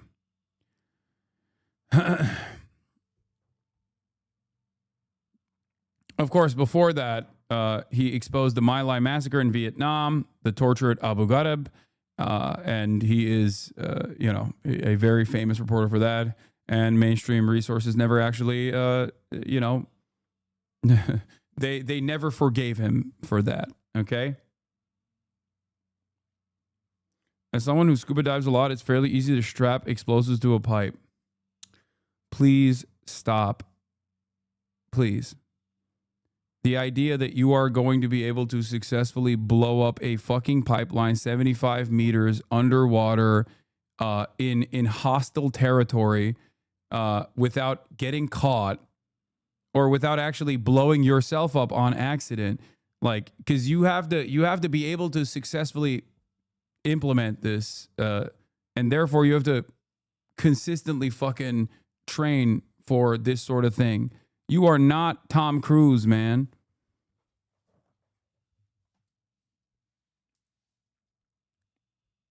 It's a thick ass pipe that was designed to withstand like natural disasters.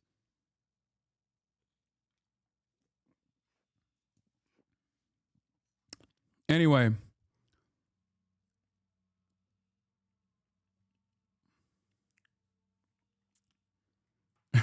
chatters be like, nah, not me, I'm different.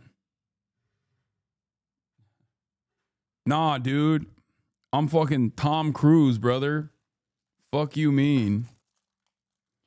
I'm fucking Thomas Jebediah Cruz. Is Mission Impossible more like Mission Possible for me? Armchair saboteur is crazy. Yeah. Dude, it's just like when I fucking dove to see the coral reef, you know? Same experience necessary. There are probably a collective total of like 100 people on the planet that are capable of doing a sophisticated act of sabotage like this. And there are chatters in my chat, like literally so much pressure, both literally and figuratively, to be able to conduct this without getting caught. And you guys are like, nah, this is just like when I went to fucking Mexico and I saw some turtles on the beach before, scuba diving a little bit. It's crazy. There's like maybe maximum 100 people that can do this. And I guess all 100 of them are in my chat right now.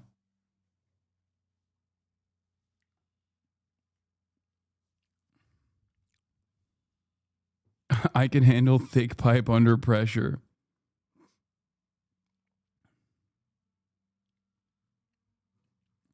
This is a report on what is most likely to happen in Iran as early as this weekend, according to Israeli insiders and American officials I've relied upon for decades.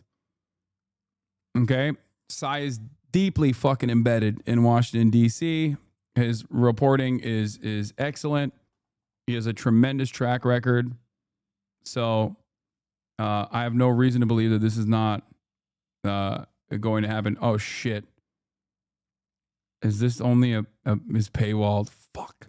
I thought this article was God damn it. Okay. American officials, it will entail heavy American bombing. I've vetted this reporting with a longtime U.S. official in Washington who told me that it will all be under control if Iran's Supreme Leader Ali Khamenei departs. Just how that might happen, short of his assassination, is not known. There's been a great deal of talk about American firepower on targets inside Iran, but little practical thinking, as far as I can tell, about how to remove a revered religious leader with enormous following. I reported from afar on the nuclear and foreign policy of Israel for decades. My 1991 book, The Samson Option, told the story in the making of the Israeli nuclear bomb and America's willingness to keep the project secret. The most important unanswered question about the current situation will be the response of the world, including that of Vladimir Putin, the Russian president who has been an ally of Iran's leaders. The United States remains Israel's most important ally, although many here and around the world abhor Israel's continuous murderous war in Gaza.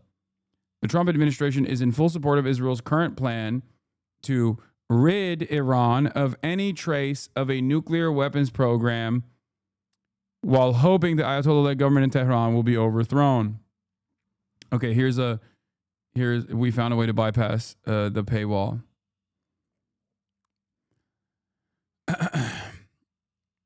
Saad Abedin basically summarizes the Substack post. A major U.S. bombing campaign against Iran is expected to begin as early as this weekend, according to his trusted Israeli and American sources. Approved by the Trump administration, the strikes will focus on key military and nuclear infrastructure, including the fortified Fordow facility, while Iran's most advanced centrifuges are located deep underground. The delay in timing, Hirsch reports, is due to Trump's desire to avoid disrupting U.S. markets when trading opens Monday. The operation goes beyond targeting Iran's nuclear capabilities. It aims to destabilize the country's leadership. U.S. and Israeli planners are counting on the internal unrest to break out, hoping that strikes on military bases, police stations, and administrative centers will incite broader opposition.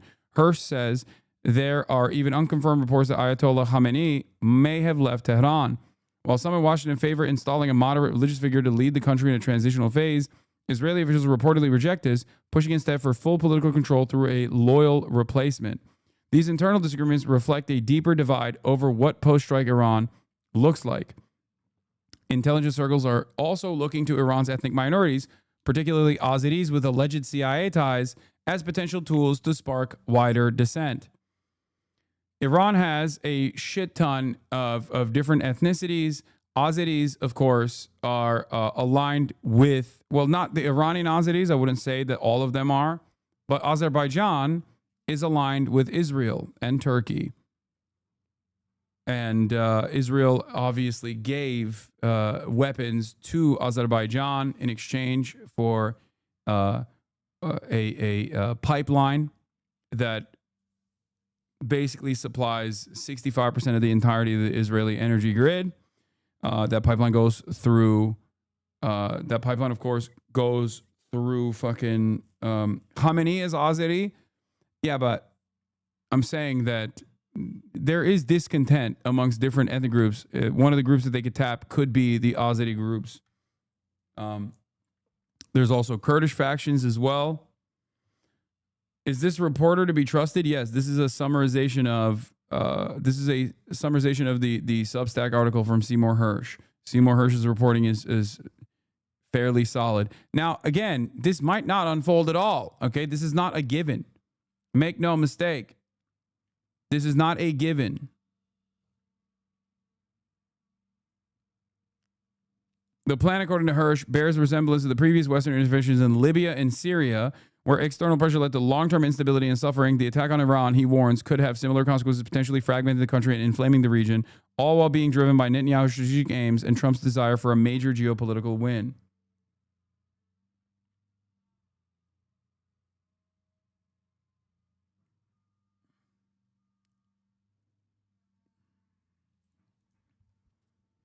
you have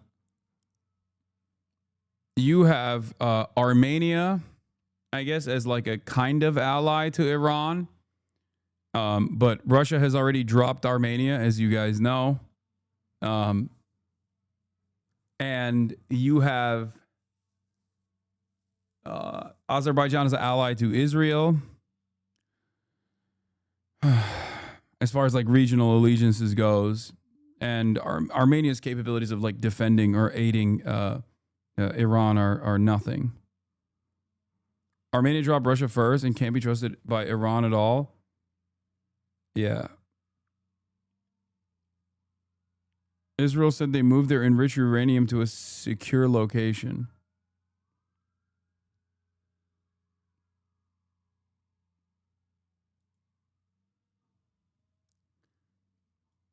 What is this? When Hasan was asked similar questions, DHS disputed this claim for lying for likes. Now we have another person being grilled about their views on Israel by feds at an airport. Why are U.S. border police so concerned about people's views of another country?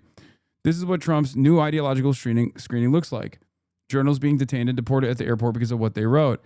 Then began the first interview. The questions focused almost entirely on my reporting about the Columbia student protest. From 2022 to 2024, I attended Columbia for an MFA program on a student visa, and when the encampment began in April of last year, I began publishing daily missives to my Substack, a blog that virtually no one, except apparently the U.S. government, seemed to read.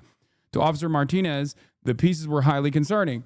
He asked me what I thought about it all, meaning the conflict on campus, as well as the conflict between Israel and Hamas. He asked my opinion on Israel, of Hamas, of the student protesters. He asked if I was friends with any Jews. He asked for my views on a 1 versus 2 state solution. He asked who was at fault, Israel or Palestine. He asked what Israel should do differently. The Department of Homeland Security, which governs the CBP, claims that any allegations that I've been arrested for political beliefs are false. Exact same line of questioning that is directional because of the information that they have prior to the detainment. Okay. Some of the questions that they asked them are different, but it is directly due to your reporting. Interesting.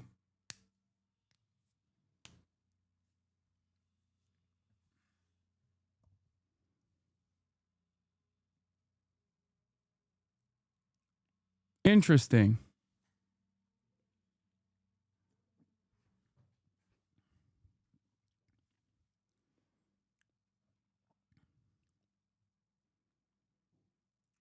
Yeah. It's also interesting that the Department of Homeland Security literally responded in the same way. It claims that any allegations that I've been arrested for political beliefs are false.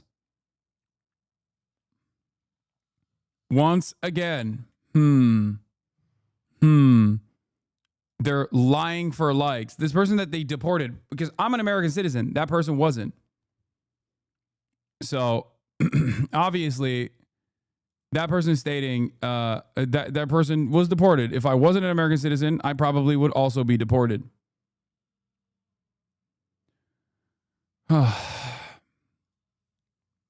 Week mark if no deal is reached. She would not answer that. I asked the question of, we have heard from you. There's a huge slop tube war over whether you were lying about that. Lamau, they're so fucking dumb. Brother, are they dumb? Or are we all dumb for even participating or even acknowledging that? Like, there is currently like,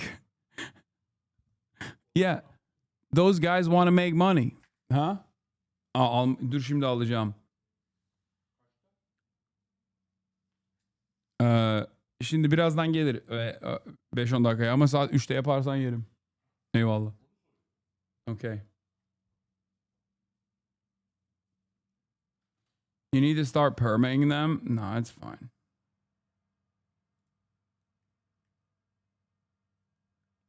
Because you and he weren't arrested, they're using a technicality. You were detained, so they're not lying technically. No, I never said I was arrested. I said I was detained. Which they didn't say wasn't the case anyway. They didn't deny that detention took place. They simply denied that it was done on political dissidence. Like, the basis for the detainment was not because of me being a political dissident of this administration, of this regime. That's the only thing that they denied. They don't deny that the detention took place. They say that it did. Notice how that's the one thing that they say no to. That's the one thing that they choose to lie about.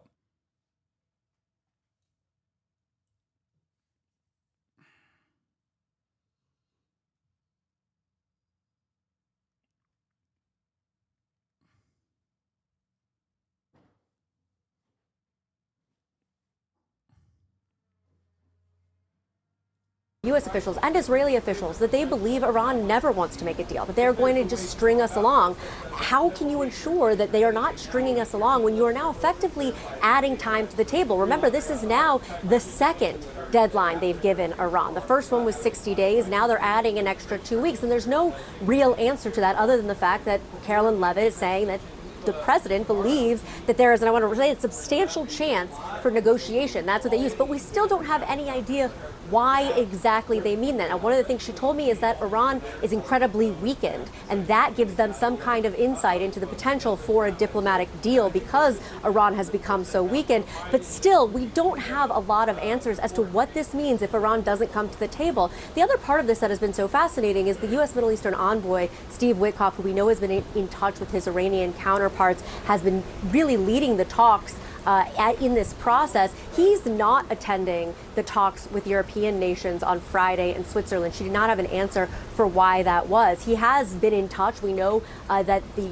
United States has been in touch with Iranians. We still don't know if that's direct or indirect. But why exactly we're not taking part in diplomatic talks between European countries and Iran on Friday, that still also remains to be seen. So we're trying to piece together what it means at the end of a 2-week deadline. And again, as you said, yes, Donald Trump uses this a lot, but this is a very specific thing that he is giving 2 weeks for. And there's still questions as to what if this is what he wants diplomacy, what happens if they don't come to the table? Is he going to extend again? And we simply don't know the answer to that. One thing we do know, though, is that Donald Trump behind the scenes has said that he does not want to enter into a long-term war, into a long-term conflict in the Middle East. So clearly here he is using that going forward and saying he's not doing anything, giving 2 weeks for negotiations. We have Jeff Zeleny with us, as well as Evelyn Farkas. She's a former Deputy Assistant Secretary for Defense for Russia, Ukraine, and Eurasia. Thanks both for being with us. Jeff, what did you make of these remarks, and specifically that promise of a decision within 2 weeks? Look, what this is President Trump not necessarily putting the brakes on, but slowing down the conversation that he and his administration are in a rush toward war. He's been hearing a lot of criticism, as we know. Interestingly, Steve Bannon, one of his longtime advisors, came into the White House this morning. Steve Bannon has been leading the charge to get the administration, the president, to... Yeah. This is also funny. I thought Iran was a week away from getting nukes. So was Trump giving Iran the time to get nukes or what? Oh my God. It almost feels like that was a bullshit reason for Israel to just do a fucking first. It was almost as though that was a bullshit reason that Israel used to fucking strike Iran, that the American government, with its endless appetite for death, destruction, and destabilization in the region, was happy to abide by. You know, since that is precisely what we said about Iraq as well.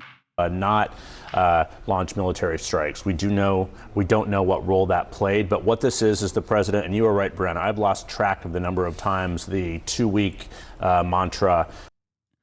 Israeli strike in Tehran tonight. Area under attack is reportedly blocked by ambulances and IRGC vehicles. Waiting for more details. So this is, that's what they were saying, like that there is a, this is where Khamenei is, and that Israel might have struck him or something. I don't know. But then they also say that he's like not even in Iran. So who knows?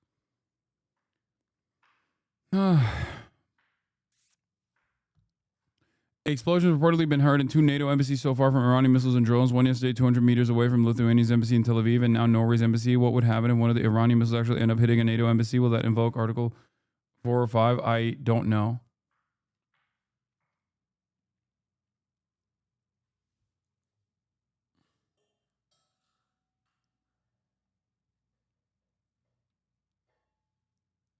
Khamenei is in North Korea getting a nuke. Yes. That's what he's doing. He flew to DPRK to get nukes. He's going to come back. He's like, no more fatwa. The Norway embassy, someone, I saw someone earlier saying that it was a grenade or something.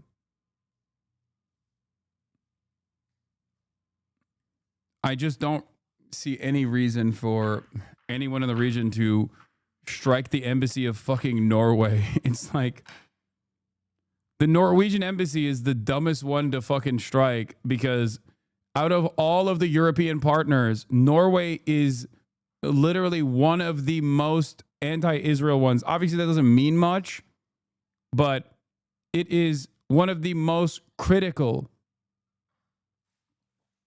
It is one of the most critical countries against Israel. So that makes no fucking sense. Has been used most recently with Vladimir Putin. He will give him 2 weeks. But I think on this matter specifically, clearly the president is trying to buy himself some time here and to see if a diplomacy can work. But what the question is, what does this do for Israel? Because there has been a sense of urgency. There was an urgent need when you heard some of the hawkish voices like Lindsey Graham and others saying now is the time. Other presidents have not had this moment. President Trump clearly does not see this as urgent as some of the hawkish views do, as Israel clearly sees it. So that is the question. Is this going to sort of just go off into the night here, or is this actively something that the president will sort of stay on top of? The bombing is going to continue with or without U.S. involvement here. So now what we will have to see is what Israel does in response to this. But for now, the big picture here is the president buying himself some time. Exactly. He's buying time, Evelyn. Israel certainly doesn't believe that he has time on this. What do you think? Well, I think, Brianna, that he does have some time, certainly, to make a decision about whether to use military force. But I think that that window probably already closed, because at the end of the day, even if you were to bomb the, deep underground and take out those facilities, the Iranians still would need to come to a negotiating table and agree that they're going to abandon their plans for a nuclear arsenal, and that they would, agree to having verification in place. So you still need diplomacy. And I think at this stage of the game, if we use military might, it makes it harder to get to diplomacy. So I predict that we probably will not use force to take out those facilities, and instead we will use diplomacy. But I think the open question is, as your commentator just said, your correspondent, the Israelis, how long do they plan to fight this fight? Because if the United States doesn't exercise its diplomatic might, and if the Europeans fail, then this war, like the war in the Russia-Ukraine context, will continue. So that is the danger, frankly, that the war will continue and that it could actually spread. Evelyn, please stay with us.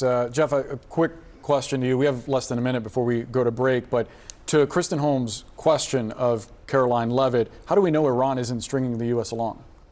We don't. We don't know that at all. I mean, in fact, the president himself has suggested that. He said the time for diplomacy has run its course just a couple days ago. So we do not know that. That is certainly part of the history here. But look, this is something that the president, his whole public life over 10 years has been not engaging in this kind of war. So I'm not sure that we should find this all that surprising. Right. Over the last couple days, there has been sort of a rush, but this is more in keeping in lines of his fairly consistent views. President Trump.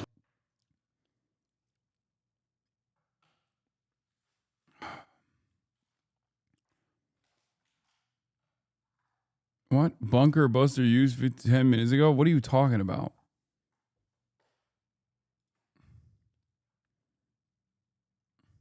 Dude's like, I'm in Fordow right now. I'm hearing it. It's a B-2 bomber above my head. We'll do what's best for America. I trust his judgment. He's a tremendous friend, a tremendous world leader, a tremendous friend of Israel and the Jewish people. And we will do what we have to do, and we are doing it. We are committed to destroying the nuclear threat, the threat of a nuclear annihilation against Israel. Huge explosion in Tehran. I saw it on Medhers. Tehran is not where the Fordow facility is. Oh, I think you're talking about. Oh, you're talking about the explosion in Tehran. We already covered it. I don't know if that was a bunker buster or just a regular strike from Israeli planes. We're able to do it, and we, of course, will make our own determination. But I have to say that the partnership with the United States, the partnership with President Trump, with whom I speak to almost every day, is incredible. I think his resolve, his determination, and his clarity when he says Iran cannot have a nuclear weapon. And for that to take place, Iran cannot enrich uranium. It's as simple as that. He gave them the chance to do it through negotiations. They strung him along. You don't string along Donald Trump. He knows the game. And I think that we're both committed to making sure that Iran will not have a nuclear weapon, and they won't. In your heart of hearts, is the United States going to come on board and help you with these strikes? That's a decision for the president to make, but I can tell you that they're already helping a lot because they're participating in the protection of the skies over Israel and its cities with THAAD missile batteries that are in Israel, with Aegis ships that are on the shore of Israel, with their pilots that are fighting alongside our pilots to knock out drones. I think it's a remarkable cooperation. I want to say that a dictator like Khamenei, who leads a country like Iran and has engraved on his flag the annihilation of the State of Israel, this terrible goal of destroying Israel, cannot continue to exist. World powers also working out their positions on the conflict. We're going to cross now live to Beijing, talk to our correspondent Yana Lee, who joins us from there. Yana, what's China's official position, first of all, then? I mean, have we heard anything from President Xi Jinping? Well, we have now, Stuart, in his first official remarks since the start of this conflict, President Xi... Guys, any day now. Any day now. Big condemnation. This one is going to be the biggest, okay? Like,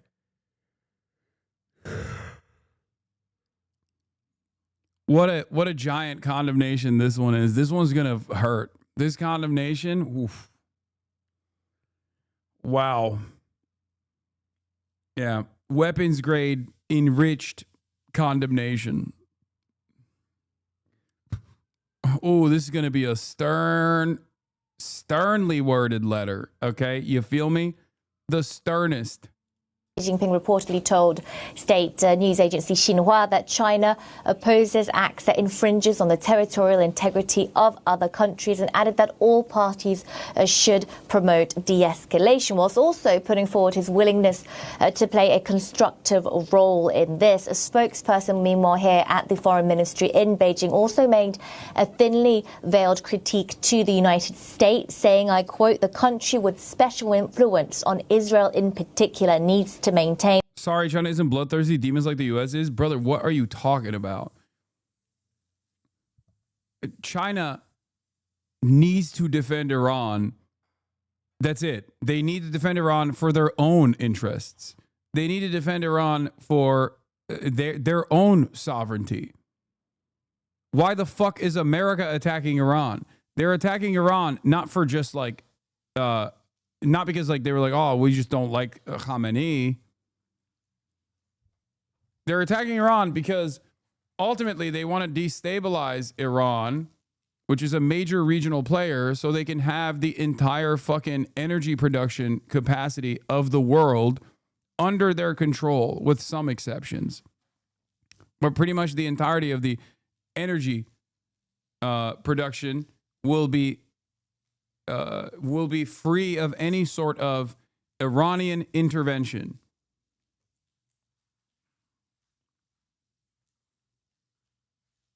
I'm not even making an argument that like China needs to enter the conflict for moral reasons. Like, oh yeah, like my expectation is not that the Chinese state is going to do anything moral. Okay, they're not.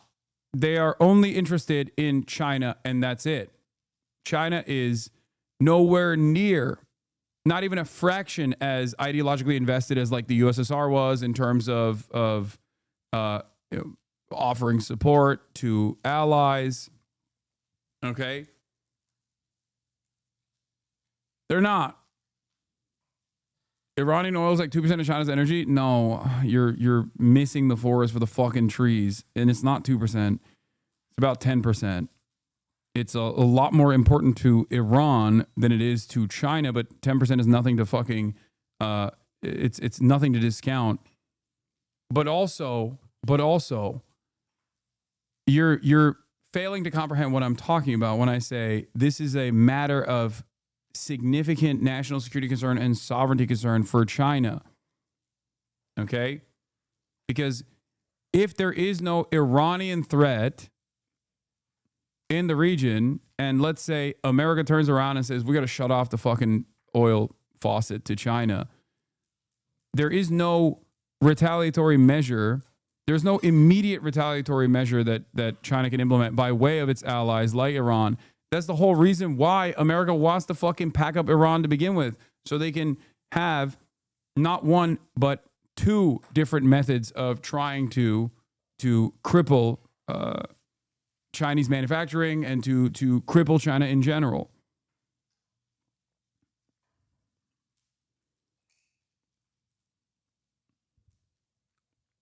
I've spent the last week explaining this over and over again. Law that all the chatters expecting China to do anything other than protect its own government interests. Remind that both the U.S. and China sold weapons to Sri Lanka to help them with their genocide of the Tamils, which are war crimes almost identical in characters of those Israel's doing against the Palestinians. Morals never stop China from taking the same side as the U.S. on the Tamil genocide. This is pure geopolitics. I know, which is why I'm saying from a pure geopolitics perspective, I think China needs to react beyond just simply stern warnings. But what do I know? You know, I'm a nobody. I'm just a dumb guy. Xi Jinping, I'm sure, is making a calculated decision here.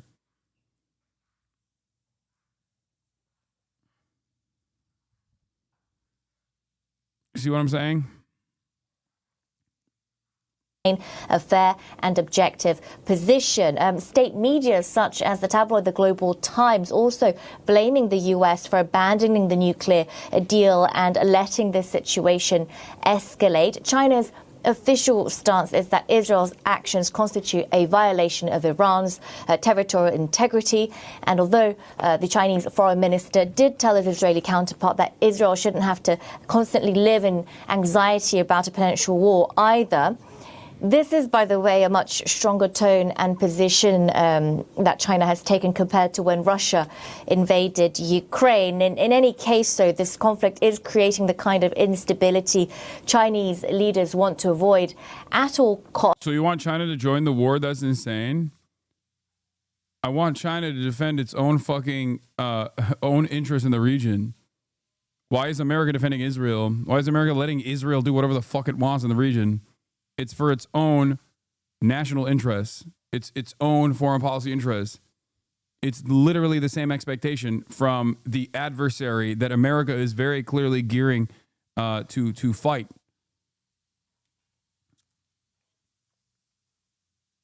China has made a lot of Hasan being a war hawk. What are you talking about? Iran is the one that's been fucking attacked. What do you mean I'm a war hawk? Are you fucking stupid? What the fuck are you saying? I'm saying China has to defend Iran. Okay?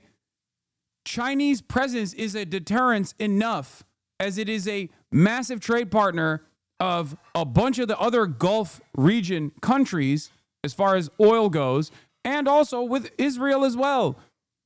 That's it. It needs to fucking... I'm a peace hawk, not a war hawk. Its presence is a deterrence. What the fuck? It's just like Iranian retaliatory strikes are the only way that Israel ever fucking stands down, judging by 77 fucking years of Israeli history of conquest and blood and soil politics. The only time Israel ever stands down is when the death toll for the Israeli occupying force is too high. They only stand down when there is a militant deterrence in the form of retaliations. I don't want anybody to fucking lob missiles at anybody. The fuck is wrong with you? But Israel doesn't stop. I'm not in the business of vengeance. I'm in the business of justice. The reason why Israel has never stopped its expansionist ambitions and its exterminationist ambitions is because they feel like as long as they're backed by America, as long as they're defended by America, they can do it without experiencing severe repercussions. That's it. So Beijing might want to position itself once again as a helpful force for peace in the region. You might remember that it did play a role in brokering the Saudi-Iran deal back in 2023, but that one was pretty much laid out before China just... Like, America and Israel sent in a conditional surrender from Switzerland, who is the mediator between Iran. There is a 1-week deadline for Iran to sign, and this is the only thing that will prevent military strikes. What? When did this come out?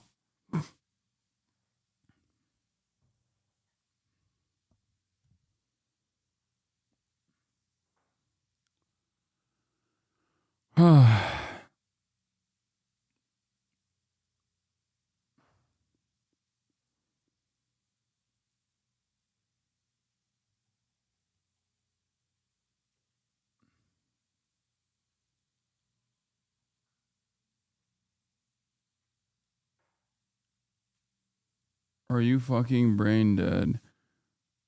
What is this? Isn't wanting China to defend Iran kind of war hawkish, though? Or is it a way to further peace? What is that? How is that a war? Brother, what is going on here? It's like saying, hey, if you tell Israel to stand down by engaging in discourse here in America and in acts of civil disobedience here in America, you're a fucking war hawk. The best option is the most peaceful one, okay? But you have to go down these different routes and exhaust all of the avenues. The best possible way to stop Israel is by getting America to tell Israel to stand down. And the only way to do that is with tremendous public pressure, okay? Tremendous public pressure that causes a lot of private enterprise from also enacting economic pressure on the state of Israel. But if that doesn't happen, then the next step is, let's say in a world where America says you have to stand down and Israel doesn't comply, which would never happen, obviously.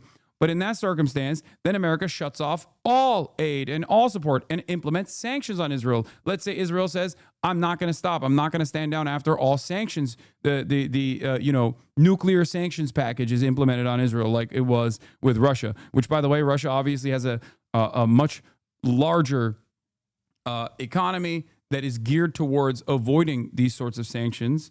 And that's precisely the reason why they were able to backtracking an incoming ban. Oh, you're talking about the chatter? Okay, no, it's fine. There can be some reasonable discourse here. Calm down. Okay? If that doesn't work, if the sanctions package doesn't work, then at that point, you have to engage in military intervention. Does that mean I'm a fucking war hawk? I don't want that. Obviously, none of these things would happen because it takes one fucking phone call for Israel to stand down from America, obviously, due to all of the other options that America has. Israel would cease to exist if it wasn't for America. Israel would never be able to be this violent of a country if it wasn't for a constant flow of American weapons and American defense contracts and American munitions that they can use in their offensive campaigns and the anti-air defense systems that America is constantly supplying munitions for. Okay?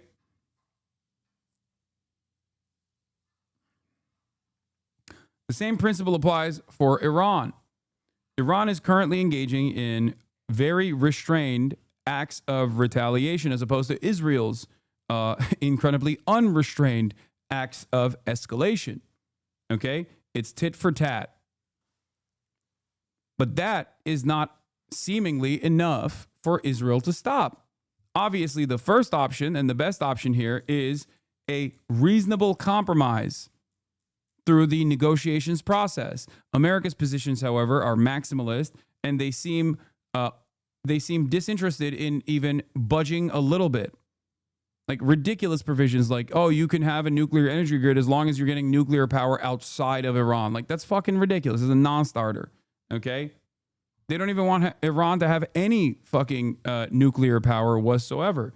That is a ridiculous position.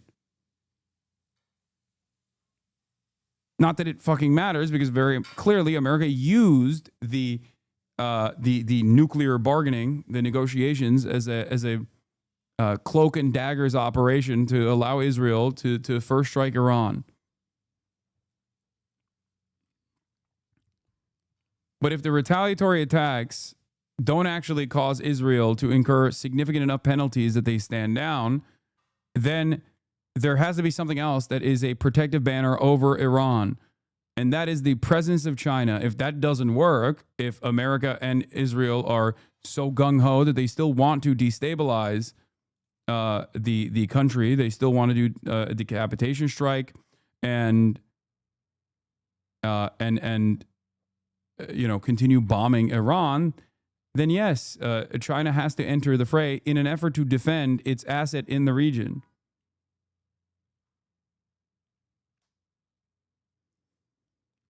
I think I'm pro-Iran, more like against. I think I am not pro-Iran, but more like against the Israeli aggression. Also, you're 100% Israel would die in a second without the U.S. Israel would not die at all if Israel was not such a fucking violent nation. That's the other side of the story. If Israel was just like a normal, if it wasn't a settler colonial enterprise at its inception, and if it wasn't like constantly doing unjustifiable acts of violence against everyone in the fucking region, then it would not be in this position at all. But of course, then it would not be the most reliable ally for American ambition in the region as a destabilizing force when necessary.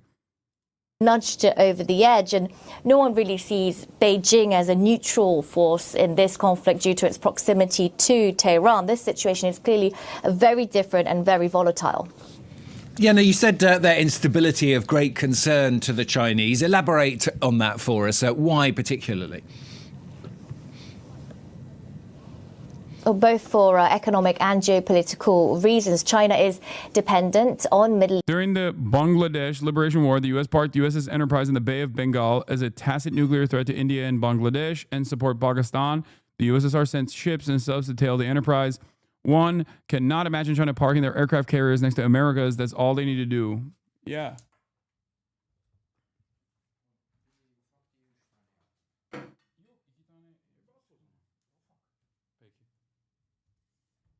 Sosları getireceğim.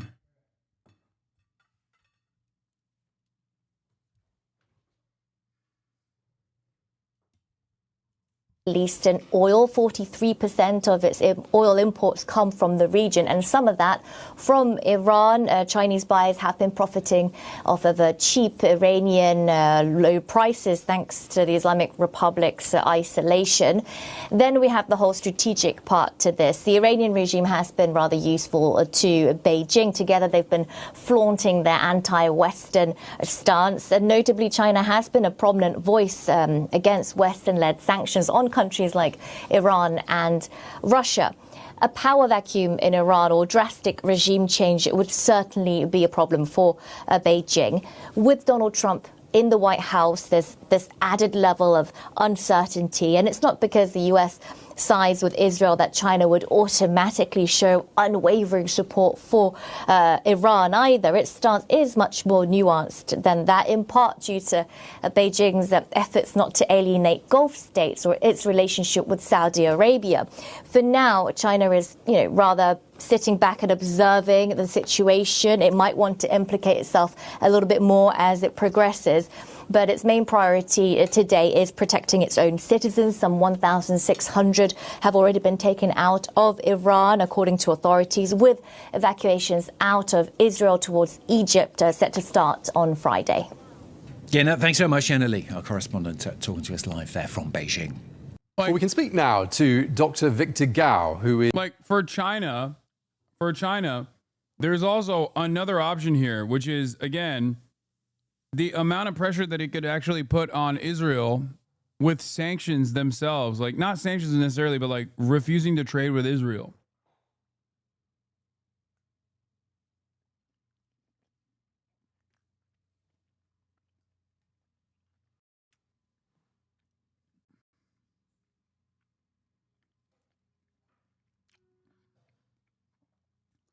going so far as to deny the rare earth minerals that are necessary for a lot of defense production in the country to America is a long-winded way of actually harming Israel's interests as well. They only did that, though, when America fucking struck at them for trade. They're so horny for trade. It's like anything that disrupts trade is unacceptable. We will punish you.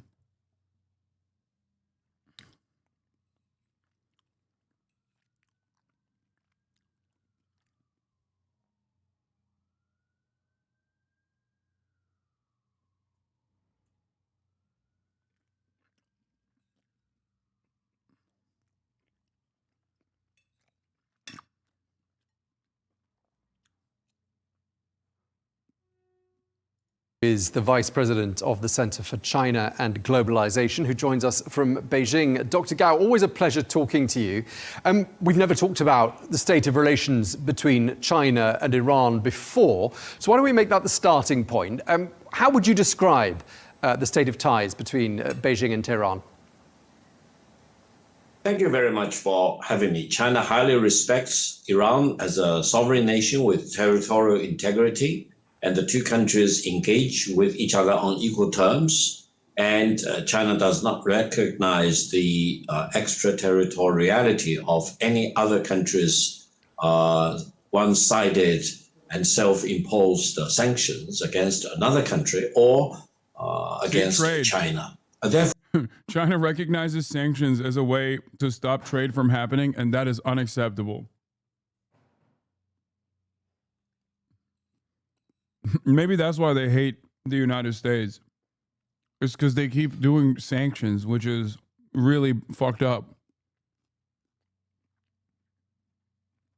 They're like, how could any country deny trade to another? We're trade maxing.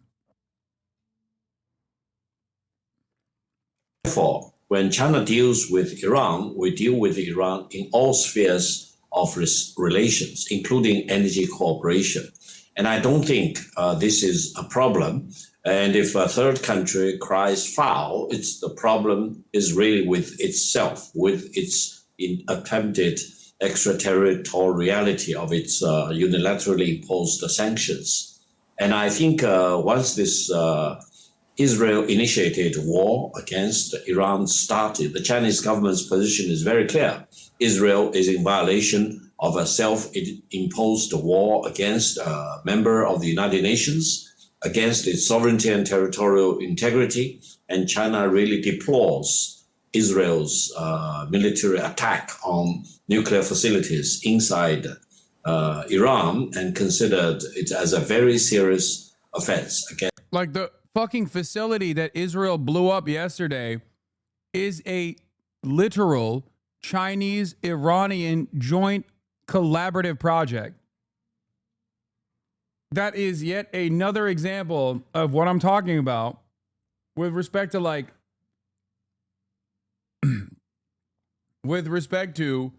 China not protecting its own fucking interests.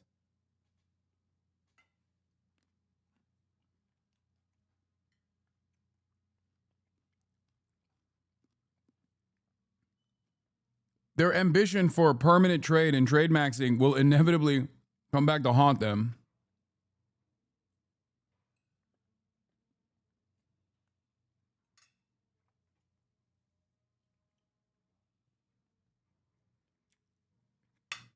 Maybe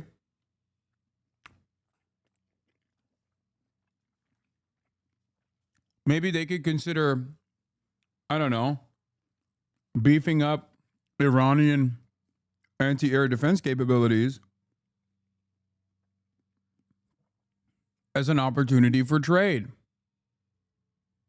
You get energy. China, think about it from the perspective of trade. You get energy, more energy. Ooh.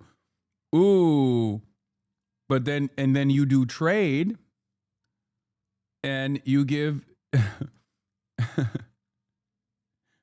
anti-aircraft capabilities to Iran, which is, again, more trade.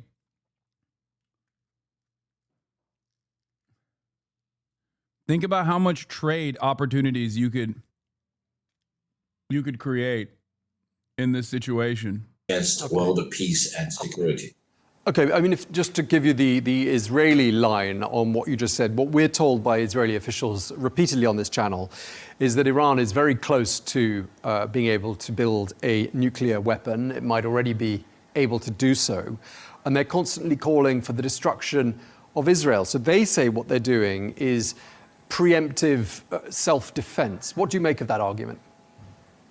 It is of high hypocrisy for a country like Israel, which violated international convention in possessing nuclear weapon to start with. And now it's accusing another country, Iran, for attempting to acquire nuclear weapons. I don't think there are any higher level of double standard and hypocrisy for Israel to accuse another country of trying to possess nuclear weapons. I think the Middle East will be much better off if Israel arms itself with nuclear weapons and no other country will want to possess nuclear weapons. That will probably create a better level playground for all the countries involved in the Middle East. For Israel to possess nuclear weapons and to constantly threaten other countries with nuclear attack is really a very serious problem. And I think international community really need to join together to put an end to such blatant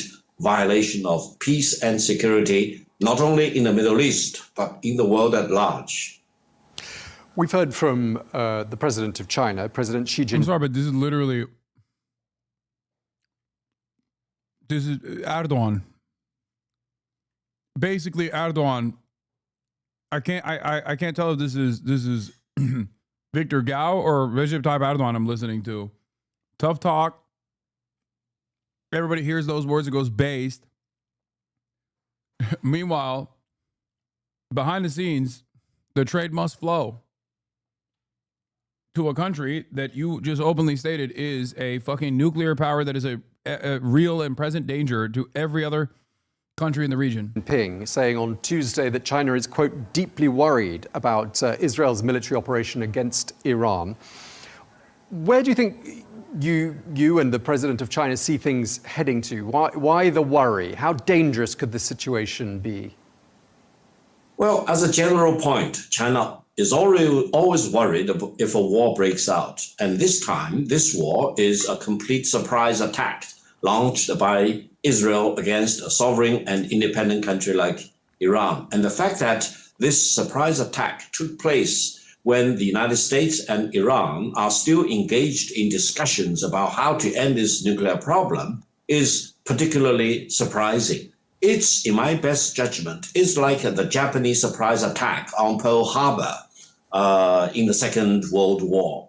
And I think Israel has also committed all the crimes in massively killing the government officials, military officials of Iran. And no country should tolerate any other country like Israel to commit such massive amount of assassinations before a formal declaration of war against Iran, for example. So I think the Chinese president is legitimately worried about the scale of the attack, the potential loss of life, as well as the potential escalation of the situation, because you never know how this situation may evolve eventually, whether it will get out of control, whether it will escalate from conventional war to nuclear war, for example, or whether, ironically, it will force Iran to really develop a nuclear weapon.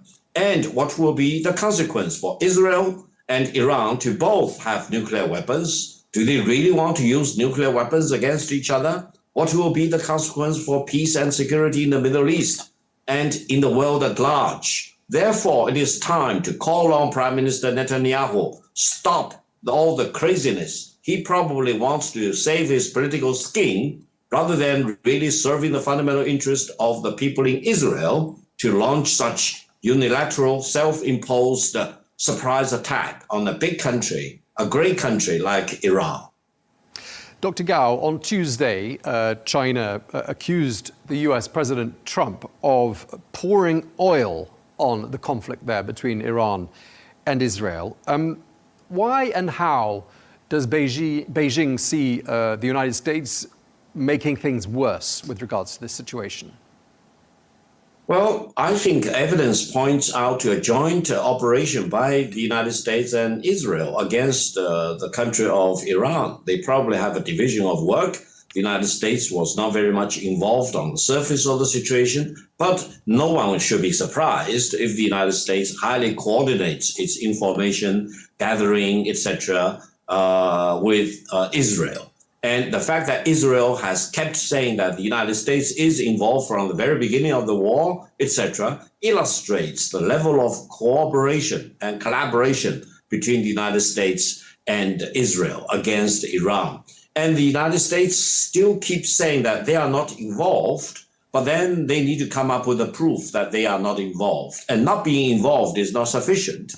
And the United States really need to pull all their levers to force Israel to stop this war against Iran, and also to stop Israel from misusing the United States, creating all the misinformation about that the United States and Israel are working together to, for example, destroy Iran or to create a regime change in Iran, etc. So I think it is time for the United States. My personal concern is that if the United States really gets bogged down in this war against Iran, no one knows what will happen to the United States in the coming years or coming decades.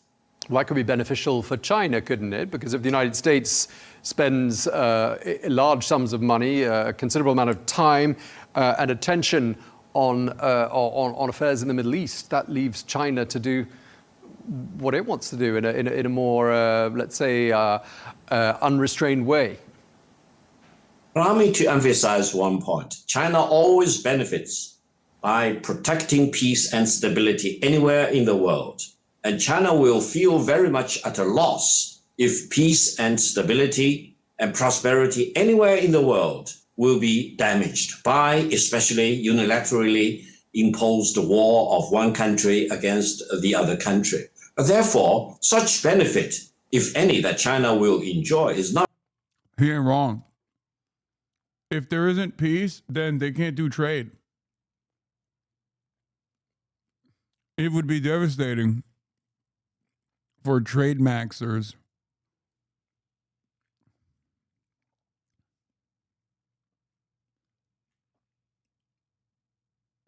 They need the trade max.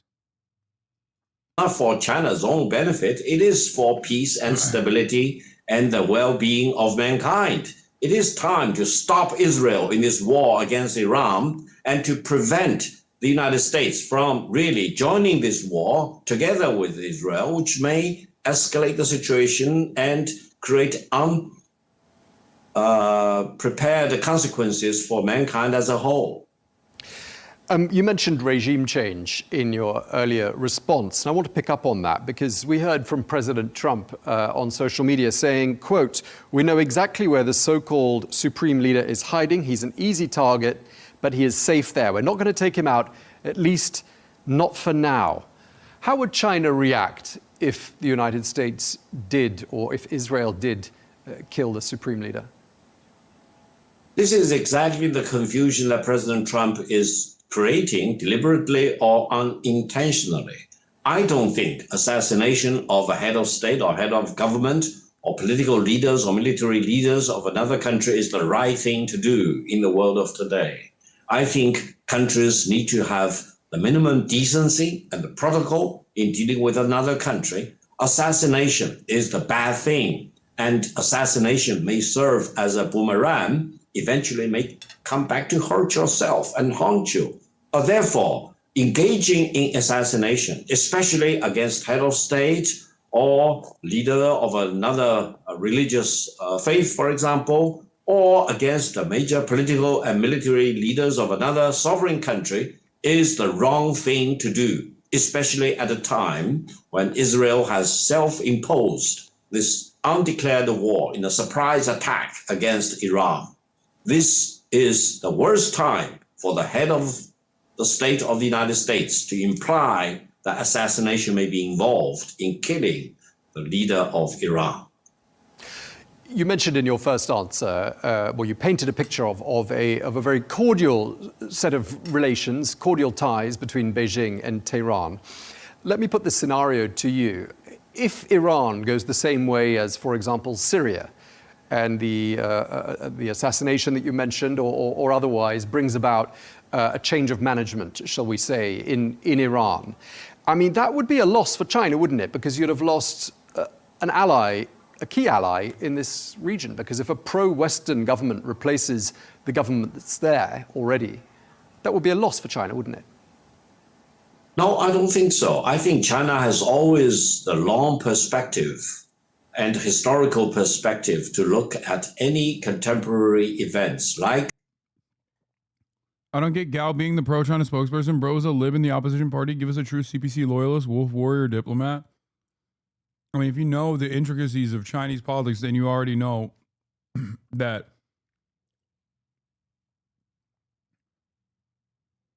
every Chinese person, even if they're from fucking Taiwan, when it comes down to talking about Chinese foreign policy or China as a nation, becomes the most pro-China person you've ever fucking seen or heard.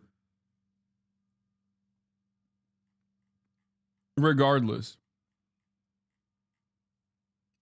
When it comes to talking about like Chinese prosperity,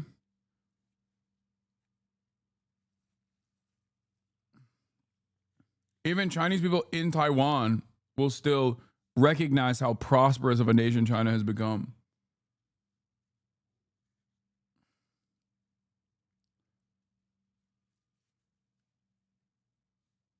He's certainly not liberal. And what do you mean by opposition? He is in the government coalition. That's not what I said. That's what the chatter said.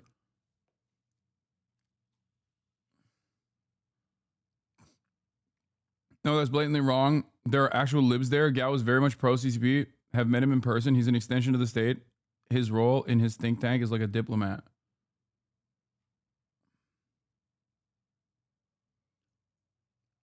Philly D. Thumbo. What had happened in Syria and what is happening in Iran. What did he put me on for? We are not confused by the events on a day-to-day basis. We look at the situation in 10 years, in 100 years, sometimes 500 years, if not even longer.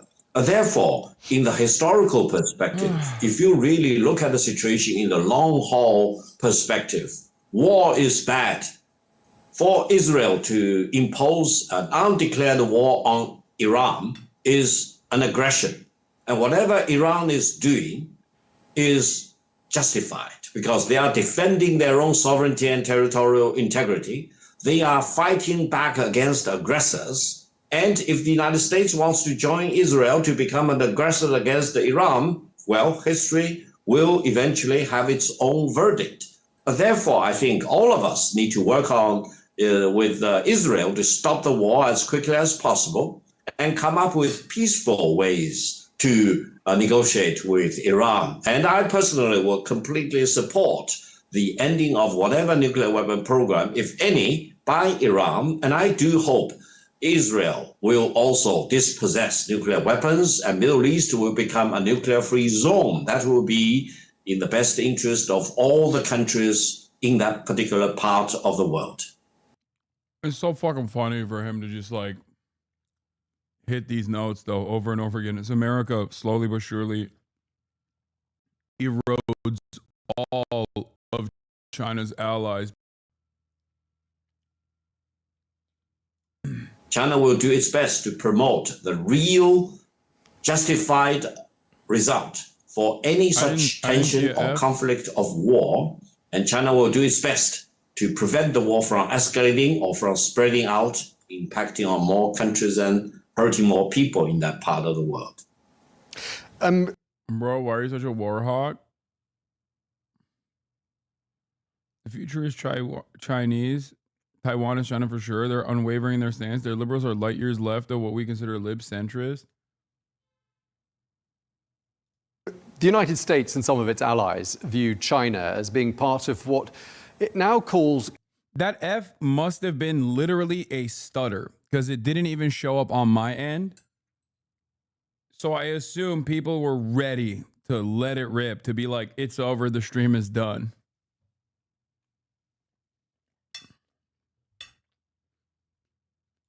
CRINC, which is this new acronym, which is being bandied around quite a bit by foreign policy talking heads on television channels all over the world. CRINC meaning China, Russia, Iran, and North Korea. I don't know what you think of that acronym, if you've heard it used much before, but let me just ask you this. Were the United States to intervene and join forces with Israel in a very overt way and join that conflict, do you see a day that China or Russia or other actors could perhaps join in support of Iran? Well, imposing a war on a great country like Iran with 1.66 million square kilometers and with up to more than 90 million people, and a country which has tremendous amount of spiritual leadership among the Shia people throughout the world, is really poking for more disaster if it is not stopped right away. And if other countries want to join the fight on the side of Israel, I will urge them to stop that right away. And if, for example... Oh, yeah, totally. Oh, thank you for the urging. It seems like they're definitely stopping. England, Germany, France. Or other countries want to join the fight against Iran, you never want to exclude the possibility that other major countries want to fight together with Iran, because the war imposed on Iran is the unjustified war. It's a war of aggression. It's undeclared war. It's a surprise attack. And any people, any country under such surprise attack, an attack of aggression, has full legal justification to fight back. Therefore, stopping the war right now is the best way. Allowing it to escalate and to get out of control will most likely hurt the fundamental interests of the people in Israel, as well as in Iran and in many other countries in that particular part of the world. And I think China is doing the right thing, urging on Israel to stop the war, urging on Iran not to escalate, for example, try to wrap up the situation so that all parties involved can talk about peace rather than war and war and war. China does not like war of any kind, and China does not want to see any country launching a war of aggression against another country. And just lastly, that acronym, CRINC. The Piker Broadcasting Service is sponsored by you, the viewers, and it is entirely for you, the viewers. That's right. You can subscribe to the broadcast, and this keeps the broadcast completely ad-free, with the exception of the notable backers of the Piker Broadcasting Service, which is the glorious nation of the People's Republic of China. The Piker Broadcasting Service is sponsored by the 100 Years of Chinese Prosperity. Piker Broadcasting Service is also sponsored by the glorious nation of Qatar. Qatar. But once again, your $6 a month subscriptions or your free subscriptions in the form of a Twitch Prime allow me to maintain my editorial independence. Viewers like you.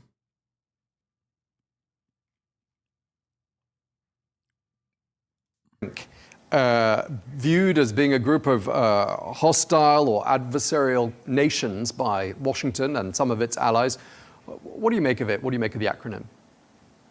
First of all, whatever acronyms you come up with, it cannot change the fact that China today is the major force defending peace and stability and development in the world. And the fact that China is the largest trading nation with more than 140 countries in the world speaks eloquently about what China really cares about. That is, promoting peace, defending free trade, for example. If anyone wants to confuse China with a force against the peace, then he or she is either... Like, remember, the most aggressive action that China took was literally to deny key materials that they have a monopoly over that are incredibly important for defense manufacturing purposes. And the only reason why they did that is because of the tariffs. America was like, no more tariff, no more trade for you. Fuck you, China. And they were like, okay, well, that's our trade nuclear option. Yeah. Israel, if Israel accidentally disrupted like a Chinese carrier or something, or Chinese supply lines, then they would have hell to pay. Okay. China doesn't give a fuck. Israel could do ethnic cleansing nonstop. They don't give a shit. But the moment that they actually harm Chinese trade somehow, all hell breaks loose.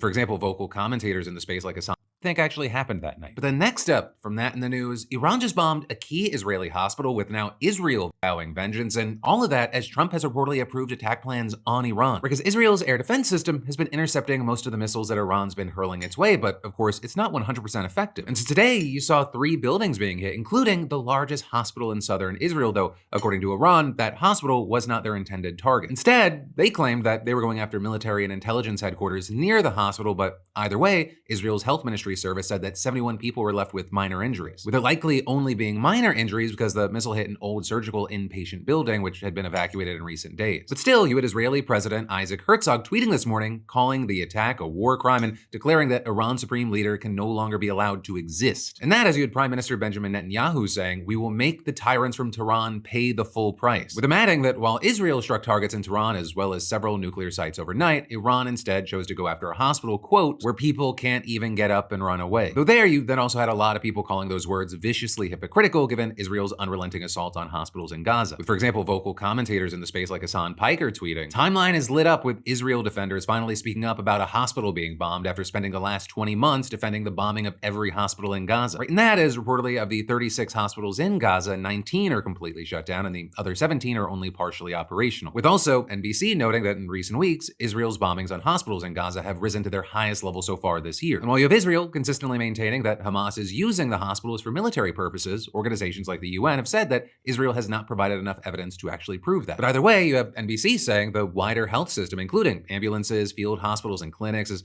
been attacked more than 700 times since the start of the war, killing at least 900 people and injuring more than 1,000. With the death toll across all of Gaza climbing to 55,000 over the last 19 months, according to its health ministry. But then going back to Israel and Iran fighting each other, that's now entering its 7th day, and everyone's kind of still waiting to see if Trump's going to throw the US directly into the mix. Because this week, he's been saying stuff like, "I may do it, I may not do it, nobody knows what I'm gonna do," which my bad impression of my dad's voice aside, that's a literal quote. But according to the Wall Street Journal, Trump actually told senior aides on Tuesday that he has now approved attack plans on Iran. However, the report says that he's holding off on pulling the trigger to see if Tehran will abandon its nuclear program first, with the BBC adding there that Trump's specifically considering striking an underground uranium enrichment facility at Fordo. But there's also a pretty fierce debate not only about should the US do it, but whether the US could actually destroy the site, with some defense officials worried that a US bomb wouldn't be able to strike deep enough. And then, just to throw even more uncertainty into the mix, today you had Trump posting on Truth Social, "The Wall Street Journal has no idea what my thoughts are concerning Iran." And so we're gonna have to wait to see what happens as we go into the weekend, but I'm not gonna leave you high and dry. I'm gonna be covering the updates on my main TikTok. It's Philip DeFranco. I'll link it in the description.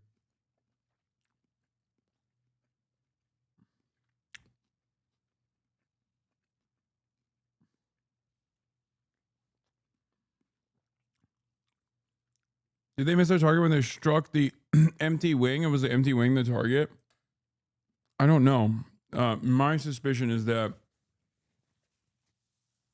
they used like a cluster style ballistic missile, which is not as precise.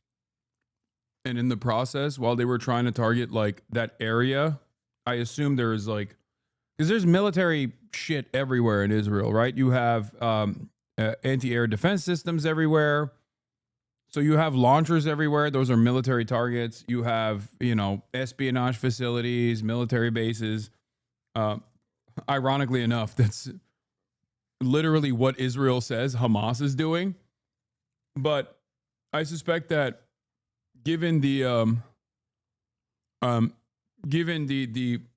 lack of precision from this type of cluster type munition, I assume they were bombing military positions that ended up also hitting the hospital.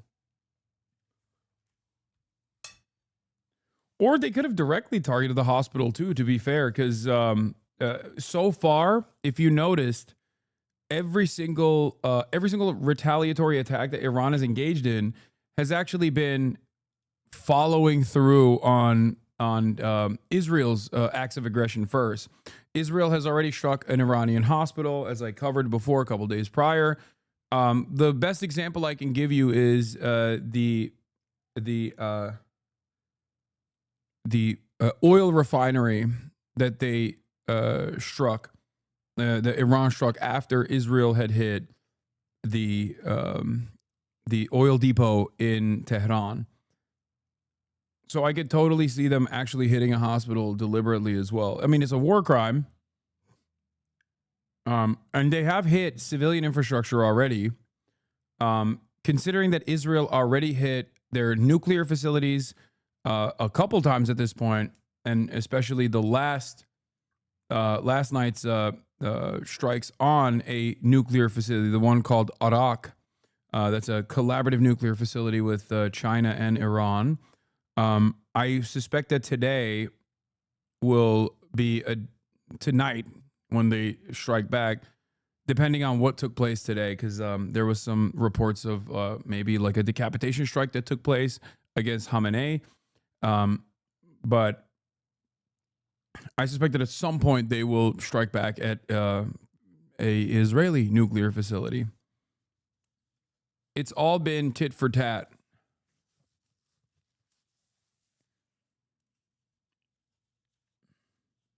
It's all been tit for tat so far. Out of their mind or completely falsifying the situation against China. Now, I would urge the United States, don't mess around with China. Don't view China. Arak was a heavy water facility that wasn't even finished yet. Also, Russia is warning about another facility where they have their own scientists working. Yeah.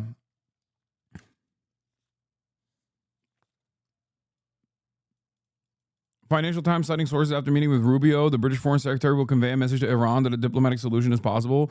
Britain's impression after Lamy and prosecutors meeting at the White House is that Washington prefers a diplomatic solution. Oh my God. I mean, hopefully. Oh yeah, a senior Iranian official says Iran moved all enriched uranium, including the 60% Natanz stockpile, to safe sites ahead of Israeli strikes. Israel hit Natanz and Isfahan's nuclear facility, Khondab and Arak.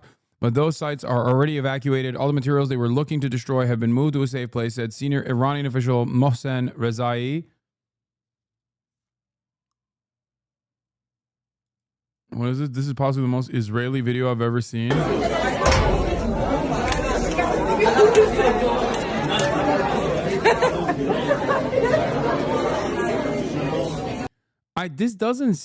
This video has been circulating, but I don't know if it actually is. I don't think there's any confirmation on this. Like, the caption might just be a fucking lie, you know what I mean? Settlers are now locking other settlers out of shelters to keep them from getting crowded.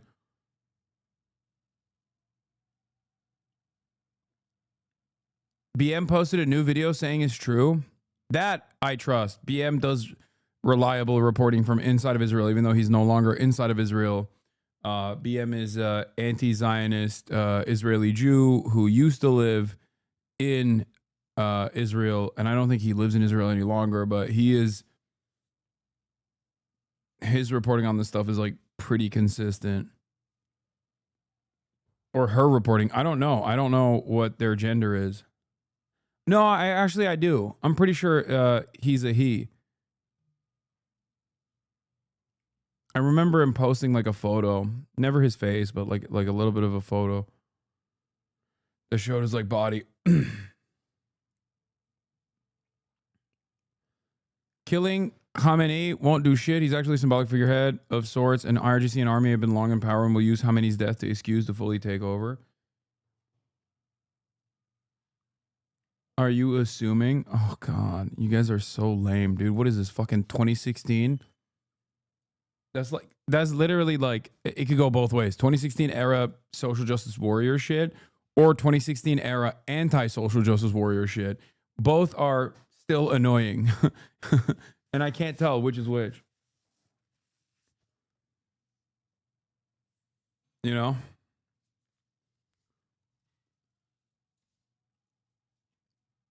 Reza is the former IRGC commander and a senior member of the Expediency Council, a body that advises the supreme leader and resolves disputes between branches of government. He added that Iran had anticipated war with Israel as early as March.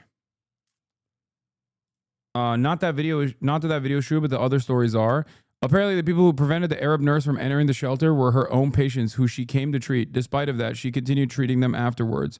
Jewish residents of Krayot expelled an Arab nurse from a shelter this morning because she's Arab, and 2 days ago, a similar incident occurred with an Arab family in Jaffa because one of the women was wearing a hijab. That is fucking insane. Jewish residents of the neighborhoods expelled an Arab sister from a shelter this morning because she's Arab, and 2 days ago, a similar incident occurred with an Arab family in Jaffa because one of the women was wearing a hijab. He also posted this. Judeo-Nazi anti-refugee activist Shefi Paz posted this video and wrote, "And at the next rocket alarm, we will have to fight with them again for every square meter in the shelter. And again, there will be residents who will be left outside. Cursed be Huldai, mayor of Tel Aviv, who neglects the neighborhoods. Cursed be the infiltrators who destroy the neighborhoods. And cursed be every heart-bleeding fool who thinks is charming." Photographed in one of the shelters in occupied Shapira neighborhood. He's talking about black people and brown people, which is ironic because half of the Israeli Jews are brown. Some of them are actually black. But that doesn't stop this Israeli Jew from hating the other Israeli Jews for not being sufficiently white passing. Very cool country. Fantastic stuff going on over there, you know?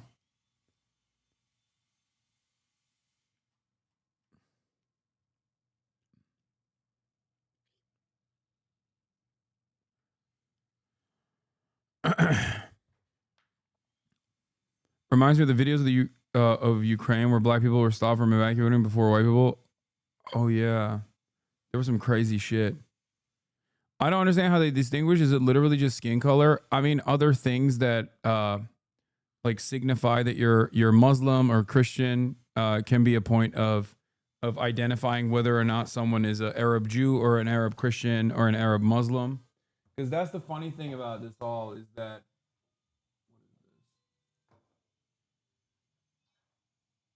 doors open. Doors open. Doors open.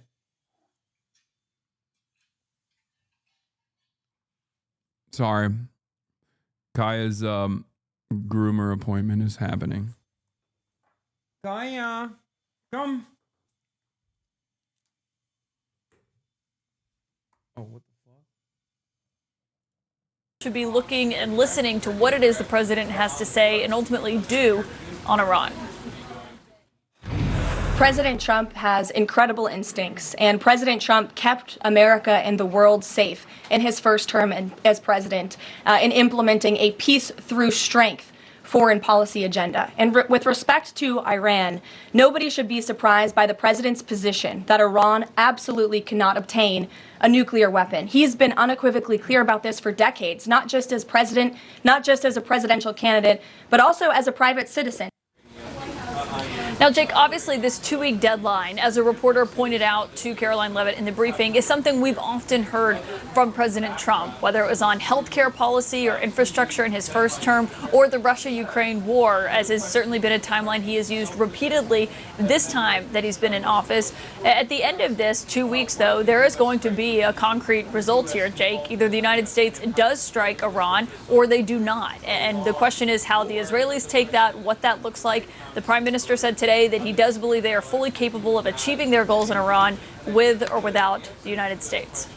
All right, Caitlin Collins at the White House, thank you so much. And of course, don't miss Caitlin on her show, The Source with Caitlin Collins. It's tonight and every weeknight, 9 p.m. Eastern, only on CNN. Let's go now to CNN's chief international correspondent, Clarissa Ward, who joins us live from Tel Aviv, Israel. Clarissa, how is Israel, the Israeli government, how are they reacting to this announcement from the White House that there's going to be 2 weeks of a timeline or even a deadline before President Trump makes a decision?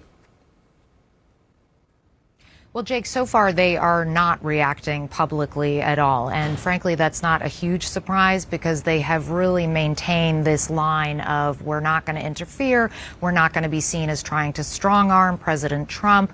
We're just going to keep reiterating how grateful we are for all the help that we've gotten so far, mainly in a defensive perspective. But privately, I think it's safe to assume that this was not the result they were looking for, that they were feeling quite optimistic, in fact, that President Trump would intervene militarily, and that they believe the timeline for that might be something like 24 to 48 hours. 2 weeks is a very different ballgame. The concern, of course, will be that there's a sort of loss of momentum. That the other concern is how long can the Israelis keep up this pace in terms of their strikes on Iran? Do they now need to make separate contingency plans to do things on their own, as Caitlin suggested there?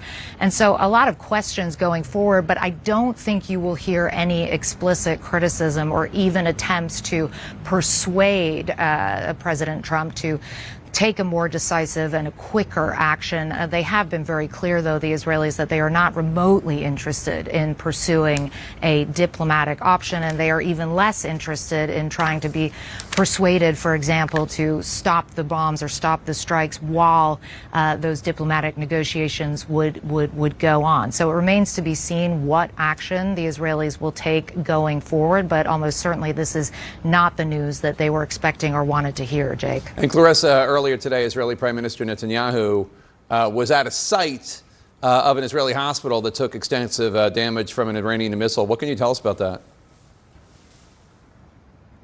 He was one of several officials who went to visit the site. Obviously, the striking of a hospital, significant escalation. The Iranians were saying that it was not the target, that the target was a nearby military intelligence command center, and that the hospital just got a secondary kind of hit from that. The Israelis obviously saying quite clearly there's a direct strike on the 5th floor in the urology department. We heard also the defense minister, Israel Katz, after visiting the site, saying basically Khamenei cannot be allowed to continue.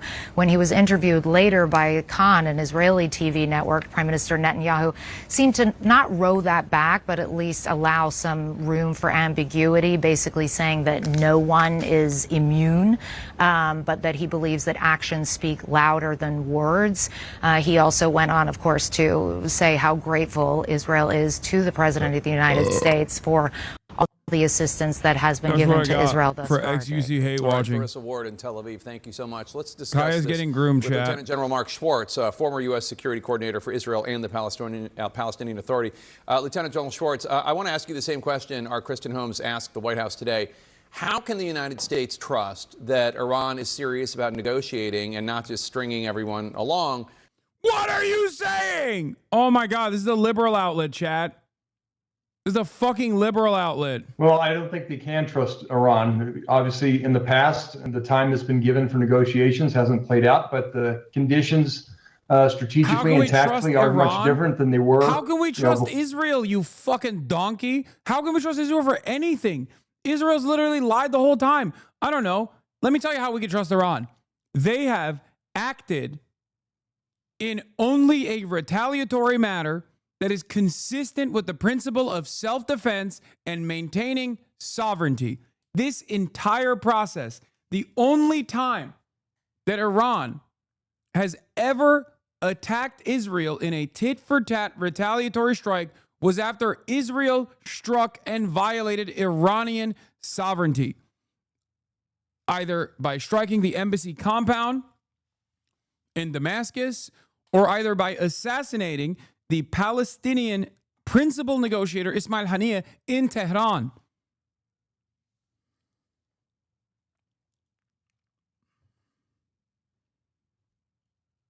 Breaking: Republican South Carolina State Representative father husband Robert John May III has been arrested for distributing over 200 child porn files under the username Joe Biden.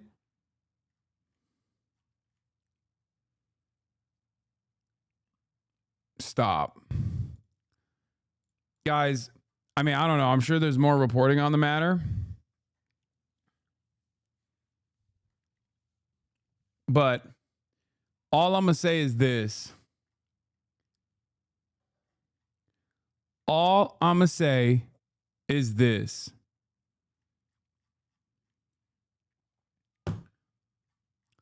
Fork found in the kitchen.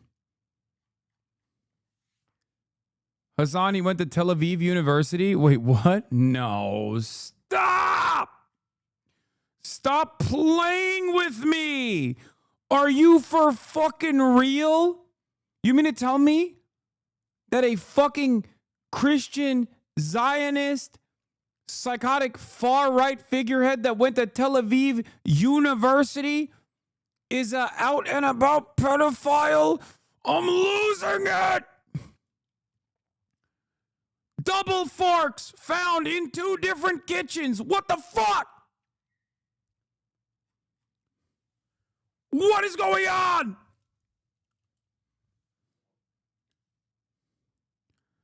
Robert John, RJ May III, is an American politician. He's a member of the South Carolina House of Representatives from the 88th District, serving from 2020. He's a member of the Republican Party on June 12, 2025. He was the Speaker of the House of Representatives, suspended May after he was indicted on 10 federal counts of possessing and distributing child sexual abuse material.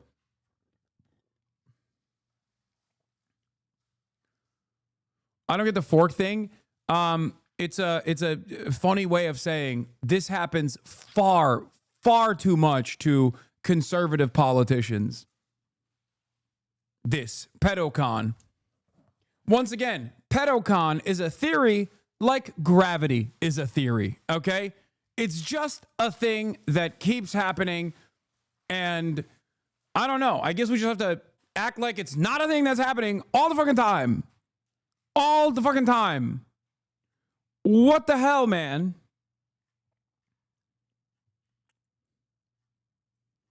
What the hell? I got a Master of Arts in Security and Diplomacy from Tel Aviv University. Oh, this guy's got the perfect background.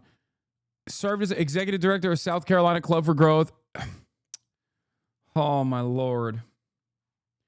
And I cannot believe he was using the username Joe Biden 69. A federal grand jury in Greenville has indicted a South Carolina lawmaker from the Midlands. Republican State Representative R.J. May was arrested in Lexington County yesterday on 10 counts of distributing child sexual abuse material. According to court documents, the National Center for Missing and Exploited Children received a cyber tip from the social messaging app Kik, flagging an account linked to Oh, not May. that Kik, the other creepy Kik. Crazy government. We as legislators have an obligation to ensure that our children have no harm done to them. Yeah, except for when he's doing it, you know? They took down his page on the university website. Oh, no. Oh, no. Oops, something went wrong.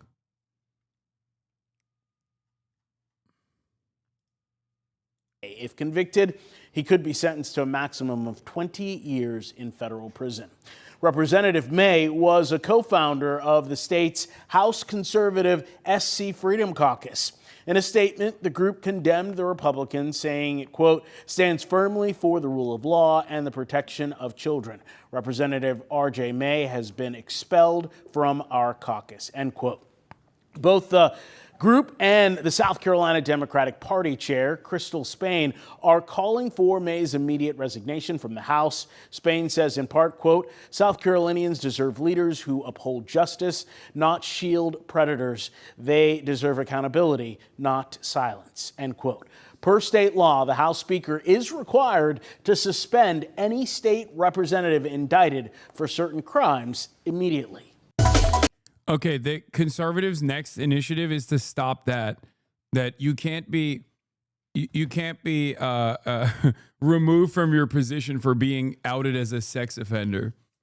I can totally see that being the next step, because the Republicans are like, we can't have a no pedophiles rule. That's like literally half our bench, right? They just cannot.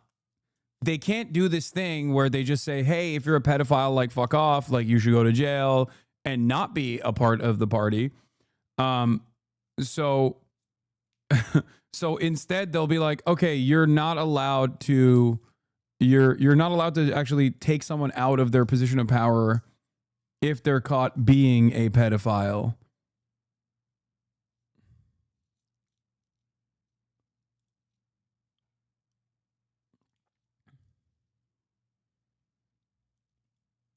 Incredible.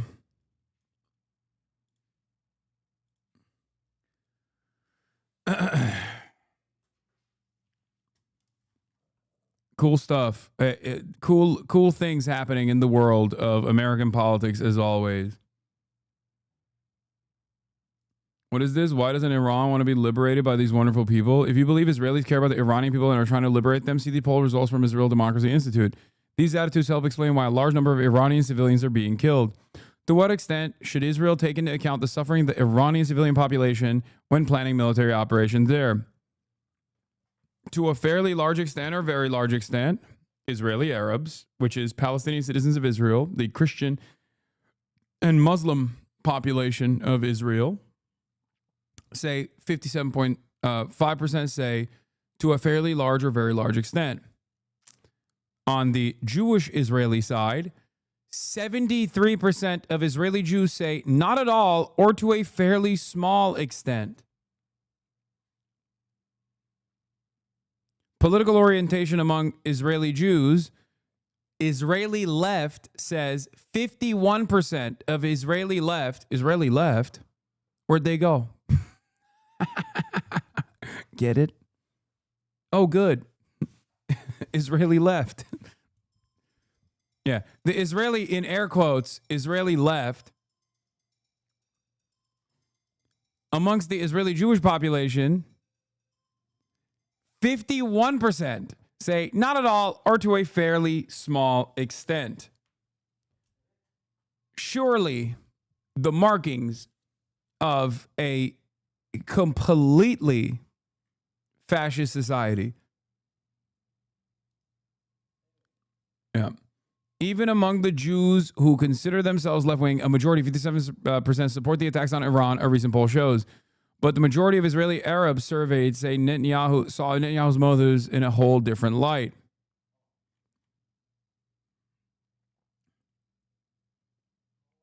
Bro, you might as well get married and have a child just to have your humor be at least acceptable. Okay, dude. Yeah, I'm making dad jokes. I know.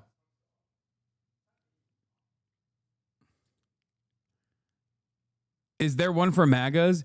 Israel is the most Florida-coded country on the planet. The entire nation is MAGA. And I mean like literally MAGA as far as like feeling like Donald Trump is God. Donald Trump is a more popular politician in Israel, at least last year. Donald Trump was a more popular politician in Israel than fucking Benjamin Netanyahu. There are settlements named after him.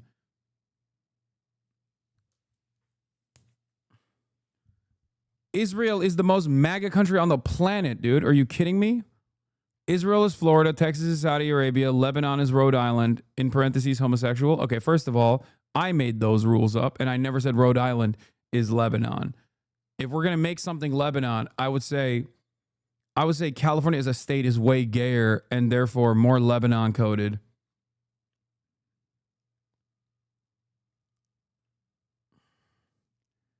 But yes, Israel is Florida and Texas is Saudi Arabia. That is 100% true.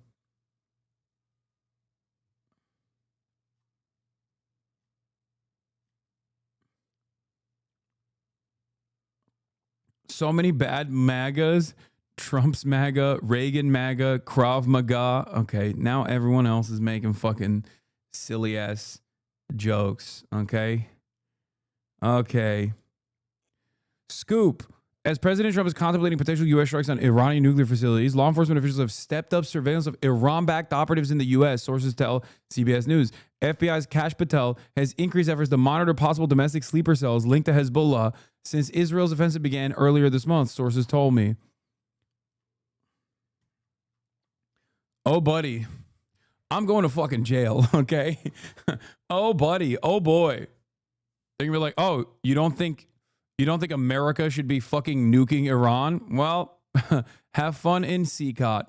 In Turkey, we have a saying, Silivri soğuktur, okay? Silivri is the jail that a lot of the political dissidents are sent to unjustifiably by the Erdogan regime.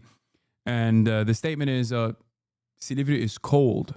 You know, the implication is you're going to go to Silivri. We're now in America, we got to say, Sikat is cold, brother. Is waiting for you. Sikat. Waiting for you.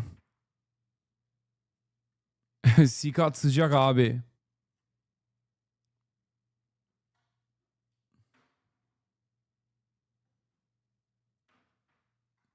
Things are unraveling even more than they have been, and the only distraction in the Trump card is the bomb. Sikat is hot, though. El Salvador is hot as fuck. Okay, Sikat is hot this time of year. Can you refund me the subs, then? I'm not sure you get the stream from Guantanamo. That's crazy.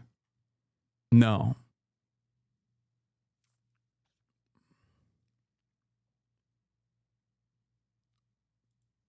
Uh-oh.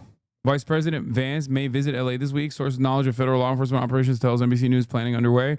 Guard units federalized by Trump involved in planning for a visit by high-level officials. Who's he going to assassinate this time? Who's he going to stand next to? Gavin Newsom is done. The plague is coming. The plague is coming.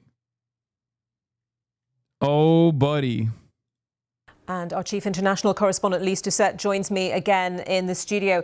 Lise, we were speaking a little earlier, weren't we, about the hopes, the possibilities of a diplomatic solution. Let's just pick up with that and talk about that a little bit more. Well, everyone is on tenterhooks. Certainly there's a lot of telephone calls going on between many capitals. That includes capital in the region of the Gulf states like Saudi Arabia, United Arab Emirates, Qatar, who very much want to avoid an escalation in the region. And all-out war in Iran is so close to them geographically, right across the waterway. Western capitals are also really concerned. They've all called for a de-escalation, even as they say Israel has a right to defend itself. There will be this meeting. What do you mean? What do you mean? What do you mean? Tomorrow. What do you mean? Israel's a right to defend itself. It's like a death sentence, dude. It's like a fucking death sentence. When someone says Israel has a right to defend itself, they just mean like Israel gets to kill everybody in the region however they want. You know what I mean?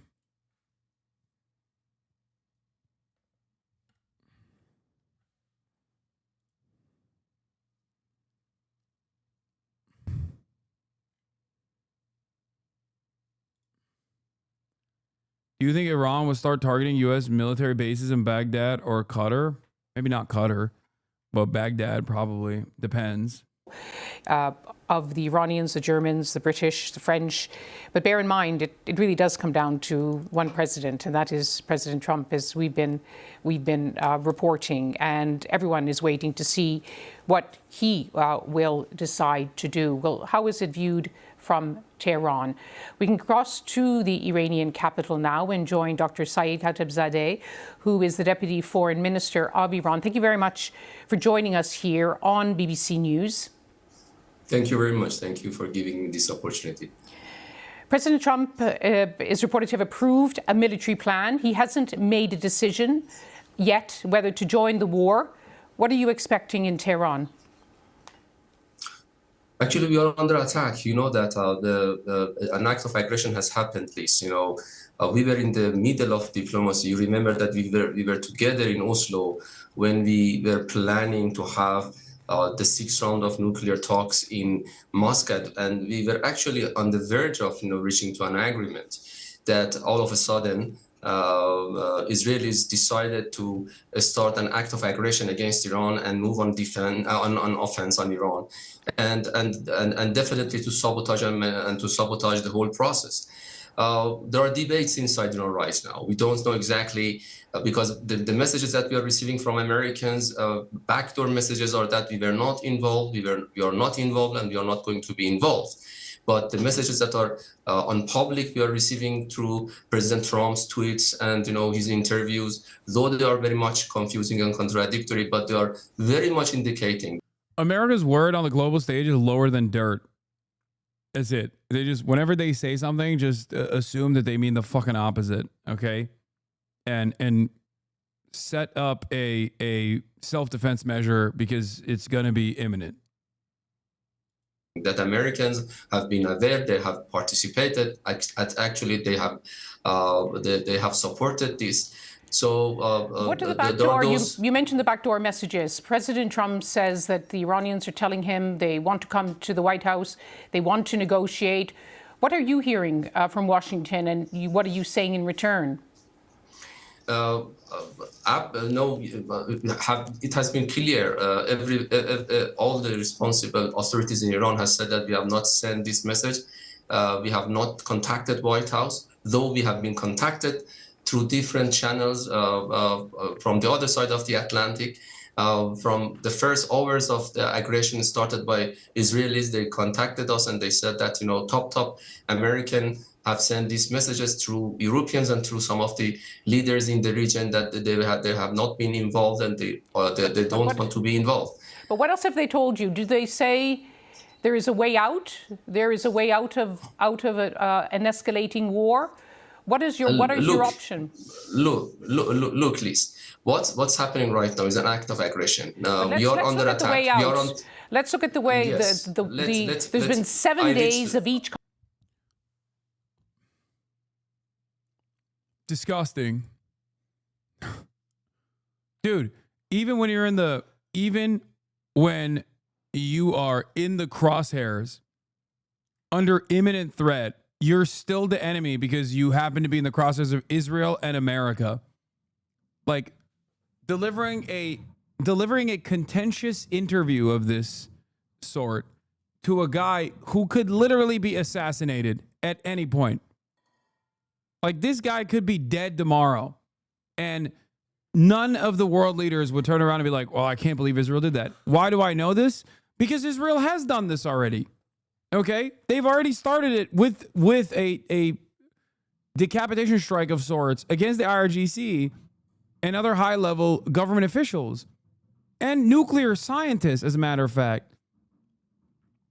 And these guys just fucking sit there in their comfortable studios in the Western world and basically go, oh, well, you know, we're just looking for solutions here. It's like, how do you see yourself getting out of this? Come on, Hasan, do you really believe that? Yes. What? What are you talking about? Yes.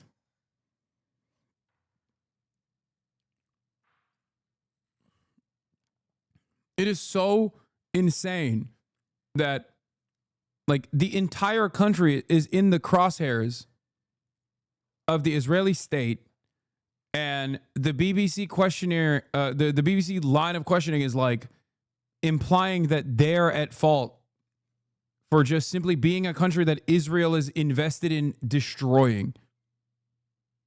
If you can't see that, if you can't understand this dynamic and how insane this dynamic is, like, I don't know what to tell you.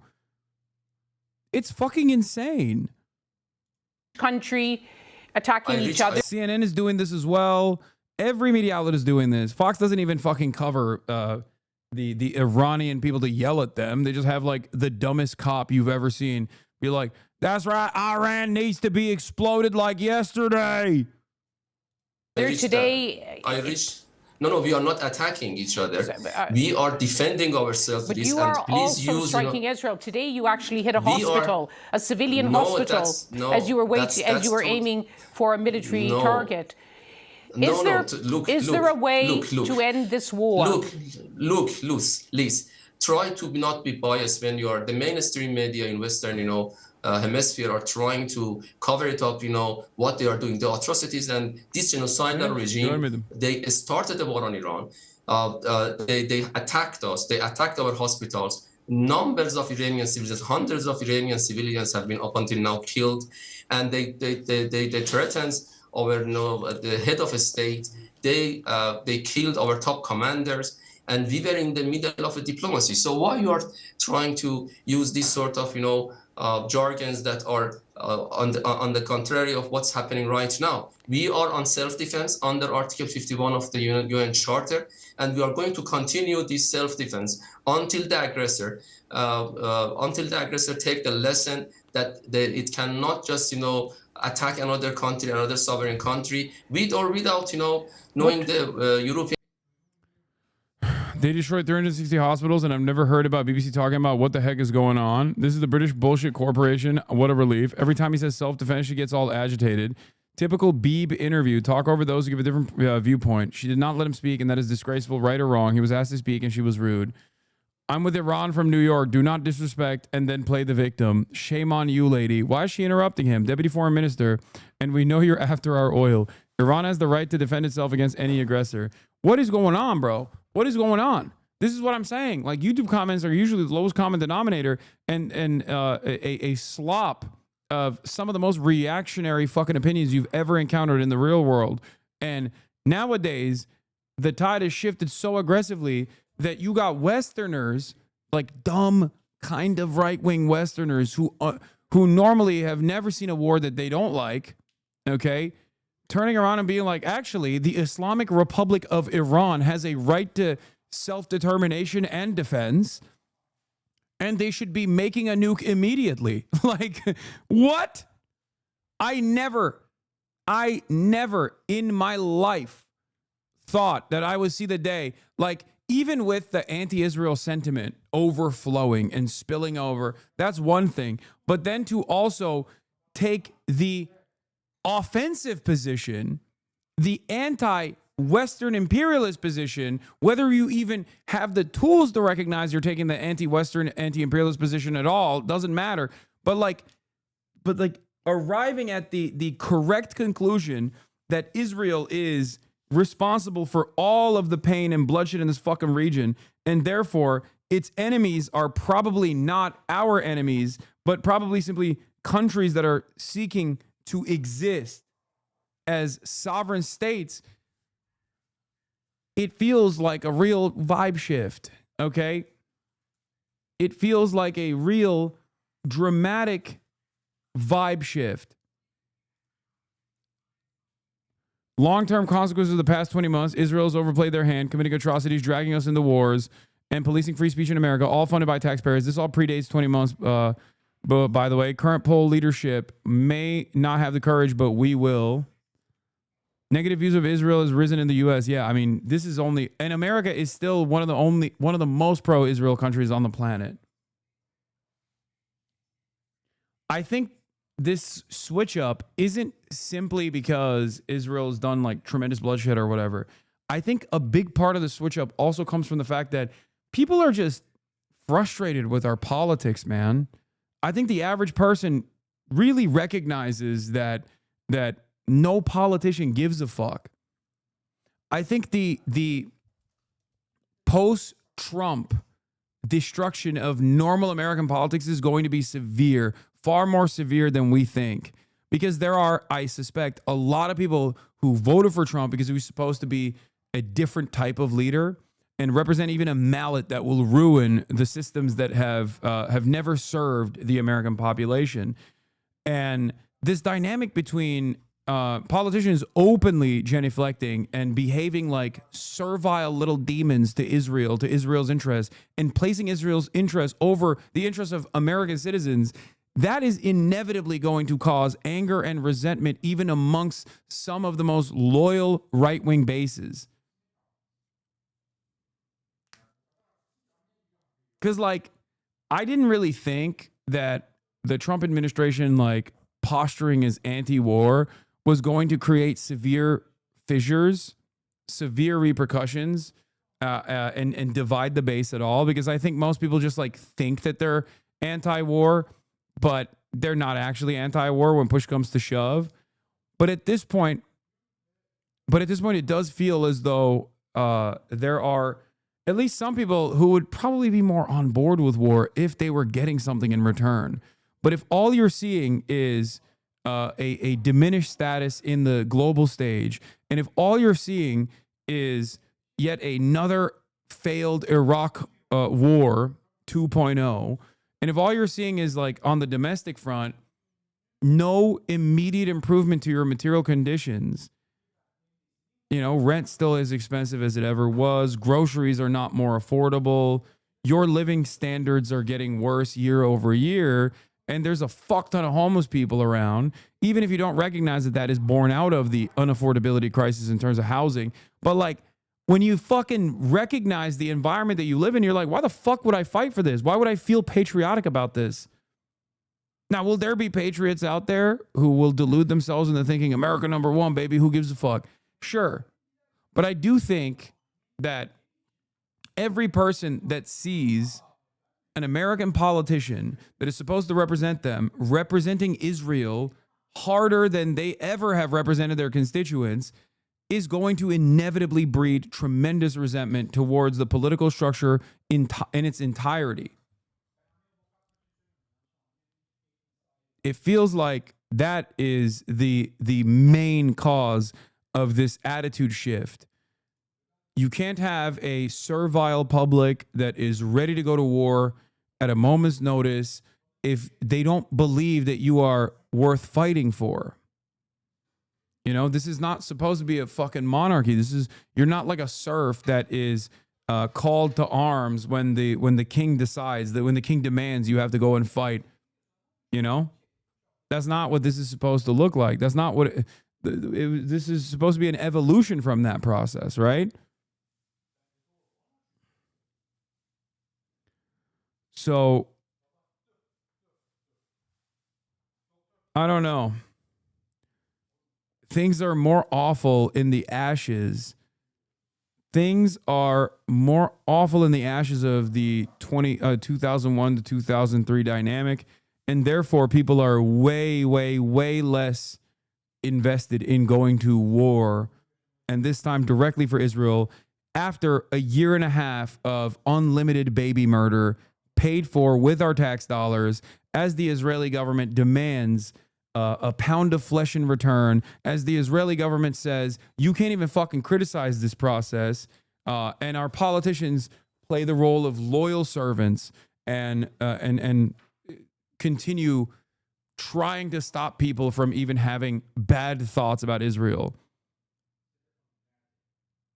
I watched a streamer during the LA protest that used to be a Tim Pool fan and thought Trump would be a change, and now he regrets it and supports AOC because he sees everyone as a liar politician. He used to be in the Marines.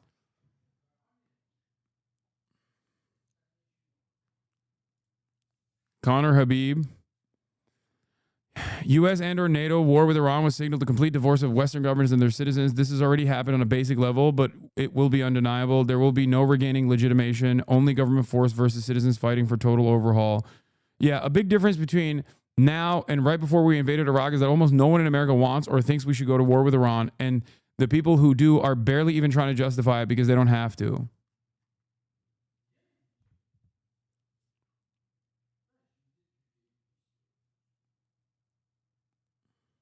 That is basically where we're at. And I think a big part of this is, unironically, the constant lies that both parties have served people.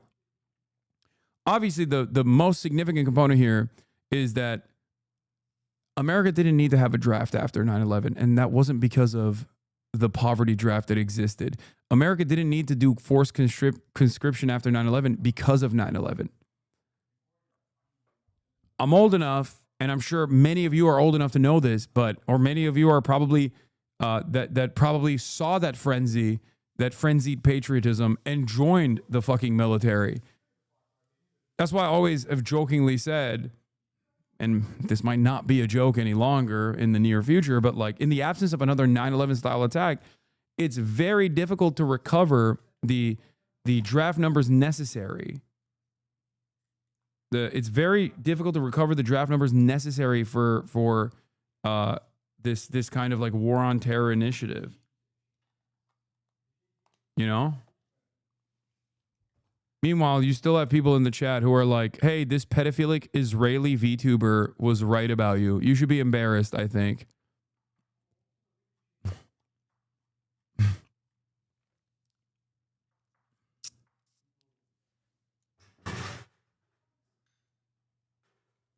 Like, that's crazy. Crazy admission, big dog. Not this. Wherever the other guy is.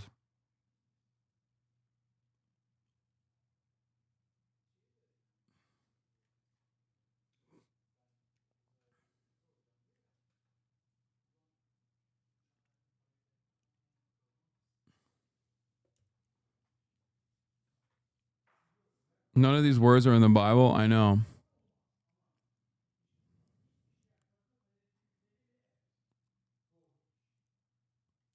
$20 to 25% of the population is always stupid maxing. True. In this segment, speculating what an Iranian nuclear site would look like. Clip from Halal Flow. They briefly show an image of all the world's nuclear states, and they include Israel in it.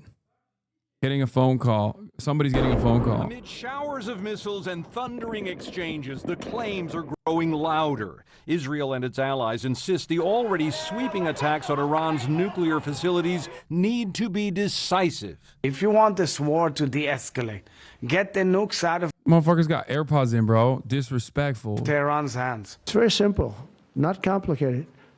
Iran cannot have a nuclear weapon. For decades. What about those Eric Prince mercenaries?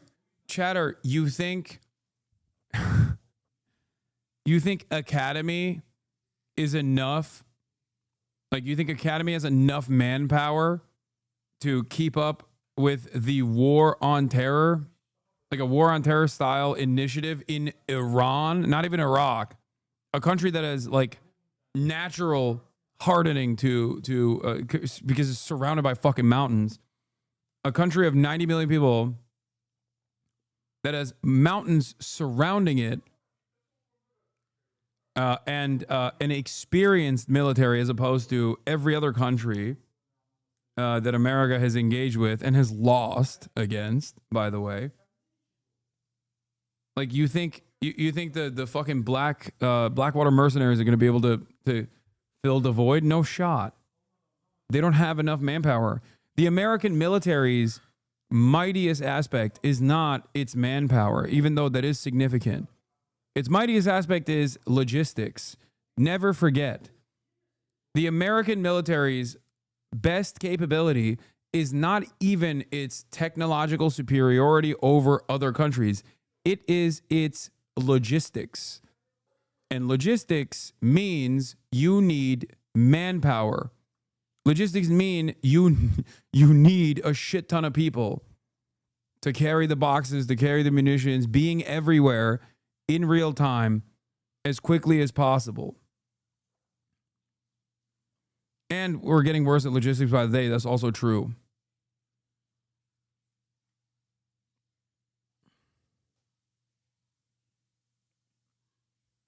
Soldiers win battles, logistics wins wars. Iranian leaders have been building a nuclear program which they say is for research and to generate electricity. Indeed, just days ago, Iranian leadership reiterated they have no intention of building a nuke. But intelligence and military analysts say Iran has long been stockpiling refined uranium, developing more powerful missiles, and mining the Calling Afghanistan inexperienced is pretty disingenuous. You think the ascetic fucking Taliban forces and the Mujahideen forces, even though they did have a tremendous amount of combat experience, you think that's comparable to the fucking IRGC and the Iranian military? Come on, dude. The Taliban were using our weapons that we gave them that they could use against the Russians. They got training from us versus a competent military of a sovereign state that has been effectively in combat in perpetuity against ISIS and other Salafist militias in the fucking region since America started doing the war on terror.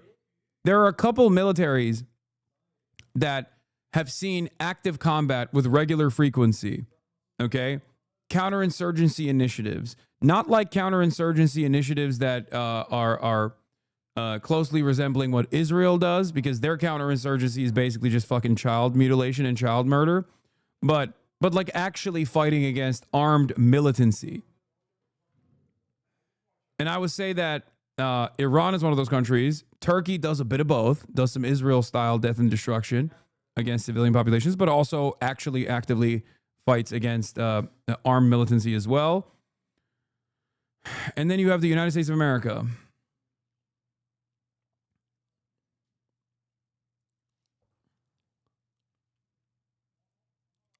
technical knowledge of allies, including Russia, with hopes of someday becoming the world's 10th nuclear-armed nation. The Iranians are definitely... Pakistan, I don't know too much about the Pakistan military, but I think their Air Force is really good, right? That's what I've heard. I've heard that the Pakistani Air Force is like superior. Much closer than they were 5 or 10 years ago. And it is certainly true. Yeah, look Look at the countries with nukes. Oop, there it is. Israel. What? That's crazy. World's 10th nuclear-armed nation. The Iranians are definitely much closer than they were 5 or 10 years ago, and it is. Yo, bro, why do you think Westoid normie audiences get mad when their favorite entertainer is Muslim? What do you mean? Who? Barack Obama? The secret son of Islam? Barack Obama, the 12er Shia.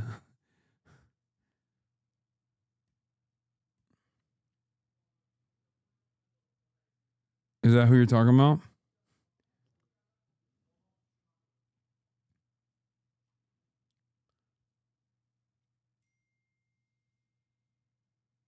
Dude, there is 60% enrichment. There is no debate. They don't have weapons that are nuclear. This discussion is so fucking stupid. Okay.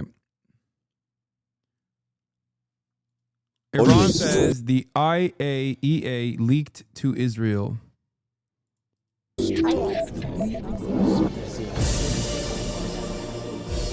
In an attack that shook the world, Israel bombed Iranian nuclear sites that were under inspection by the International Atomic Energy Agency.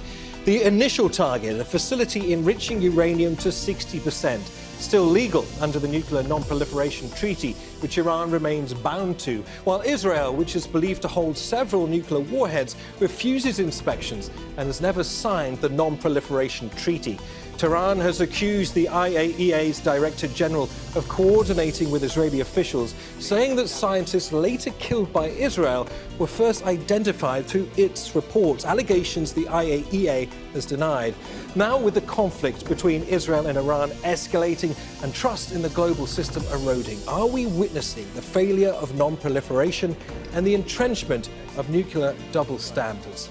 Rafael Grossi, Director General of the International Atomic Energy Agency, thank you for talking to Al Jazeera.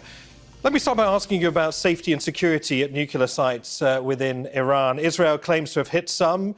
Iran seems to be pushing back on some of the facts provided by Israel. Given the claims of internal contamination and damage to uranium enrichment centrifuges, how close could we be right now to a major disaster?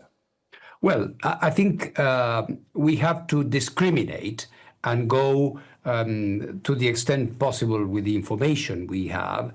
He looks classically evil. I mean, I don't know. And go facility by facility to have an accurate analysis of this type. I fucking hate my life. I can't believe there are really Muslim Sunnis that say other Muslims are being empathetic to Iran because they are Shia. Bro, I think the Shias have experienced a tremendous wave of support from the rest of the Muslim world, both with first the Ansar Allah initiatives against Israel, and also now with what Iran is doing. If anything, I have heard more from Sunnis that normally would be like, yo, fuck these guys, actually turning around and being like, actually, fuck our governments. But they haven't done shit.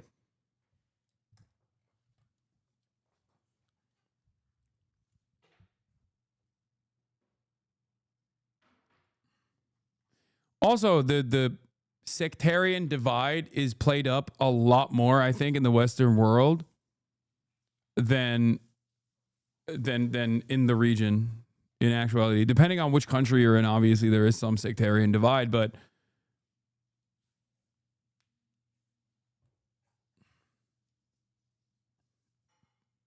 like nobody gives a shit. Like I've never met someone that's Muslim and I've been like, oh, are they Shia? Like I'm Sunni, technically. You know what I mean? You're just Muslim. I would say that it's like it's literally less of a divide in the eyes of most Muslims than even like the Catholic Christian divide, which from my perspective is not even a divide at all. You're all Christian. I don't understand why the fuck you guys act like it's like totally different, but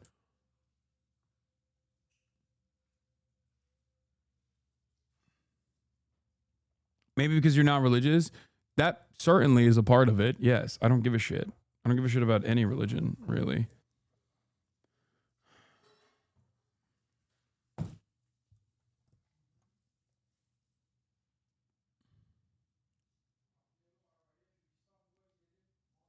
I'm Shia and it's rare people ask.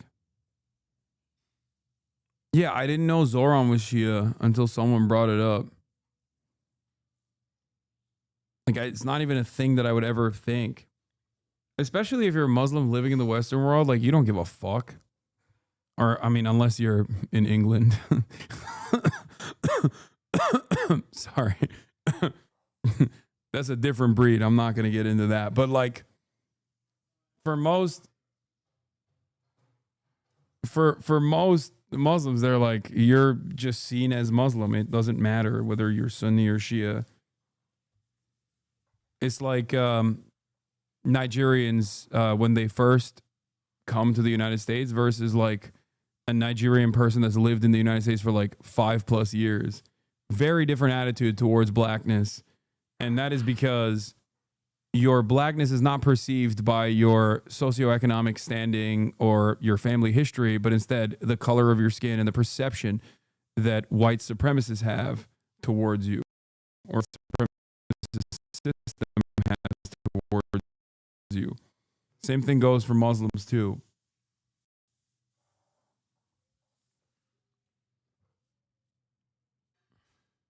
Uh-oh. Baby F, baby F, baby F, baby F. Is back. It's back. Israeli strikes kill civilians across Iran. Hundreds have been killed. Among them are a poet and her family. What is this? Why are you sending me this? Oh, I wanted to show you guys this thing instead. Hold on. Babe, wake up. The sleeper cells of feminist regime change have been activated. As much as I do not want to get dragged into Israel's beef with Iran, I don't want to see... I don't want to see you posting Iran has the right to protect itself if you were raising awareness about the Mahsa Amini protest 2 years ago. In the meantime, please pick up a copy of The Handmaid's Tale, which was inspired by the Iranian Revolution in 1979. God, white women, man. White women, agents of regime change. POV, you're a Gen X woman and you're old enough to remember when Ayatollah Khomeini robbed Iran of their freedom. I dedicate this little dancey dance to my Iranian Gen X sisters who remembered the taste of freedom as little girls. Chuck those hijabs, ladies, says Gen X Auntie Cat.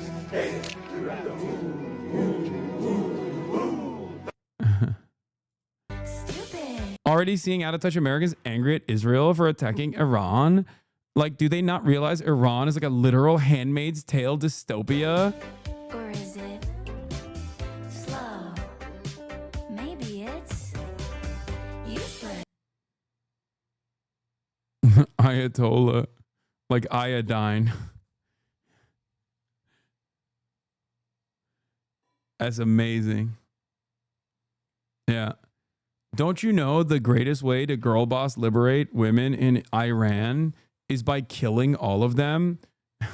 Excuse me, don't you know the best possible way for women's liberation to take place in Iran is by doing a decapitation strike while simultaneously allowing B-2 bombers to drop bunker buster bombs in the Fordow nuclear facility that is deep underground with numerous with numerous and precise and maybe some imprecise strikes. This is the best possible way to liberate the Iranian women, sweetie. Do you see Jenna stands with Iran? Jenna Ortega shows solidarity with the people of LA, Palestine, and Iran. A new Instagram story. The world is crying all over. People in Los Angeles being torn away from their everyday lives in Lord. This is why Times of Israel famously considered Jenna Ortega to be as deeply of an anti-Semitic person as Kanye West. That's a real article the Times of Israel wrote, by the way. They arrived at the conclusion that Jenna Ortega was actually a more insidious, a more dangerous anti-Semite than Kanye West because she was making valid points about Israel's depravity. My thoughts are heavy. My heart, Palestinian cries are still being buried in everyday media. My thoughts are heavy. My heart follows. It is normal to feel confused and hopeless during this time, but I strongly advise you never stop paying attention. How can we care about anything else as human freedom spanning across the sea or being violated with such violence? Listen to another and love, but be angry too. Educate yourself as best as you can. To say this doesn't concern you or that it isn't your problem is a privilege under abuse. Where did she talk about Iran? Oh, innocent civilians in Iran are caught in the middle of warfare.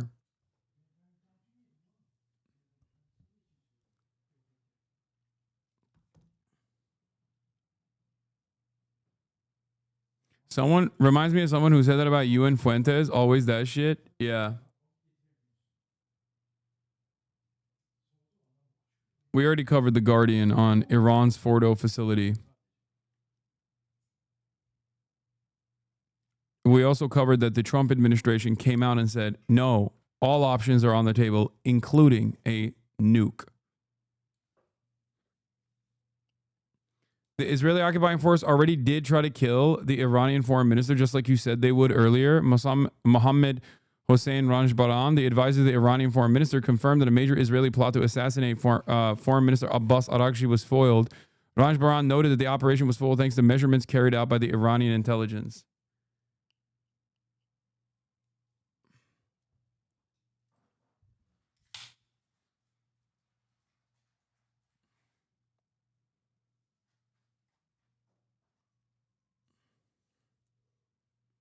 Yeah, by the way, when someone says they're going to use a tactical nuke, just know that that just means they're going to use a nuke. Like there's no such thing.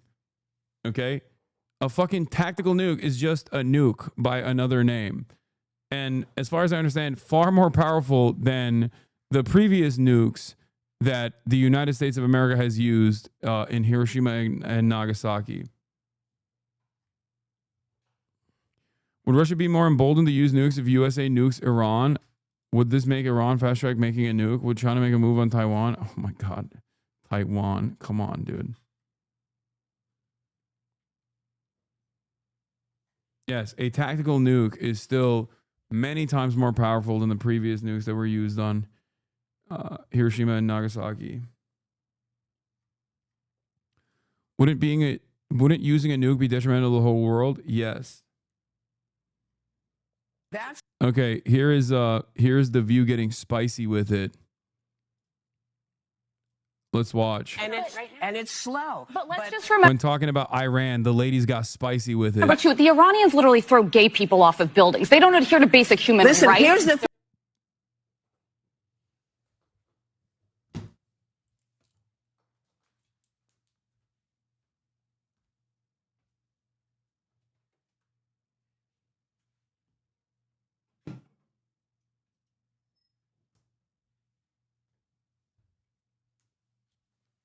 Bro.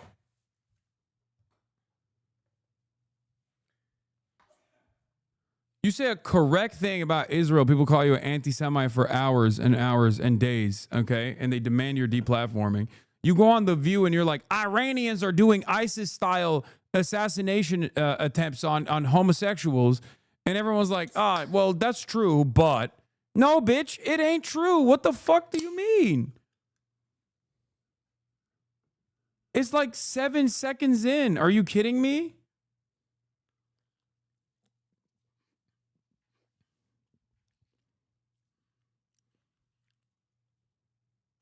They say this about every Muslim country, dude.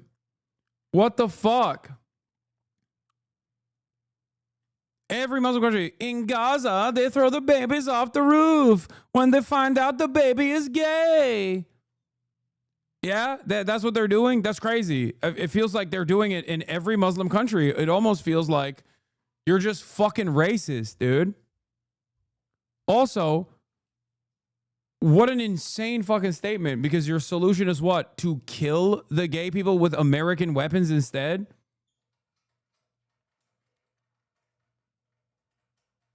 Let's not do that, because if we start with that, we have been known in this country to tie gay folks to the car. Where the Iranian regime is today in 2025 is nothing compared to the United States. Hanging black people. So it is not even the same. I couldn't step foot during this. Wait. That's not what you mean to say. Whoopi actually brings up a very good point, which is, do you think it would be justifiable for the USSR to nuke the United States of America because there was segregation implemented in the United States of America? Do you think it would be valid for the USSR, after nuclear proliferation, to nuke the entire fucking countryside for, you know, hanging black people with lynch mobs?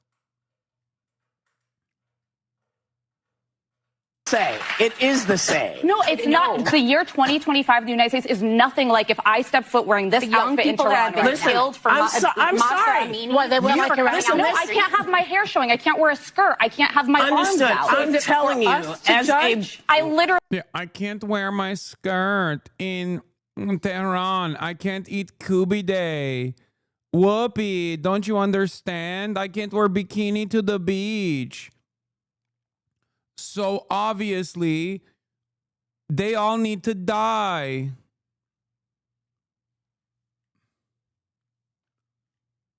We need to kill them. I can't wear my skirt to beach and eat Kubi Day. Literally said it was up to the Iranian people. Yes, it is up to them. And that's why I am saying that it is the same. Also, what she's saying is not even fucking completely correct. But I'm not even going to get into it because people love to latch on to this. Any sort of course correction about like the day-to-day existence in Iran, okay, is immediately met with tremendous response because most people are operating off of this false fucking notion as well.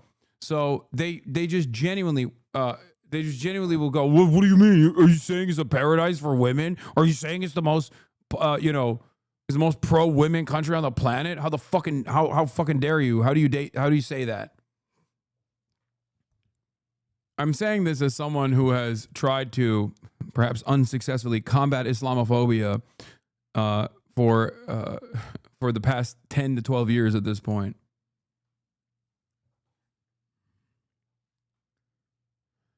Oh. Yeah. Did you guys know that there's a country in the region where if a woman is raped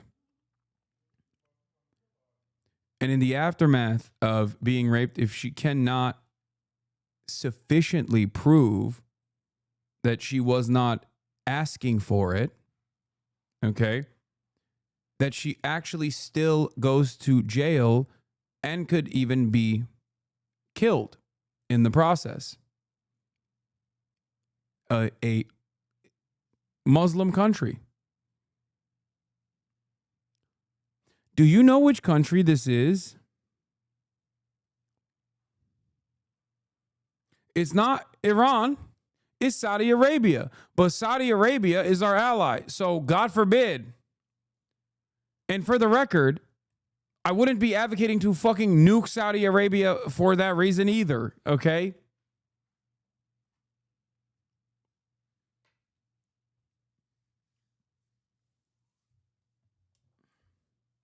Crazier fight against anti-Semitism has gone better than your fight against Islamophobia. I mean, I don't know. I don't know if I'm making an impact on the fighting against anti-Semitism either. I feel like there's a overwhelmingly powerful force of anti-Semitism that's growing directly as a consequence of people associating Israel's disgusting affairs in the region with Judaism and Jews in the United States of America. Sometimes that conflation is being made, in a lot of instances, as a matter of fact, is being made by Jews in the media, ironically enough, which is fucking crazy. It's like if I were running around and being like, I love ISIS. ISIS is like actually true Islam. It's in the name. How dare you fucking criticize ISIS's actions? That's Islamophobic. Murdering someone for their difference is not good, whoever does it. It's not good. So that's why I said you weren't saying what I heard was not what you meant. I think it's very different to live in the United States in 2025 than it is to live in Iran. Not if you're black. Not for everybody. Not if you're black. Guys, don't go to Tehran. Do not anyone at this table should go to Tehran. Let me tell you about. Oh my God. She's still talking about the Quran. This is just pure Islamophobia. What the fuck are you saying? Is Turkey like that? I mean, is Iran even like that to the extent that she claims it is? It's not, by the way. The answer is no. There are definitely regions where even the Islamic Republic has had to forcibly have to back away. She said, have you been to Tehran? Oh, ironically enough, many parts of Tehran are exactly what I'm talking about, where you can freely fucking not cover your hair. You don't need to cover your hair. So she's literally wrong on that front. I thought she said, have you read the Quran?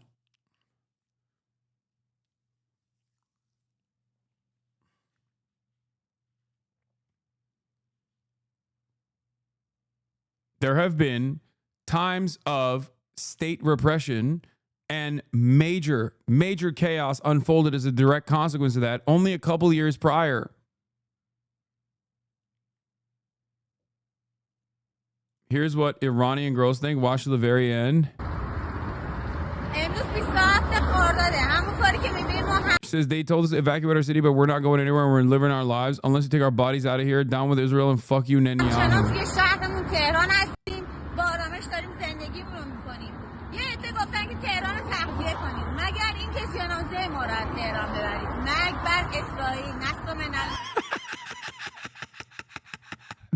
Bad Israel. I didn't say that. I was just repeating what she said. I was just laughing, but I'm also shaking my head disapprovingly at what she said. Oh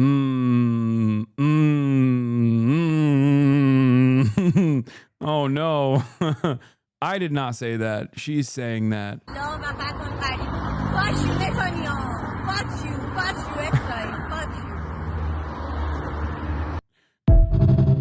We just saw an Iranian female streamer without a hijab get bombed a few days ago. They're so extreme in Iran. Wouldn't she be in jail?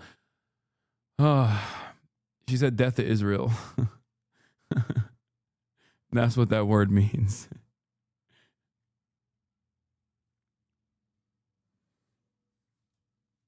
And then she said, "Fush you. Fush you, Netanyahu."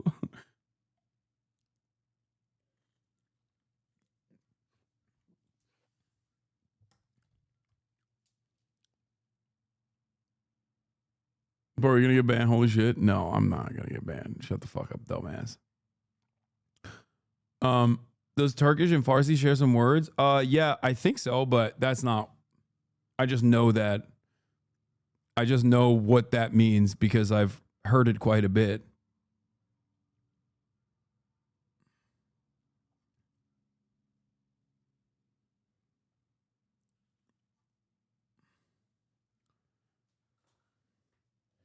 Yeah, someone should tell this woman that she has to cover her hair or she'll be thrown off of a roof, dude. It's so funny to gay wash the attacks on Iran because the U.S. nowadays still sees regular hate crimes, not even just the trans people, but all queer folk in every country's rural areas are generally weird conservative. Seen I myself in Mexico is absurd.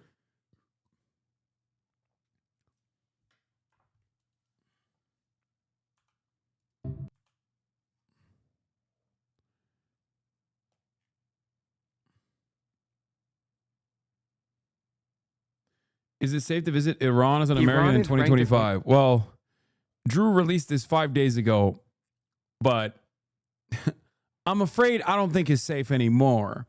And it's not because they'll kill you, like the Iranians or whatever. It's Israel will kill you. So no, the answer to that question, the answer to that question is yes, but not anymore.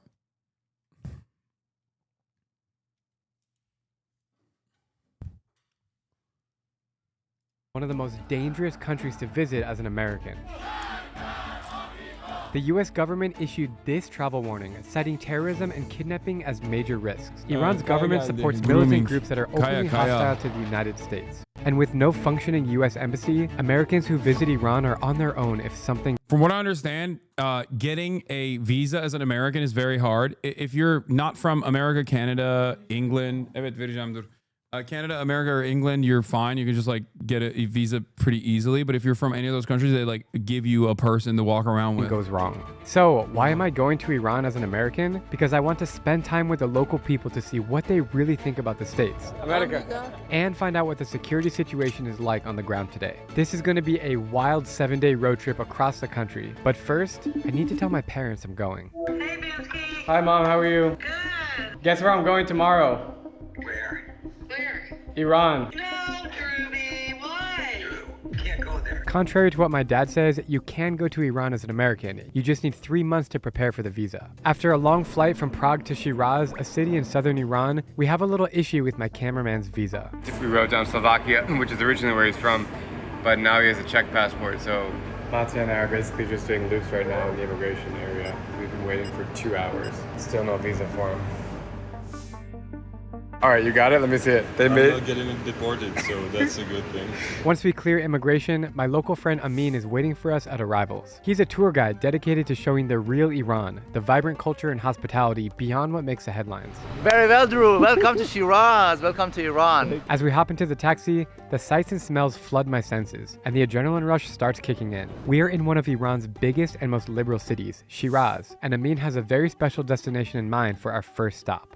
We're here inside the pink mosque in Shiraz. It is stunning. You can see pink all around us. These beautiful tiles and mosaics on the windows, they make this incredible reflection. It's one of the most spiritual places I've ever been. It's really, really cool in here. The women are dressed in these beautiful colors. You can see like even the roofs are covered in pink flowers. Having this special type of stained glass windows is also very influenced by the European art. Is it different than the other mosques in Iran, or is it kind of the same like this? Most of the mosques in Iran, they are in dark blue color. What makes this mosque more different is the special pink color they use for the tiles of this mosque. All original from 19th century, and this is mostly European sceneries painted on the tiles. I was gonna say. Even on some of the tiles over there, you can see some of the buildings like churches. After the mosque, we're heading to Iran's most important historical site, and a place that every traveler who comes here has on their bucket list. We are in Persepolis, an ancient site built in around 518 BC on the order of BC,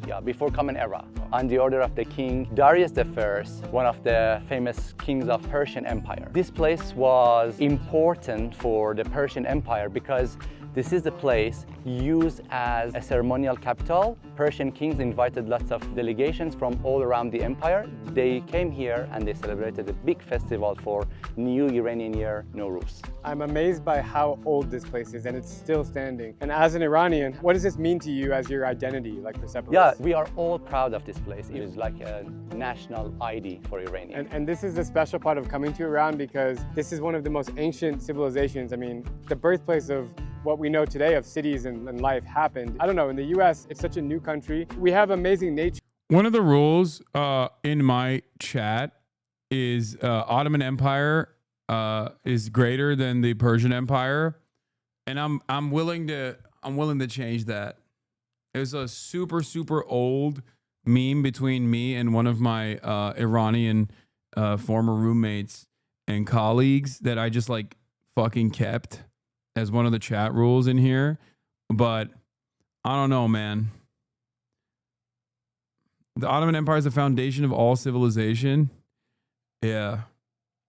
It's not even close, Haas. I'm sorry. They are OP. Guys, it's a joke, okay? It's a joke. Anyway. Hasan kaşınma. Oğlum Erdoğan ne yapıyor? Erdoğan ne yapıyor? Kendi parmağının üstüne oturuyor Erdoğan her gün. İsrail, Netanyahu diyor. Ondan sonra bir bok yapmıyor amına koyayım.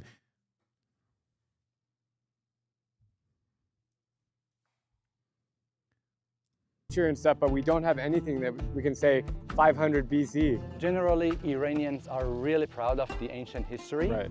I can feel it here when local people, Iranians are here. They are really proud of visiting this amazing historical place. The most important thing about Persepolis is whoever worked here was paid. We have documents about that. Cool. We have clay tablets found during the excavation So they weren't.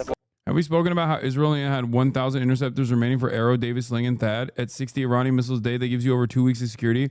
Hence why Trump is giving 2 weeks, and news outlets say it only has 2 weeks of interceptors left. But Iran has about 1,800 missiles that can't be intercepted by Iron Dome. Check last comment. No, I already talked about it. That's why I said I think Trump is going to do this before the 2 weeks ends.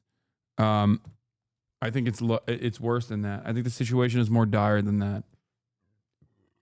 We delivered more today, I'm pretty sure, but it doesn't matter.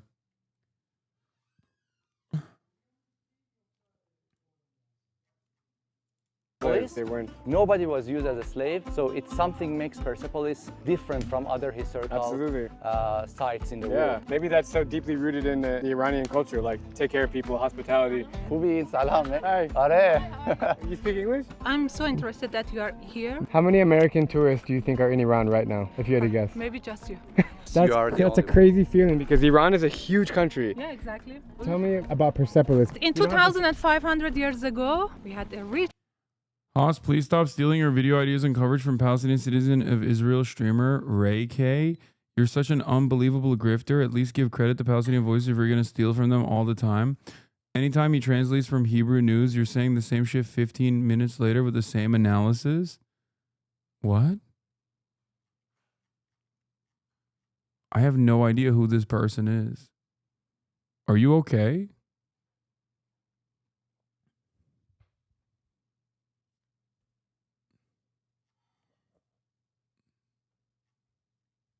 What?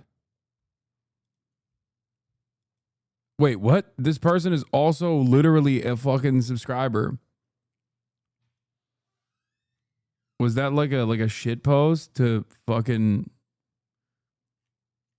promote Ray K? Is that what it was, Gay Lennon?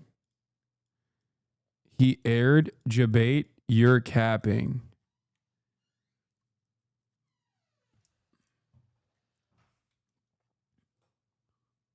What the fuck? Why don't you just, promote this guy better?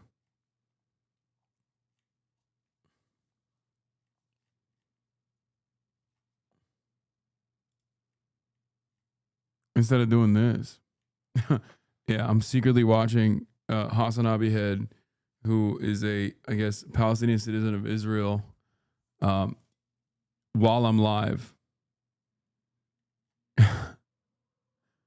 Famously, I'm watching him in the other screen right now to steal his takes, to steal from Palestinian Voices.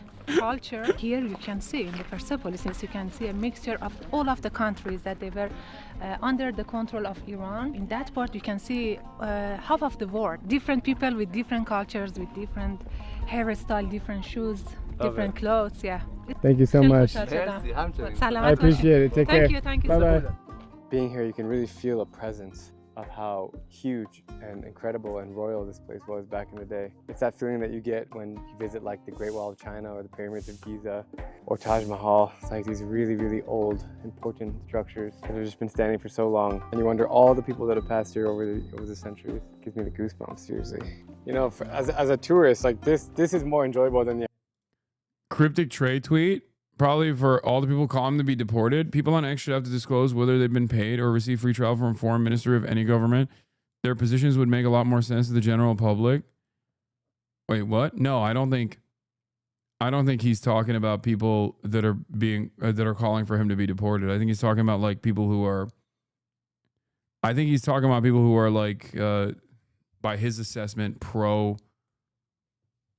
Qatar or whatever, and like anti-Israel, because like remember, Trey's been outspoken about like Palestinian journalists being slaughtered, but like he's still a Fox News correspondent. He is not pro-Palestine by any means.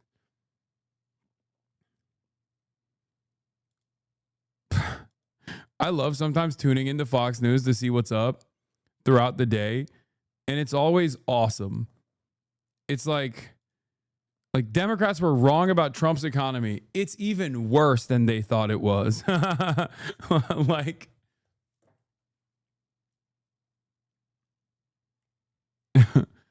wow. Incredible coverage. Incredible coverage. We were doing Whoopi Goldberg, I forgot, who was defending Iran. About being in this country. This is the greatest country in the world. But yeah, I know that. And we all know that. But every day we are worried. Do we have to be worried about our kids? Are our kids going to get shot because they're running through somebody's neighborhood? They are not big deals. And I don't mean to say they're not big deals to you, because that's not women, what I meant. And they are not doing well there either. They are not doing well in Iran. They are not educated. They cannot property. They're not educated. What the fuck are you saying? Women are not educated in Iran is a fucking psychotically dumb American perspective. I fucking hate how stupid the average American is. How is this anything but white supremacy, man? Okay, saying that, you know, there are repressive forces in the country is valid. It's not wrong, okay? There are repressive forces in the country for sure. But to say that Iranian women are not educated is literally the most wrong thing you can say. Iranian women are more educated than American women, clearly more educated than you. Oh my God. Oh my God. Oh my God, it makes me so mad. It makes me so mad how fucking stupid these Orientalist perspectives are. And it makes me extra mad because I know people that watch that in America also fucking think this, where they just sit around, okay, barely literate, can't even speak one fucking language, okay, let alone multiple, and they just go, hell yeah, she's right, she cooked, that's tea. That's right. Iranian women are actually fucking stupid. Oh my God. Oh my God. I've been privately crying a little bit these past few days just thinking about the goal. It seems to just obliterate the Middle East and its cultures and history. It's not fair and it's just so fucking racist at its core. Yeah.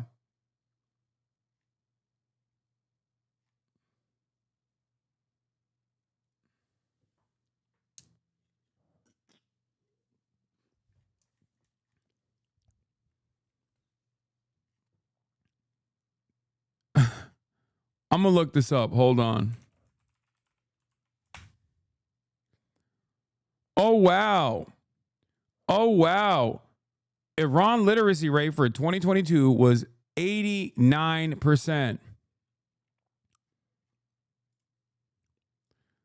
Let's look at the American literacy rate.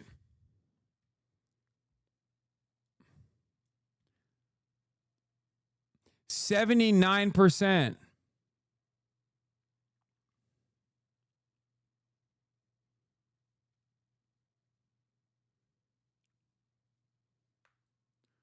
Is one Google, Iranian women are 60% of Iranian university students and 70% of STEM graduates.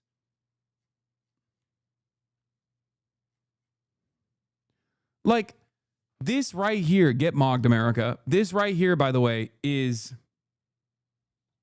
just racism through and through, for the record. This is exactly the same principle that white supremacists had towards black people, the notion that, like, black people are just, you know, lesser than white people for no real reason other than just like they thought it, okay?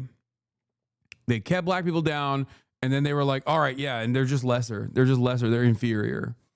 It's the same exact shit. The reason why I'm using black-white dynamics here is because Americans only understand, like, barely, but only understand anti-black racism.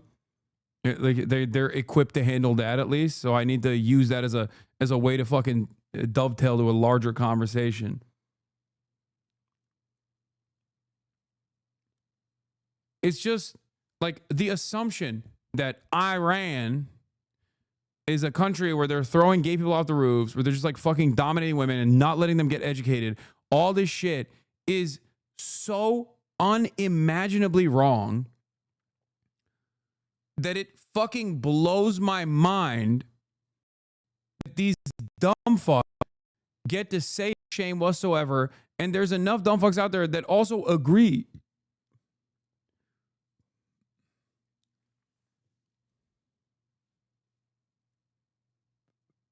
It's crazy.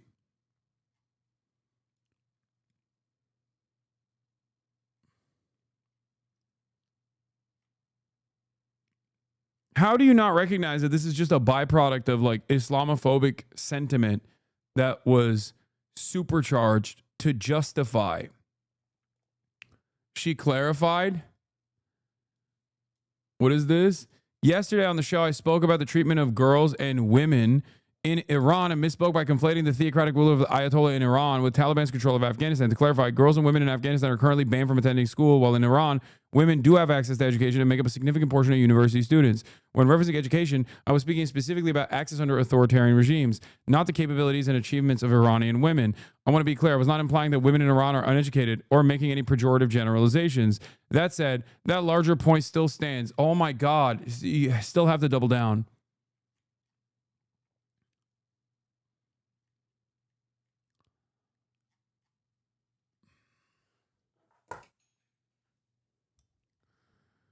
Oh my God. I would not want to be a woman living under current regimes in either Iran or Afghanistan. Despite their differences, both governments impose serious restrictions on women's rights and freedoms. You and your government want to impose serious restrictions on your rights. Match that up. Okay? Talk about your government. Okay? Talk about your government while simultaneously your government is dominating those places as well. The reason why there is any sort of fundamentalist attitude in governance in any of these countries is directly tied back to American intervention and American involvement. Oh my fucking Lord. Whether it be the Iranian Revolution or whether it be Taliban-controlled Afghanistan, twice. Not once, but twice, as a matter of fact. Fuck. This shit pisses me off so much, dude. It is literally the global version of white supremacist attitudes. Okay, it is the global version. You fucking enslave black people. You refuse to allow black people to integrate into society. You keep black people underserved, and then you fucking act as though there is like an air of superiority about you simply on the basis of the color of your skin as opposed to their skin. It's the same shit. You dominate these fucking regions, and then you destroy them, and then you leave them in a state of disrepair, and then you continue dominating these fucking countries. And when people rise up and resist, the most successful factions of resistance are fundamentalist oftentimes, because those fundamentalist forms of resistance are seen as the most uncorruptible forces, okay? The least tarnished by Western influence forces. They also then turn around and actually implement repression as a byproduct, because they say, like, the more fundamentalist you are in your expression, the less Americanized you are, the less like liberal you are, okay? Because liberalism and all this stuff is seen as an expression of Western domination in these regions. And then these dumb fucks will turn around and be like, oh, they're so stupid. They're so stupid. They're so uneducated. They're so violent. It's vile. The barbarism of the West is so fucking unimaginable. The barbarism of the West is so vile. Just because you're wearing a fucking suit while doing it doesn't make you any less barbaric. It's disgusting. United States. I'm talking about here. Nobody wants to diminish the very real problems we have in this country. That is no one's intent. Good. But I think it's important we remember there are places much darker than this country and people who deserve rights. Not everybody feels that way. Not everybody feels that way. Listen, I'm sorry. You know, when you think about the fact that we got the vote. Whatever, Trot, go globalize the Intifada, America. You are not white Chinese. You have betrayed your lineage with your anti-Kaka. China always great. America stands. You must do a walkabout in Chinese countryside to regain your status. Call me a Trot. Globalize the Intifada is a Trot attitude to have. Permanent international revolution. Globalize the Intifada. I love getting mad at this term simply on like different Marxist orientations. Seems a little too close to comfort for me. I, a Stalinist, despise. I, a Orthodox Marxist-Leninist, despise this this fucking Trot attitude of permanent international revolution. You thought you could sneak that by me.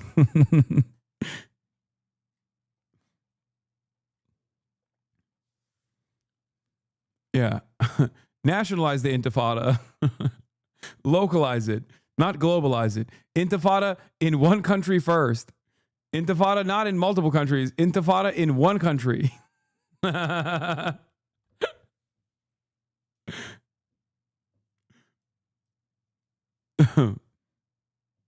1965.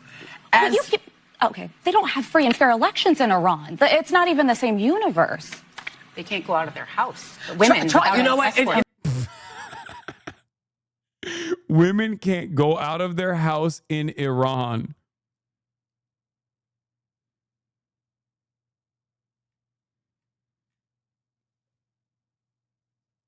Incredible. Brilliant analysis. The literacy rate for women in Iran was below 25% before the Iranian Revolution as compared to 85% now. Kürtaj yasak olan bölgelerinizi bombalasak olur mu Hasan? Bak, this Turk says, can we bomb the parts of America where abortion is illegal? It's true. Again, great question. You can't get a fucking abortion in some of these places in the country now. Should we bomb them? Will we liberate the women? Will we liberate the women from their bodies by destroying them with munitions?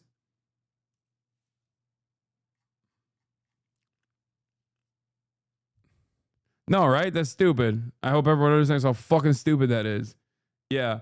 America, the beacon of caring about women. A pregnant, brain-dead woman in Georgia was kept on life support. Experts say it raises ethical and legal questions. Adriana Smith was 8 weeks pregnant when she was declared brain-dead. 31-year-old Georgia nurse and mother was just 8 weeks pregnant when she was declared brain-dead in February after suffering a medical condition. However, the family claims the hospital told them legally she had to be kept on life support to allow the fetus to grow due to the state's strict abortion law. Her family alleges they were not allowed to have a say in whether to continue her care, according to local Atlanta station 11 Alive. Last week, Smith's baby was born by emergency cesarean section, weighing under 2 pounds and needing care in the neonatal intensive care unit. Oh, baby was born 3 months premature because the mother was literally rotting.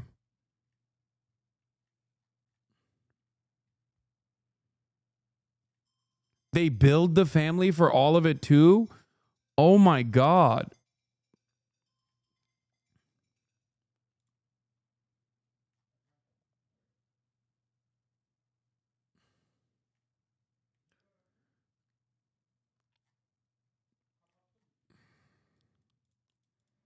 Incredible, incredible pro-women country.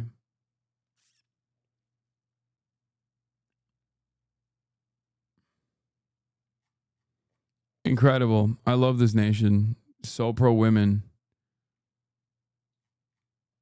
So pro-women. Unimaginably pro-women. There's no way I can make you understand. Let me try something. It's like try to reverse roles with a black person in this country, let's say, because I think that's what you're talking about. Yes. Just try to understand from their point of view. From that point of view, this country does not do them well. Does not go to them. I completely acknowledge that, but and we shouldn't compare atrocities. If you're talking about Iran, of course, is doing worse things, but relatively speaking, it feels bad. Okay, but I think you know that Iran is significantly worse. This is just pure imperial cope, by the way. Iranian women can't post TikTok dances? What?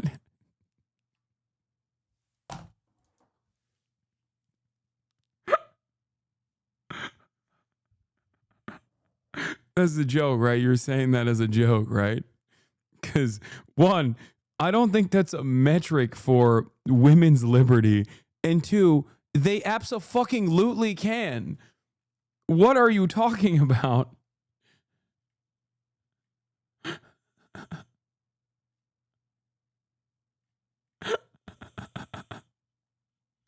What is the... What the fuck? I mean, they can't right now because the internet's shut off, but I think that's what it is. Ay, ay, ay. Oh.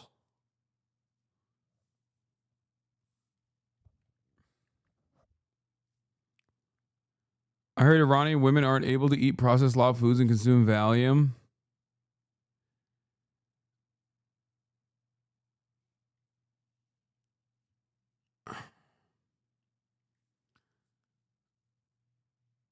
Bro, one thing I know about Persians is they can't stop dancing.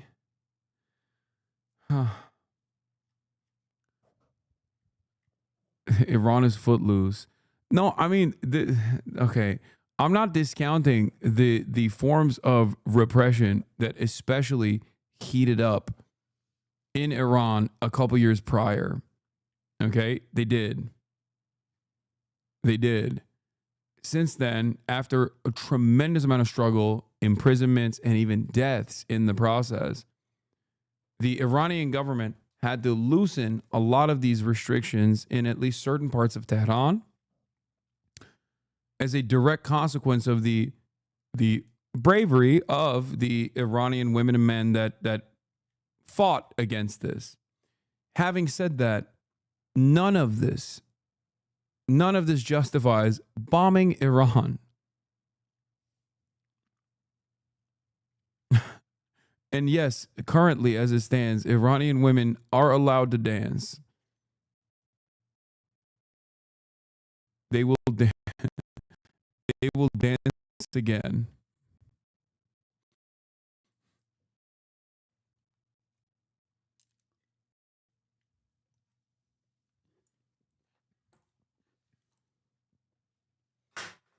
Oh my God, what is happening today?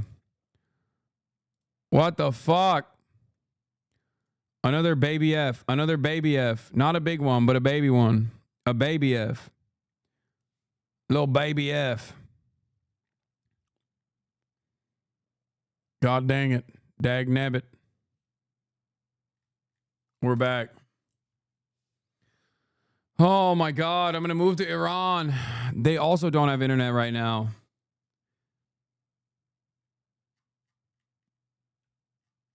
Iran is DDoS attacking you because you talked about the dance restrictions. Or I said the women of Iran are allowed to dance. That's why.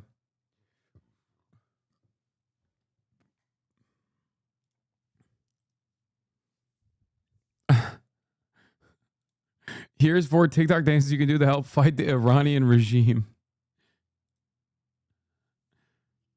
Is there a delay? Press 3 if there's a delay. Testing the delay. Press 3. 2, 3, 4, 5, 6, 7. Okay, there's a 7-second delay. There's a 7-second delay. All right, I'm going to fix the ingest. So you're going to see an F in 1, 2, 3.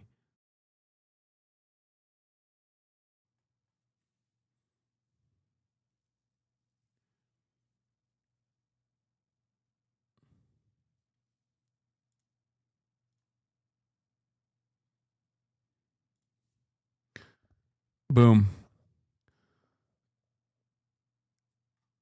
This is how we figure out whether or not the delay still remains. Subscribe. Subscribe now. For $6 or for free with a Twitch Prime. Subscribe now. Get your subscriptions ready. Get them going. Get the gifted subs going. See wall-to-wall subscriptions. This is how we figure out if there is actually a delay or not. Okay, we're not getting that many subscriptions. Never mind. I guess the delay still remains. Starting to think this is on purpose? Yeah. Listen, this is the only way for me to figure out whether there's a delay or not. Sorry. Okay, I guess the delay is past. It's subsided. To Westerner, imperialist Arab states aren't allowed to undergo their own civil rights struggles and use them as a justification to impose imperialist regional interests. Yes. But even then, their fucking solution is to do what exactly? Is to destabilize the country. You know? It's disgusting.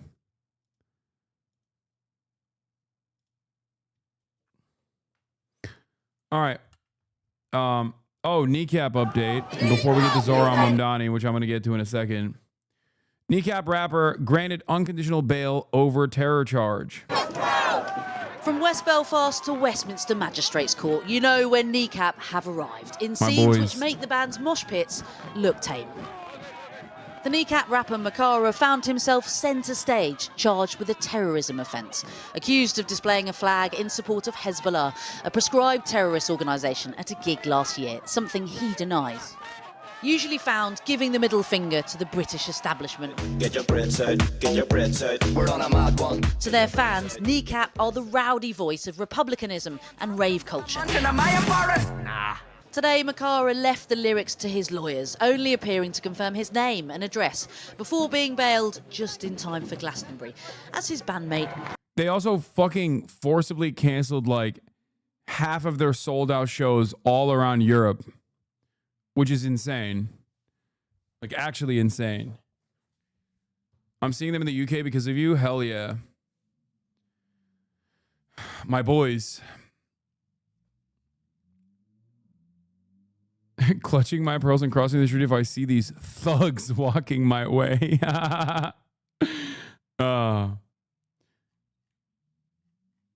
Dude, listen. They're wonderful people. They're incredible people. You rarely ever meet someone that you've never met before, that you don't really know that much about, and you just fucking click. Your worldview is so perfectly aligned, okay? Amazing. They're fantastic. They're great lads. Love them. You've seen the movie, right? Yeah, I have. I not only saw the movie, I went and I actually live streamed their second concert at Coachella, the concert that caused all of this fucking chaos to take place. Because at their second concert at Coachella, they had a placard behind them that said, fuck Israel. and I think like fuck the USA or something. It was like, no, fuck Israel, stop the genocide, something along those lines. And that was very, very frustrating for them. I went on stage with them. Surprisingly, I got no photos of that, but they said, yeah, fuck Israel, free Palestine. And that started this sequence of events where they were like actively mining to try to figure out any kind of like thing that they had said that was prosecutable. And they found, allegedly, in a stage performance, allegedly Mohara holding up a Hezbollah flag, a prescribed terror organization. And so yeah, they literally fucking slapped this like ridiculous terrorism charge. Pointed out. For anybody going to Glastonbury, you can see us there. But most importantly, that's Dan, by the way. He's also dope as fuck. Very cool dude. That's their manager. He also manages I think like a Irish. He manages a Irish women's soccer team that played, I think, or maybe a women's soccer team, but he played. They played with a Palestinian team as well. And also on top of that, he used to work for the UN. He is brilliant.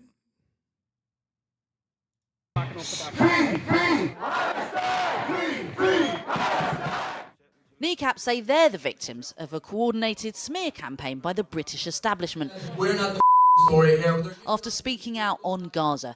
But today the prosecution said this case wasn't about the rapper's support of Palestine or his criticisms of Israel. But even if he did support Hezbollah, how the hell do they charge him with terrorism for simple verbal support? Is there really that much restriction on speech in the UK? Yes. Yes. Literally, it is illegal. Instead centred on allegedly displaying the flag of a terrorist organisation. While the fans waiting outside made their feelings known. Kneecap have been targeted because they stand up for the Palestinian people, and that's wrong.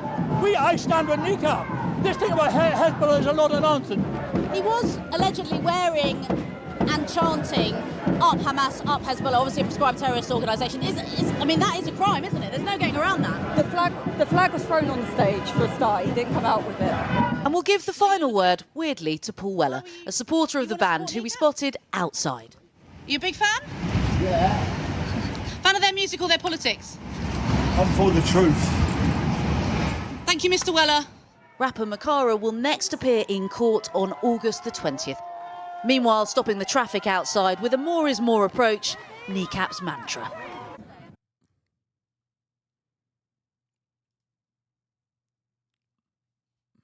Amazing. Paul Weller's an absolute Chad. Europe does not have free speech. I mean, Europe does have, obviously Europe has some semblance of free speech. It's just not as, American free speech is less restrictive than European free speech, which is also slated to change in America as well.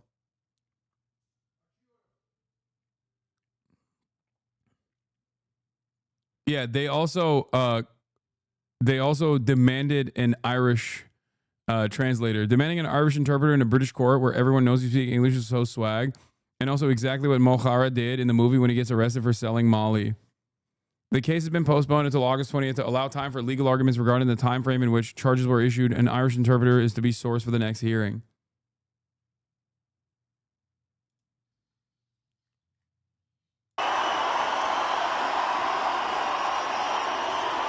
Açtın kapıyı baba. Kapat. I'm a free man!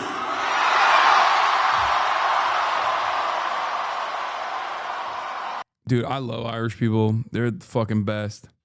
Ne yapıyorsun? Ne yapıyorsun? Ne? Ha. Eyvah. Eyvah. Peki hadi. Daha yeni yıkandı. Öp kokla. My mom is here. I'm telling her that Conor McGregor exists. Don't fucking sully the good name of Ireland by bringing up that fucking pig.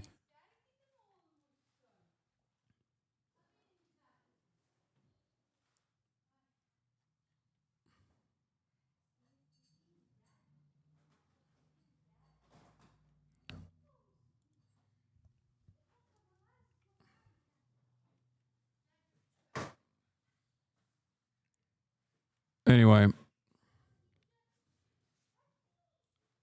we're going to talk obviously about Mamdani. We're going to begin with Mamdani closing in Cuomo's lead in New York City mayor's race, says new mayor's poll. However, the poll also shows, I think the poll also shows there is a big gap still. It's a little concerning. It makes me a little worried. But it's good to maintain revolutionary optimism in this circumstance.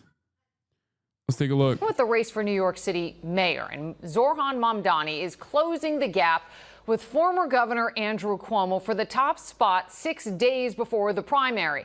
Mamdani is now within 11 points of Cuomo in a new Marist poll, but with That's the first round. That's the first round without ranked choice.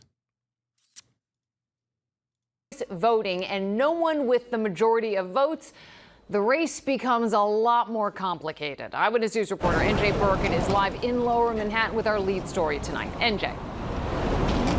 Right, Liz, outside a polling place here on Greenwich Street in Lower Manhattan. You know, more than 130,000 people have voted in the election so far citywide. And as you know, Andrew Cuomo has been the front runner from the moment he entered the race. But as you said, his numbers are flat, and Mamdani has cut his lead in half. The poll predicts that Andrew Cuomo will win, but he'll have to hold off a surging Zoran Mamdani. We continue to be within 10 points. We continue to be on the verge of a single-digit race. The 33-year-old socialist assemblyman from Queens is closing the gap. In a poll of likely Democratic primary voters, none of the candidates has the 50% needed to win outright.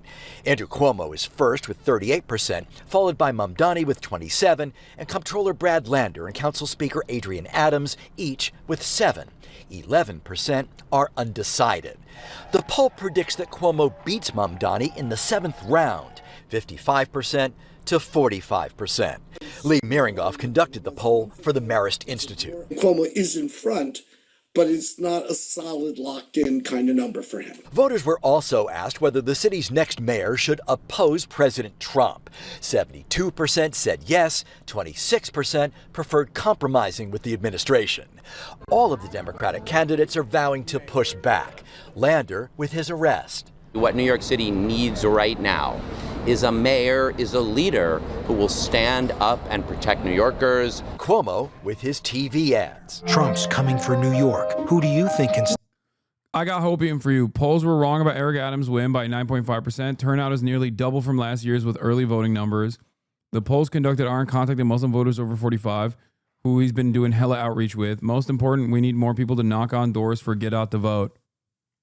Abso-fucking-lutely. Oh, man. Oh, man. Oh, baby. If Mamdani doesn't win, I'm not sure the American public can be saved because you can't run a race better than him. I'm going to be honest with you. Even if he wins, I don't know if the American public can be saved, but at least he's a beacon of hope. A really necessary hope. Like, allow me to put my lib cap on for a brief moment and say that even if you're a liberal right now and you're scared of socialism, scared of like the scary brown guy, you can't deny that he is exactly the momentum that the Democratic Party needs. A real fighter who is young, who is charismatic, who is going to actually routinely make a big fuss about Donald Trump. He's going to do right by his constituents. He's not going to be beholden to corporate interests. This is exactly the type of guy you need. It doesn't always have to be a fucking white dude, okay? I know many liberals are so used to voting for the same names that they've seen over and over again, and they think that spells stability, and stability is what we need right now. But Zohran Mamdani is exactly the type of candidate that represents broad, popular ideas that you all want implemented. And while he's young, okay, his lack of experience means that he is less corrupted by the very same forces that cause you to vote for these old fucking douchebags who don't do anything for you and have calcified their support in their real corporate benefactors who only defend their real constituents, not you, not the average voter, but instead the real estate lobby and all these other special interest groups, whether it be DoorDash or numerous other expensive campaign contributors. Okay. It's also obviously insane that there are New Yorkers out there who would rather vote for a fucking cop rapist. Okay.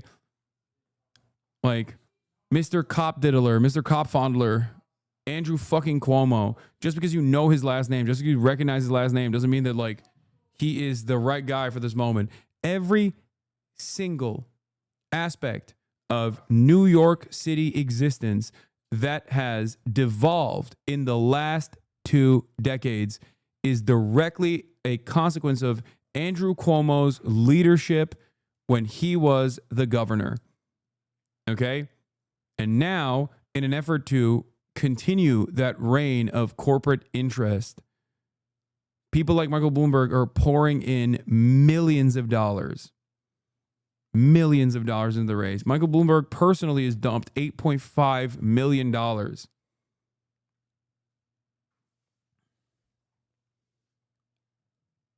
Andrew Cuomo gets support from a lot of these fucking pig unions, or at least the union leadership, but the rank and file is not with Andrew Cuomo. Because the rank and file understands that Andrew Cuomo is also anti-union. He has already destroyed New York politics and made New York Republicans significantly more powerful in the state so that he could maintain his grip of power.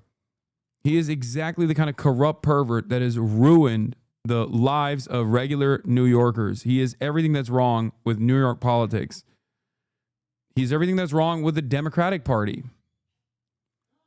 His attitude is precisely the reason why you have tremendous resentment right now at this very moment towards the feckless ineptitude that you see from the Democrats. You need a guy like Zohran. You need a guy like Zohran. You need a fighter. And my God, are they doing everything they can now in the last round because he's become a real threat to the established order and and the comfortable corruption that they want in business as usual politics, that they're trying to rat fuck them as aggressively as possible. And in the process of doing that, they've opened up an unlimited money faucet, and they're attacking him, claiming he is an anti-Semite once again. I said this yesterday. The concerted effort to spam the airwaves with anti-Semitism smears against Zoran is a desperate attempt to deprive New York City of the young, dynamic fighter that the Democrats desperately need, all because he's anti-genocide like the majority of the party's base. Disgusting.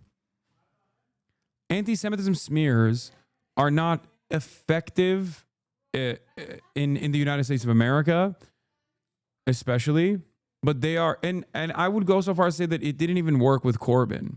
But what it does do is gum up the works. If you have a campaign and you want to show your in the last round here, okay, right before the election, if you want to show your best foot forward, if you want to talk about your policies, if you're constantly battling anti-Semitism allegations, you're constantly on the back foot, and it's a time suck.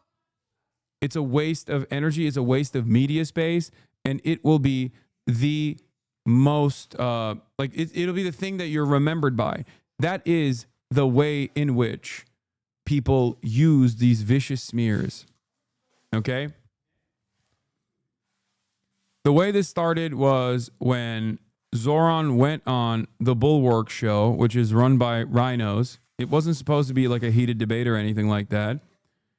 But Zoran went on Bulwark with Tim Miller and Cameron Kasky. Friend of the show, Cameron Kasky, invited him. Okay? Tim Miller, on the show, asked him about globalize the Intifada as a slogan. And also from the river to the sea, Palestine will be free as a slogan. He said these are scary anti-Semitic slogans. And ya biraz sesi kısın orada ama. Çok bağırıyor. Bilmiyorum. Okay. Tim Miller is a rhino. He's a never Trump Republican, whatever. So his response to that was the exact same response that I've given to these statements, right? He basically said something along the lines of, Intifada is an Arabic word, and that's what's scary about it. Globalize the Intifada means globalize the revolution, globalize the struggle, globalize the rebellion, right? And it's the Arabic, or globalize the uprising. It's the Arabic word for uprising. That's just what it is. And that is the reason why the Holocaust Museum in the past, when describing the Warsaw Ghetto Uprising, when they translated to Arabic on their pages, called it the Warsaw Ghetto Intifada. Now, of course, the Holocaust Museum, which is so, what I'm about to describe to you is so disgusting in general, but the Holocaust Museum doesn't just educate people on the Holocaust. The Holocaust Museum's primary function now, beyond educating people on the Holocaust and the depravity of mankind and the banality of evil and how we got here, outside of that function, the Holocaust Museum also serves a secondary, perhaps more important role right now, which is to defend Israel. So the Holocaust Museum, somewhere along the way, I believe in like 2024, in the month of March 2024, after pressure from Zionist groups, changed the interpretation. The Arabic interpretation on their website used to say Warsaw Ghetto Intifada. They changed it to a different name. Ironically enough, the name that they changed it to is also is now even more radical. It's the name Hamas uses as well. But most people don't know that. Okay, most people are unfamiliar with that, so they changed it to a different Arabic name after they received pressure. Yeah, Mokawama. I'm not saying that correctly, but it means resistance, which is the M in Hamas. Okay, Mukawama.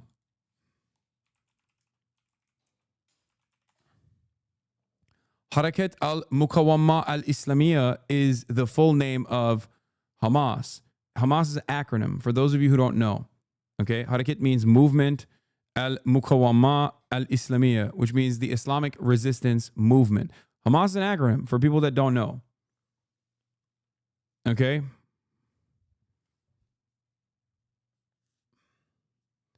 So ironically enough, the fucking Holocaust Museum literally changed it to seemingly a more radical interpretation. But the real reason why they did it is because people are just scared of Arabic words. But it's so difficult to have this conversation. It's so fucking difficult to have this conversation with people because they too have this fucking nascent Islamophobia and they don't want to address it and they don't want to talk about it. They don't want to think about it. So they'd rather behave like a racist person who was just called out for their racism. Everyone here that is not white or has some form of marginalization has experienced this before. When you call someone out for a form of bigotry that you have experienced, that person won't go, "Oh, my bad, I'm sorry. Let me check myself." They'll turn around and double down and be like, "You're the asshole for even fucking, bringing this up."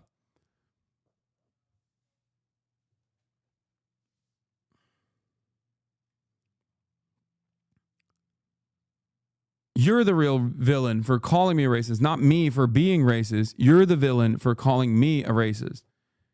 This is how Islamophobia works. It's so prominent. It's such a prominent fixture of modern American politics that, you can go on The View and have a bunch of dumb fucks run around talking about how fucking, in Iran, women are not educated.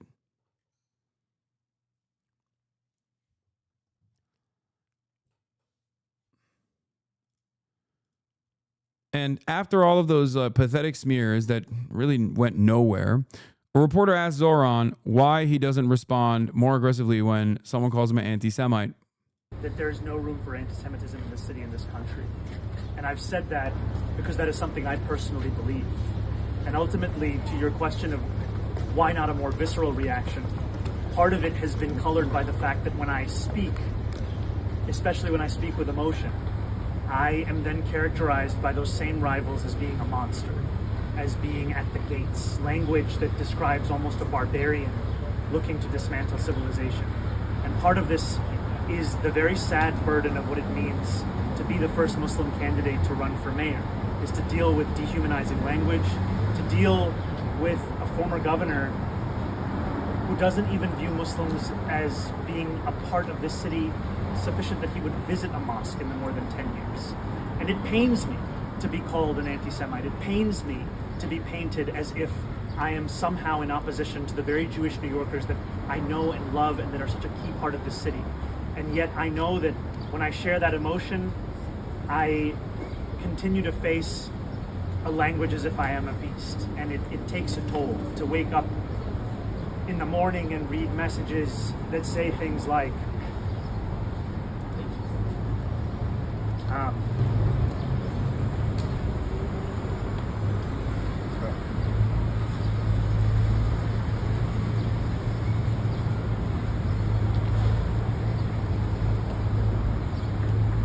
I get messages that say the only good Muslim is a dead Muslim. I get threats on my life.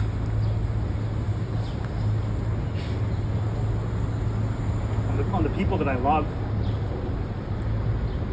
And I try not to talk about it. Because the function of racism, as Toni Morrison said, is distraction. Yeah. Also, this is an experience shared by every Muslim person, okay? I don't even fucking visibly look Muslim. And even I still fucking experience it. It's just every single person. A lighter version of this is when people automatically assume that I'm biased against Israel because I have anti-Semitic tendencies born out of being Muslim, because this conflict is always described in the most idiotic fucking terms in the United States of America, especially amongst morons, as a religious conflict that has gone on for thousands of years when it has nothing to do with fucking religion at all. It's just, It's just even non-Muslims who are just fucking brown have experienced a version of this. It's just another form of bigotry. Okay? And just like anti-black racism, people get more mad when you even call it out. So I think at this point, 20 plus years after 9/11, most American Muslims, most Muslims in the West don't fucking say anything about it because it's like, what are you going to do?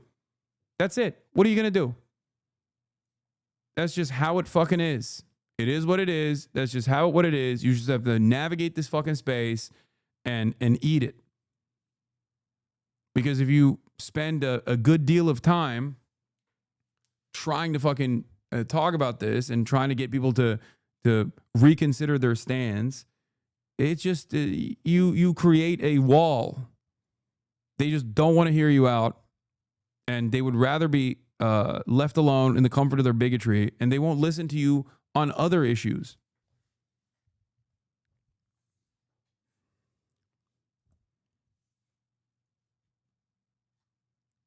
That's how it is.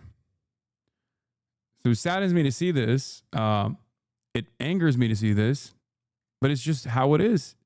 Like consistently assuming that a fucking Muslim person who has done a good deal of activism against anti-Semitism, consistently claiming that a Muslim person who is a fighter against anti-Semitism, as well as all other bigotries alike, consistently peppering them with accusations of anti-Semitism is Islamophobic. Really? Like, it's ridiculous. The idea that you're like trying to find the secret anti-Semitism that exists in the heart of this person is fucking ridiculous.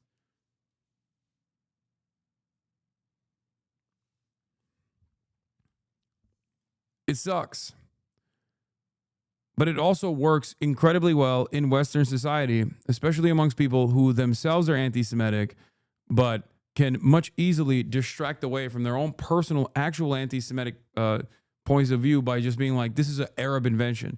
Like, think about it. The highest form of this is the concept in Germany that anti-Semitism was imported into Germany by Arabs. Dog, in recent history, your country did the fucking Holocaust, man. What are you talking about? Arabs actually brought in anti-Semitism to Germany. What a laughable, idiotic, cope-induced statement to make.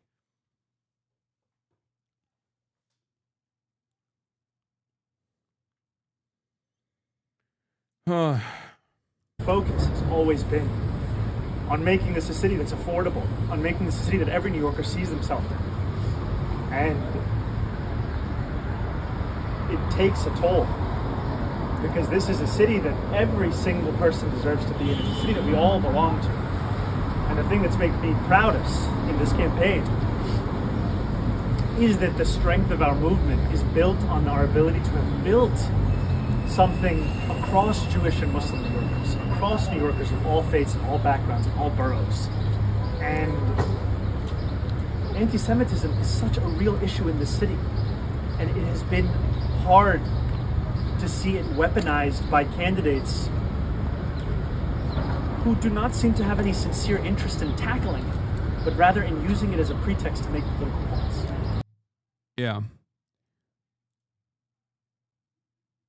And of course, lo and behold, after these fucking ridiculous attacks, and also Brad Lander says some fucked up shit too. He used this as an opportunity to fucking shank Zoran too.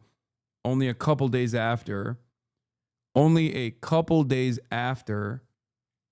they cross-endorsed one another. Brad Lander went on a spot on Pod Save America, and basically he was asked about the globalized intifada thing, and he responded with like, yeah, he said something along the lines basically of like, I don't think Zoran is an anti-Semite. Of course he's not. But of course, when he uses that term, it's scary for people like myself. Something along those lines. I mean, we can watch the full clip if you want. Brad Lander, to be fair, followed it up by saying he has full faith in Zoran. I know. Jacob Kornblue has the clip that was, of course, clip-chimped. And I know Brad Lander doesn't think Zoran Mamdani is an anti-Semite. I know that. Telling you. Here, Brad Lander, who cross-endorsed Mamdani, says Jacob. You know, when I hear the phrase globalize the intifada, I say to people, I'm telling you, all I can hear right now is some Jews were killed in DC and there was a flamethrower in Boulder. And maybe you don't mean to be saying it's open season on Jews everywhere in the world, but that's what I hear. And I'd like to hear that from other people as well. At the same time, you know, though I am a strong believer in the vision of Israel as a Jewish and democratic state, I hate what the war the Netanyahu government is conducting in Gaza. I have spoken up many times for a ceasefire, for aid getting in there, for an end to the occupation of the... Yeah, bizarre caption.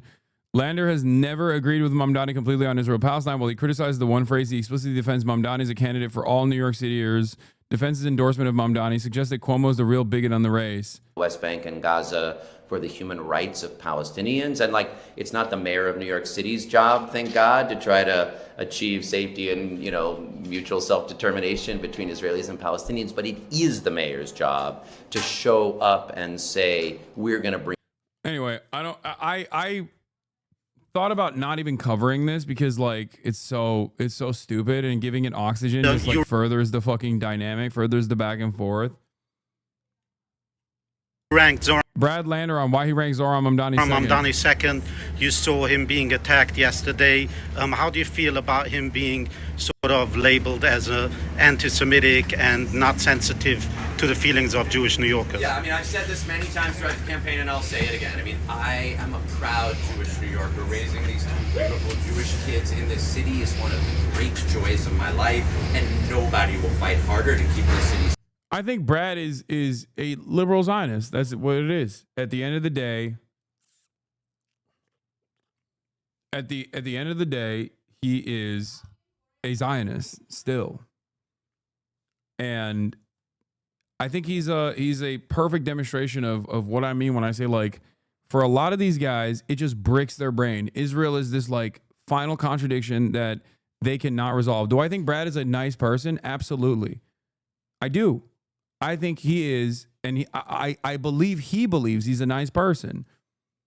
But definitionally, he is a nice person that either is deluded himself into thinking that this ethno-state project is actually one that can be done while maintaining liberal values, which is fucking ridiculous, or he just refuses to recognize it. He just refuses to recognize the supremacist, fascist, exterminationist ideology that is Zionism. Okay? Ultimately,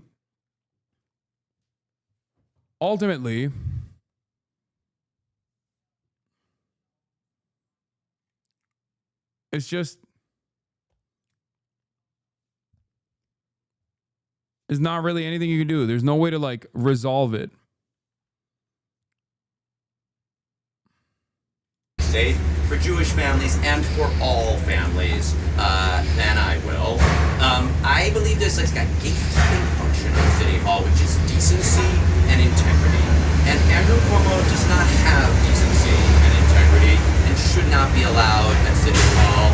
I believe that Zoran Mamdani is a person of decency and integrity, and I am therefore encouraging people to rank him number 2. We do not agree on everything about Israel and Palestine, but I do believe that he will protect Jewish New Yorkers and our rights, and I was proud to rank him second. Sir. Yeah.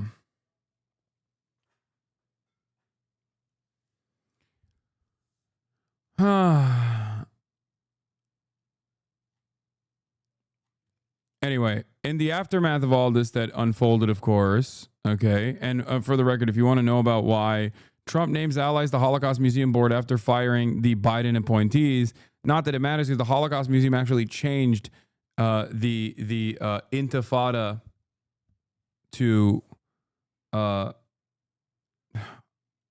don't know how to the other Arabic word that is part of the Hamas acronym, Maqawa. Okay. I don't speak Arabic, for those of you who don't know. Yeah, they did that under the Biden administration. Yeah, they changed it to a more radical term, ironically enough. This seems to be in response to Zohran Mamdani saying the museum has used the word intifada when discussing the Warsaw Ghetto Uprising in Arabic. Per Wayback, looks like they used intifada, uprising, on their site till mid-2024 when they switched up to mukawama.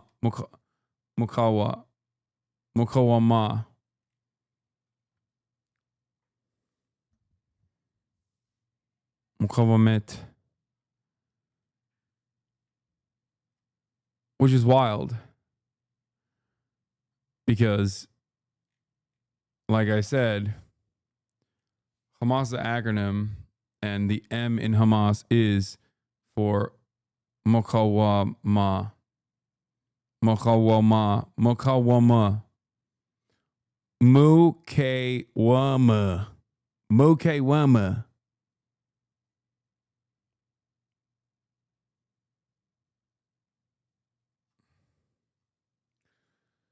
Anyway, Mukawama.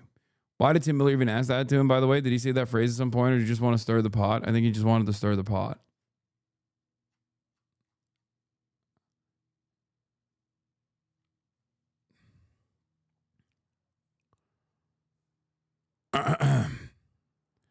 Zoran being peppered with questions about anti-Semitism in Israel despite being ethnically Indian from Uganda, having no connection to any militant Muslim organization as racism, is no different than badgering a Jewish candidate about dual loyalty.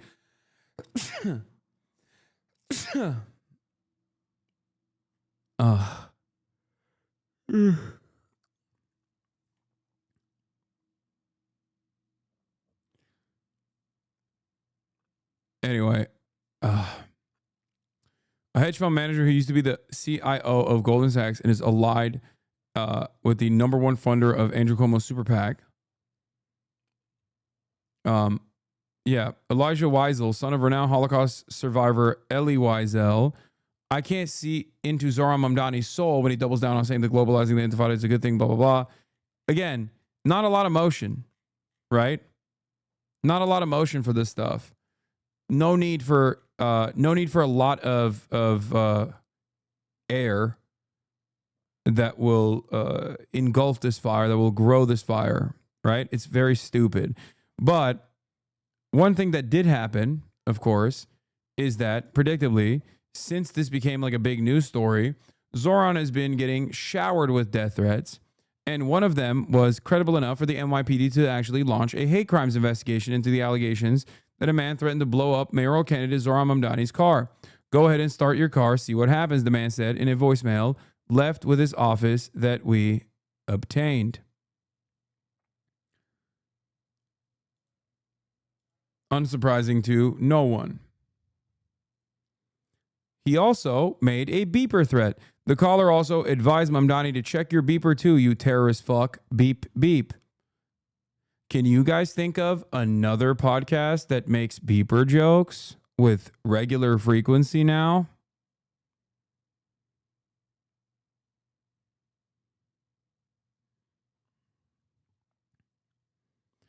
This blatant Islamophobia and violent threats against Zohran Mamdani are exacerbated by the racist smear campaigns funded by Cuomo's MAGA donors. This is vile.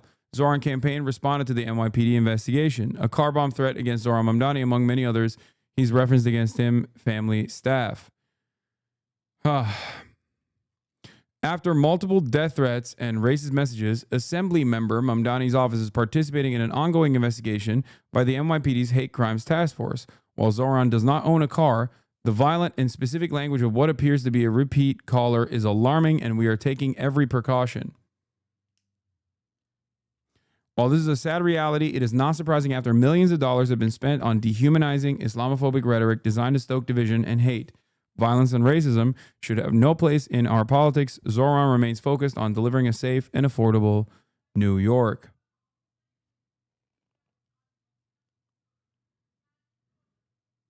Guy with a fucking beeper. Guy with a beeper in his Twitter bio responds with, it's obvious that this is a campaign stunt lie to deflect and distract from Zohran putting his whole foot in his mouth yesterday in his deranged accusations against the Holocaust Museum in defense of his virulent anti-Semitism. Follows you? I mean, is that shocking? Come on now.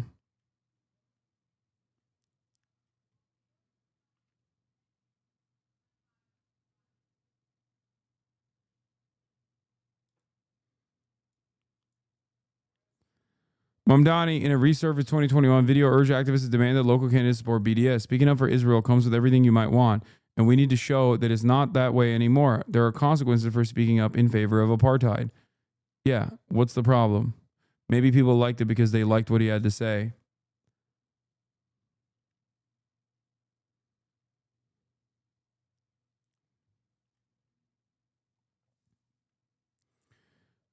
Spoke to some New Yorkers today who unfortunately like Zoran and his policies, but see them as too good to be true almost, even without any real justification for why, and therefore view Lander as a safer choice with similar policies. What would you say to such voters? If every politician is going to say that they're going to give you 100% and basically at minimum give you 50%, why wouldn't you want someone like Zoran who promises 100% and will give you 50%, rather than Lander, who promises you 75% and will give you 25%.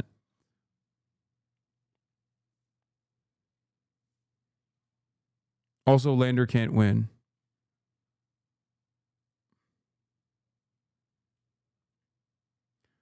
The safe choices is precisely how we got to the modern Democratic Party. Okay?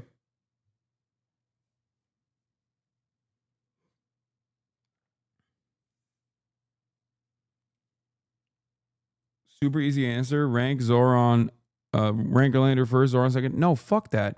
No, don't fucking do this bullshit either. No, rank Zoran first. Okay?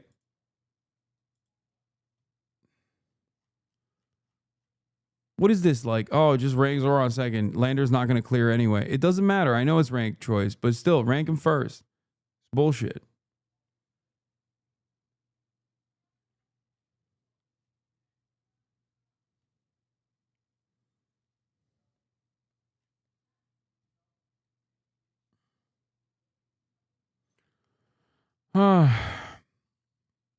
Yeah, Blake also rap fucked Zoran too, which was shocking because I thought he was like one of the more radical candidates.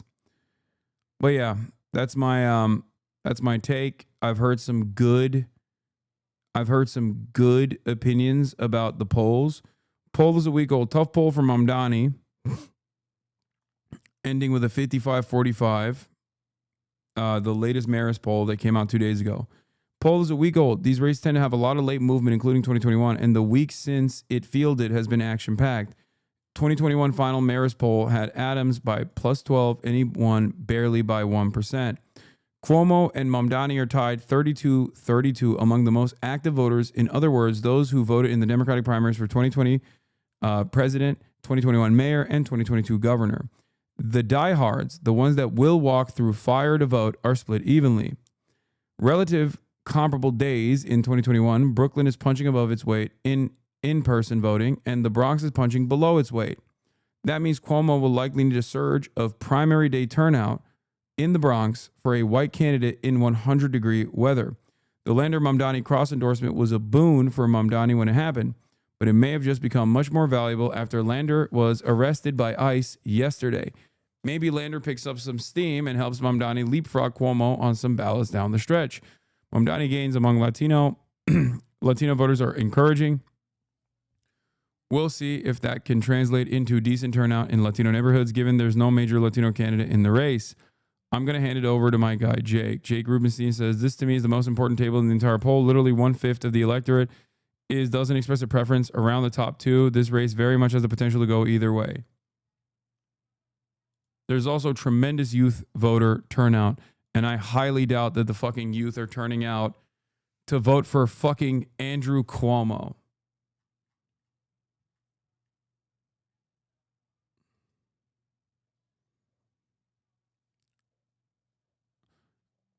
As of the fourth day of early voting in 2025 Democratic primary for New York City mayor, the 25 to 34-year-olds have cast the most early ballots.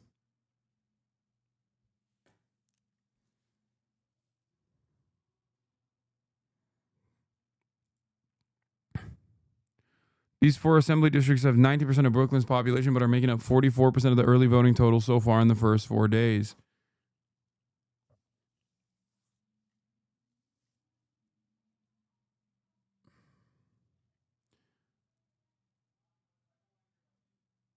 Anyway.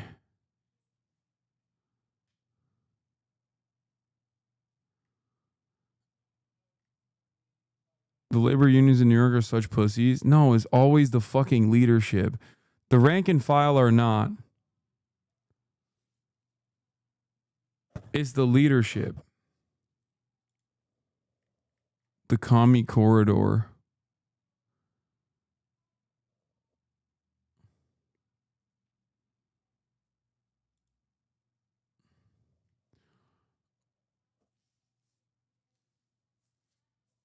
I don't think anyone really cares about policy at all anymore, but if you just ask them in an opinion poll why they prefer a candidate, they'll just make up some policy-based answer. I would do the same. Zoran is young, energetic, and running against the institutional rot in human form. I think that also plays a big role. That's why I said when I put my liberal hat on for a moment, this is my assessment as well. You can make up policy promises to signal anti-establishment vibes, but this dude isn't winning because there's some wild shift in the electorate since they swung the other way for Trump 9 months ago. Is that a certain part of the population now votes anti-establishment every time. Yeah. But he does happen to be a real anti-establishment choice in the right direction.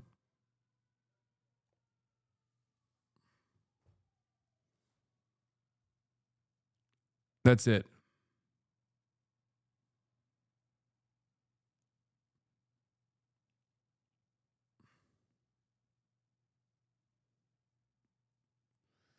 Everyone is now teaming up against Zoran. These ads are not brought to you by Palantir. I decided to watch the local nightly news on NBC. Every single commercial break runs anti-Zoran ad from Cuomo Super PAC. The ad usually appears twice a break at least. I've lost count of how many times I've seen it. Alex Karp, the billionaire CEO of creepy defense contractor Palantir, has taken a side in New York. Closely watched mayoral race. Karp, who once bragged that his company kills people, recently gave large sums of money to a super PAC that is supporting the campaign of former New York Governor Andrew Cuomo. It's crazy that this is now officially, once again, muddied interest versus real grassroots. Okay? Door knocking, real grassroots, person-to-person communication versus an endless amount of money in a relatively important race, but still a small one in comparison to, like, you know, a fucking race for governor or whatever, or a race for the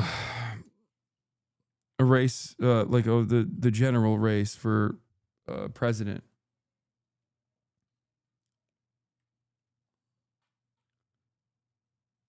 It sucks. And it's all of the major villains getting together and doing their very best. All of the major villains that are getting together to do their very best to rat fuck this campaign and to try to stop this momentum from taking place. If Democrats if Democrats cannot understand what this is, I don't know what to tell you.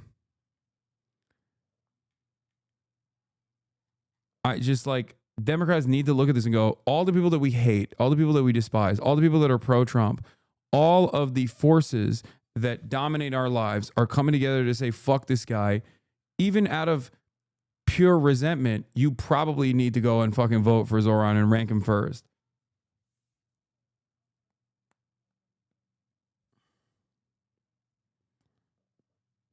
Zoran racking up the best anti-endorsements. Lawrence H. Summers. Yeah.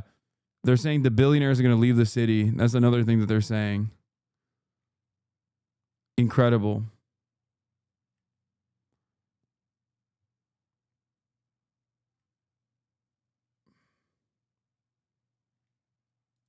With 1 week to go before the New York mayoral primary in New York City, longshot candidate and city comptroller Brad Lander was handcuffed and taken into custody by ICE after locking arms with a defendant on his way out of immigration. June 25th is election day. What? No. What? 25th? No, 24th. But you can vote already. Early voting is now. Go vote now. Or not 24th. 20. Is it 22nd or 24th? Next Tuesday is the fucking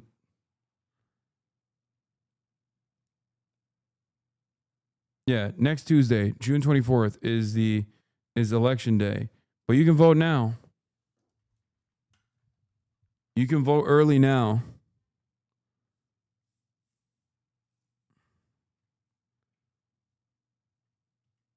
Immigration court today. The Department of Homeland Security says he was arrested for assaulting law enforcement and impeding a federal officer.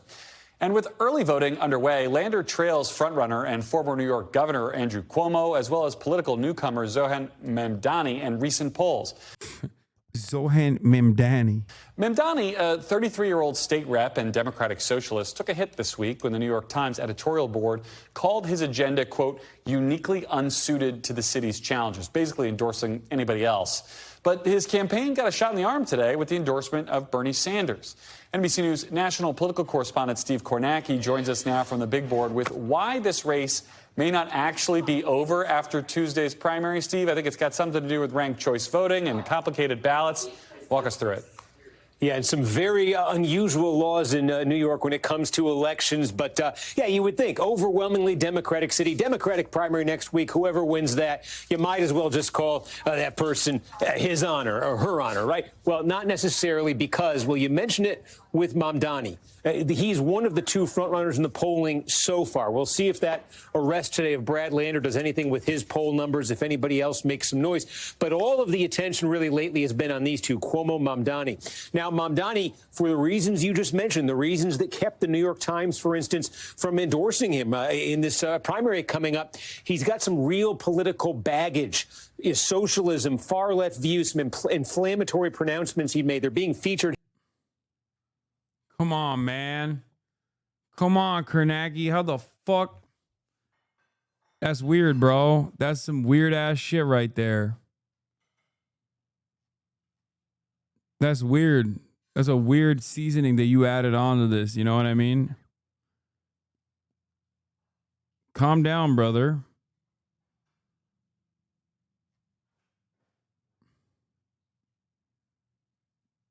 Messed up. Heavily in attack ads right now. If Mamdani were to win the Democratic nomination, there might be some discontent among Democrats, and there certainly might be some vulnerability in a general election. Voters who wouldn't necessarily be sold on him, even if they would ordinarily vote Democratic. On the other hand, Andrew Cuomo, who's been the frontrunner here, he resigned in that sexual harassment scandal as governor back in 2021. He has been dogged by questions about his handling of COVID. It's like, yeah, Zoran Mamdani, he believes that Israel's an apartheid state doing a genocide, which is like, what, 80% of the position of the Democratic Party's base of support, and also wants free buses and a rent freeze, which, again, are incredibly unpopular. These are major weaknesses for Zoran Mamdani. Andrew Cuomo, on the other hand, is a rapist. I wonder if that's a weakness for him, you think? Free buses, rent freeze, and Israel should stop doing a genocide versus cop diddler. Guy who diddled cops. Yeah. Cop rapist who may have killed your grandparents during COVID. Really hard. Really hard choice here. I don't know. Nursing homes in particular, when he was governor, there was a recent poll that found among Democrats, more than 40% in New York City say they have a negative view of Cuomo. He's got baggage. He's got political liabilities that could plausibly carry over into a general election. And that's where the strange laws in New York come into effect when it comes to these elections. It's basically this. In New York, third parties can nominate candidates who are already major party nominees. So let's play this out. A couple potential scenarios here. So let's say next week, okay, these are the potential general election ballot lines, parties that these candidates could have. Let's say that Andrew Cuomo were to lose the Democratic primary to Zoran Mamdani. So Zoran Mamdani would then be the Democratic candidate. Cuomo couldn't run as the Democratic candidate. In most states, he'd be eliminated. The race would be over. But Cuomo is also going to be the nominee of a party he created called the Fight and Deliver Party. So even if he loses the primary and Mamdani is the Democratic candidate, Cuomo can still run in November as the Fight and Deliver candidate. For that matter, if Cuomo were to win the primary and Mamdani were to lose it, there's a party called the Working Families Party that's already said Democrats should vote for Mamdani in this primary that may well endorse him if he wants to run as their candidate. So he could. My favorite one is Eric Adams, who's running on the End Anti-Semitism Party, which is hilarious because Eric Adams last week did a kick stream with a Holocaust denier. And also, what's her face? What's the lady's name? The bald one?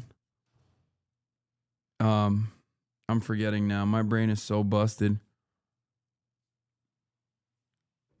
Sneeko is the Amber Rose and Sneeko.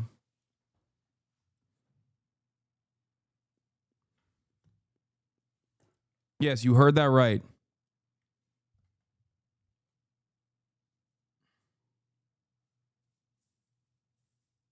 Sneeko and Amber Rose. Take another shot at it in the general election. There's going to be a Republican nominee, Curtis Sliwa, the current mayor, Eric Adams. He's not running in the Democratic primary, but he's created his own parties. He's running in the general election. There's an independent, too. So really, if this is close. I mean, it's over. The New York mayoral primary is the race. The general election is ridiculous. Look at the fucking general. Like, this is New York City we're talking about. That's why the primary is the actual real race. Unless Mamdani gets somehow rat fucked out of winning. Mamdani turn around and try again in the general election? If they want to, Garrett, they've both got vehicles to do so. I'm dizzy now, Steve. Thank you so much for that. And I look. Yeah, Cuomo will definitely run if he's still losing the Dem primary. But do you think Mamdani would run with the Working Families Party? He should. He absolutely should. And I think he will. But I don't even want to entertain that notion.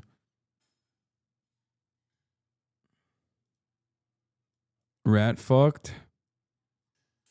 I mean, yeah. You've never heard this term? It's called shanking. Like he got shanked.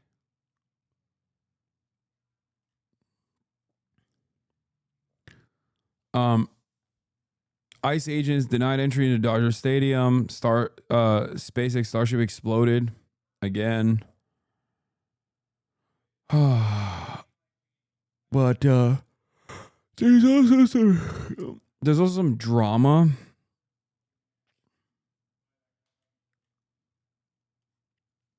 Apparently, oh fuck. Apparently, there's a second content nuke that is, I guess, the hit the timelines, and I make some interesting. I'm in the content nuke apparently,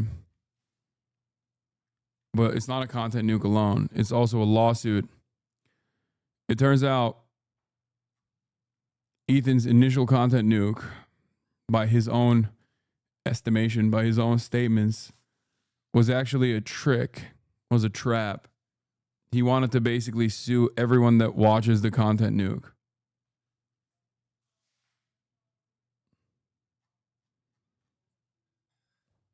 And he's, Mr. Copyright Infringement is trying to litigate the resentment that people feel towards him once again, which I think is very weird. And he is he's launched a lawsuit against Frogan, Denims, and Casey Tron. Now, a lot of people watched his content nuke. I don't know why he only fucking sued those people. I mean, I watched his content nuke as well, his context nuke. But here's the fucking I don't know. This is so stupid. I don't know what to say about it. But here's the Dick Sirdonox thing I saw from it.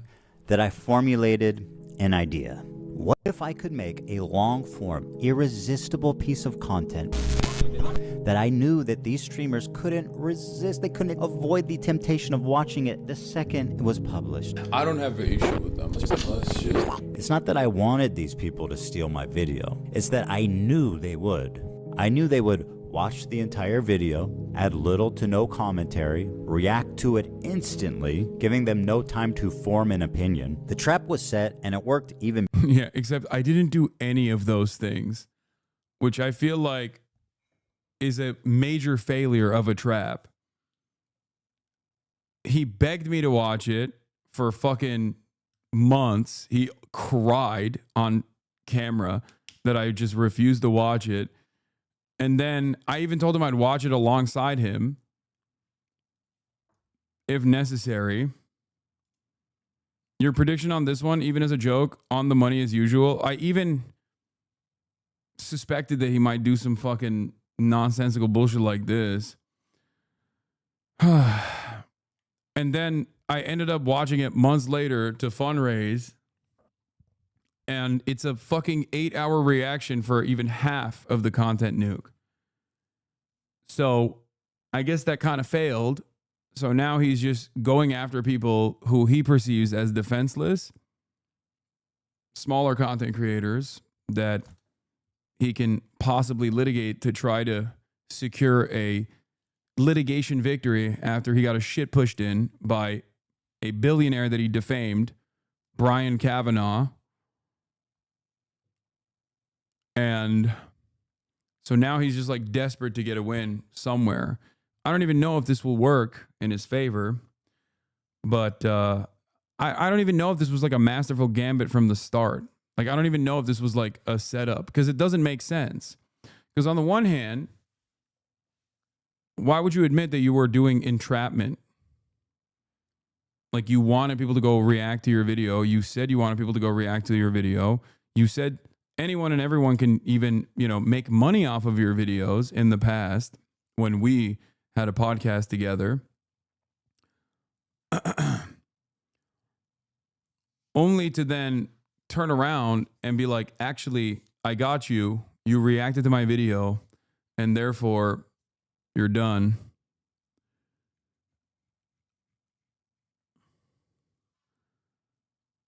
He claims you're watching it was fair use, unlike those he's suing.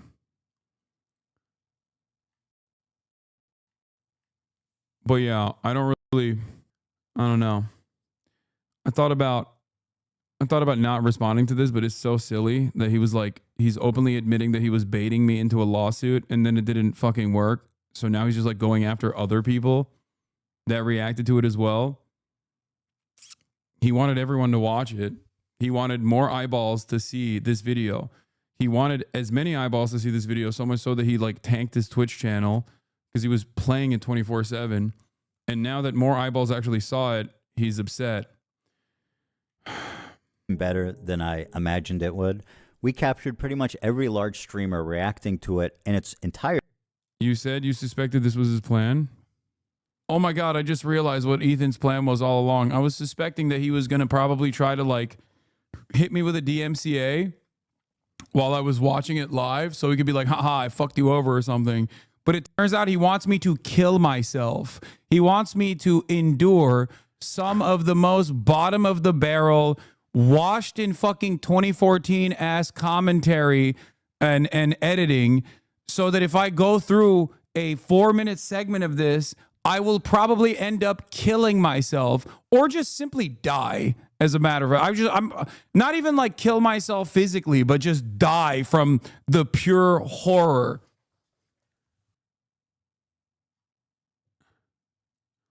Maybe both. Hasan, he absolutely did not make the nuke with this in mind. He's just acting now. He thinks he's in a way that a villain would act. Yeah, it's kind of sad either way. It's sad to try and like, it's sad in so many different ways. The reason why it's sad in so many different ways is because like then okay, the content nuke was actually bullshit. Like, you don't actually think I'm a fucking terrorist. You just slandered your Muslim former podcast co-host a fucking terrorist for what? This trap that you could launch against potentially him and all these other content creators who watch it. Like, that was your brilliant plan. Like, the terrorism stuff was actually nothing. Cool, man. Thanks. The demands for deplatforming that are baked into the video. Very strange stuff. But I guess the slander doesn't end there, because in the Denims lawsuit, I'm compared to the Grand Mufti Haj Amin al-Husseini. Al-Husseini meets Adolf Hitler, November 28th, 1941. Al-Husseini with his close friend Heinrich Himmler. In the wake of October 7th, Hasan emerged as the modern incarnation of the Grand Mufti Haj Amin al-Husseini. Like al-Husseini, Hasan became a passionate advocate and highly charismatic leader of the Palestinian cause. Like al-Husseini, Hasan used his massive platform to spread genocidal rhetoric about anyone advocating for the right of Jewish self-determination in their ancestral homeland, i.e. Zionists. The primary difference between Hasan and al-Husseini is that al-Husseini worked with the Nazis and advocated for the annihilation of the Jews, while Hasan advocates for the annihilation of all Zionists. Since the vast majority of Jews in the United States say caring about Israel is essential or important, this would necessarily include the vast majority of Jews, even if they support the Palestinian cause and vehemently condemn the actions of the Israeli government. The vast annihilation of Zionists. Zionism is a political ideology. Okay? And I don't think I've ever said we must annihilate. I'm not even going to fucking finish that, because he's going to clip this out of context and then fucking use it in his next lawsuit probably. But what a ridiculous lawsuit. Like, he just had to do a little bit of he just had to add a little bit of defamation in there as well. Just sneak in some defamation for no reason. Like, what the fuck?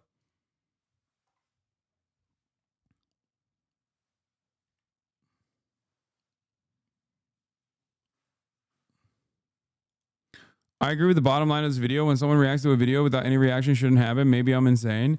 No, but that's the reason why he's trying to use this as a form of attack, so that people like you who have this opinion, he knows that he can't litigate this issue on the basis of his support for Israel. Okay.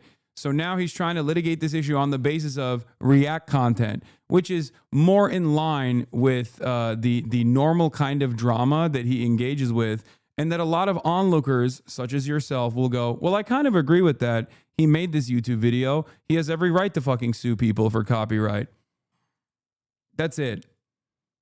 The only intelligent part about this is redirecting his animosity to a better playing field.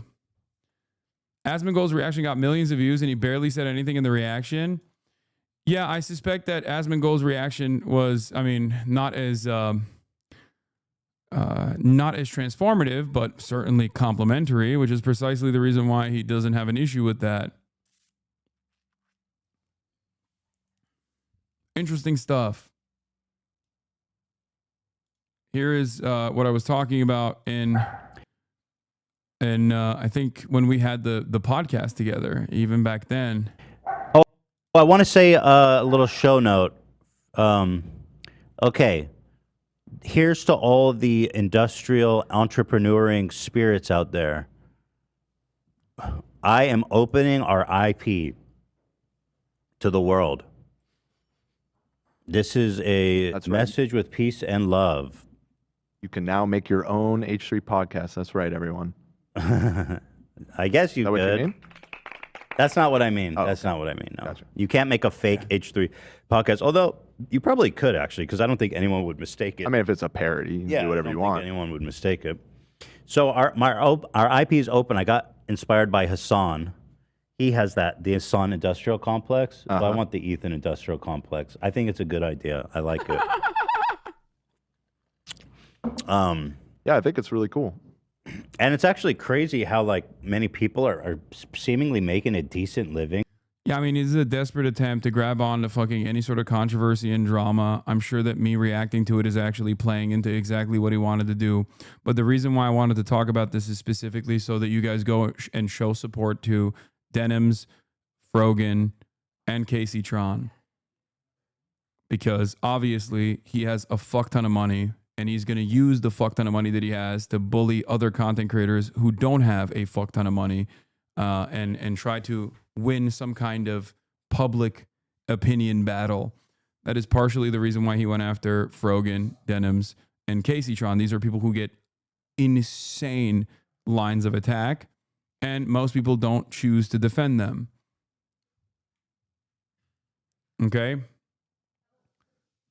I don't think he actually wanted the smoke, which is precisely the reason why he didn't like try to do this for me or any other content creators who reacted to his context puke, which by the way was his wishes. That was his desire. His desire from the start was for everyone and anyone to watch this so that everyone could know about the dangers of me being a terrorist.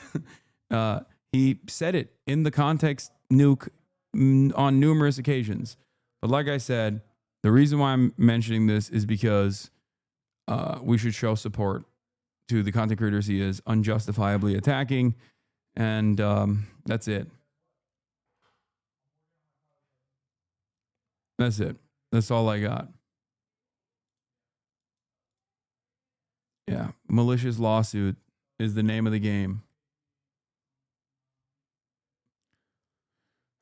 It's so funny in this video. He says XQC and Asman he wants to be cool with, and yet XQC had him have that whole debate where he did the worm. Yeah, I mean, Ethan Klein is very similar to Donald Trump in many ways. Donald Trump will let bygones be bygones as long as you offer fealty or as long as he can use you. Ethan sees Asmongold and XQC as allies. Ethan sees a bunch of neo-Nazis as reliable allies because they all fucking despise me. And that's precisely the reason why he's perfectly fine with aligning with them and working with them. Because he operates on the enemy of my enemy is my friend attitude. That's it. Pathetic, immoral, desperate man. A 40-year-old still doing shit like this.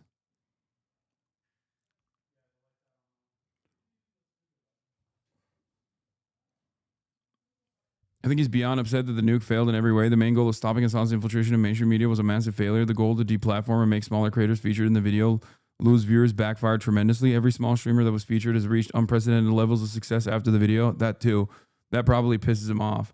So I think he's trying to he's trying to throw money at the problem and frivolous lawsuits. I don't know what the goal here is. Breaking React content in general. After saving fair use, Ethan Klein will now kill fair use. One man's conquest. One man's conquest to initially create a precedent that saved fair use, that basically unfolded this new era of content creation without fear of frivolous lawsuits. Is now going to turn back into. What is this? Okay, stop showing me this fucking bullshit. Stop.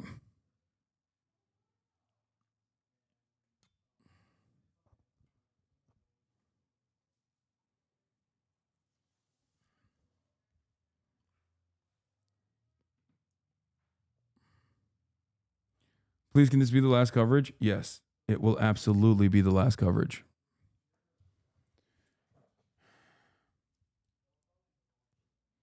The funniest part is all these clip farming accounts are cheering this on, not understanding they're the worst offenders. Yeah, what happened with the Noah Samson lawsuit? Chicken out of that one, didn't want the smoke. Exactly. I personally don't understand how so many spineless fucking drama content creators are like throwing their hat in the ring. Yeah, it's just drama. These people, 3 women are going to have their lives ruined because an entire ecosystem of streamers built their careers around their harassment, and shouters are getting fucking drama boners over it. Exactly. Exactly. Anyway, that's all I got for today because I am going to go shoot my podcast, the Fear and Podcast. Love you guys. And of course, I will see you tomorrow. Tomorrow is Friday, isn't it? Oh, yeah. Special guest tomorrow. Maya Higa. Someone who was recently featured on CBS. Love you all. And see you tomorrow. Bye-bye.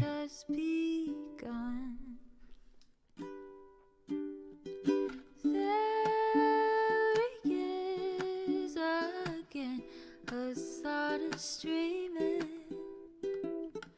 Hasan is streaming. There he is again. Hasan is streaming. Hasan is streaming. Reviewing the P.O. box. Uncle Uyghur's face. Sudden Discord agitprop. Great names take embrace. Tiny Bernie Sanders, LGBTQ Air Force. The whole left at your fingertips. Ane at your door. H3 crowded debate, the Young Turks online show. 3 full fucking years of this, plenty more to go. 90-day fiance talks of champagne bourgeoisie. A Trump rally live reaction on mass riot at DC.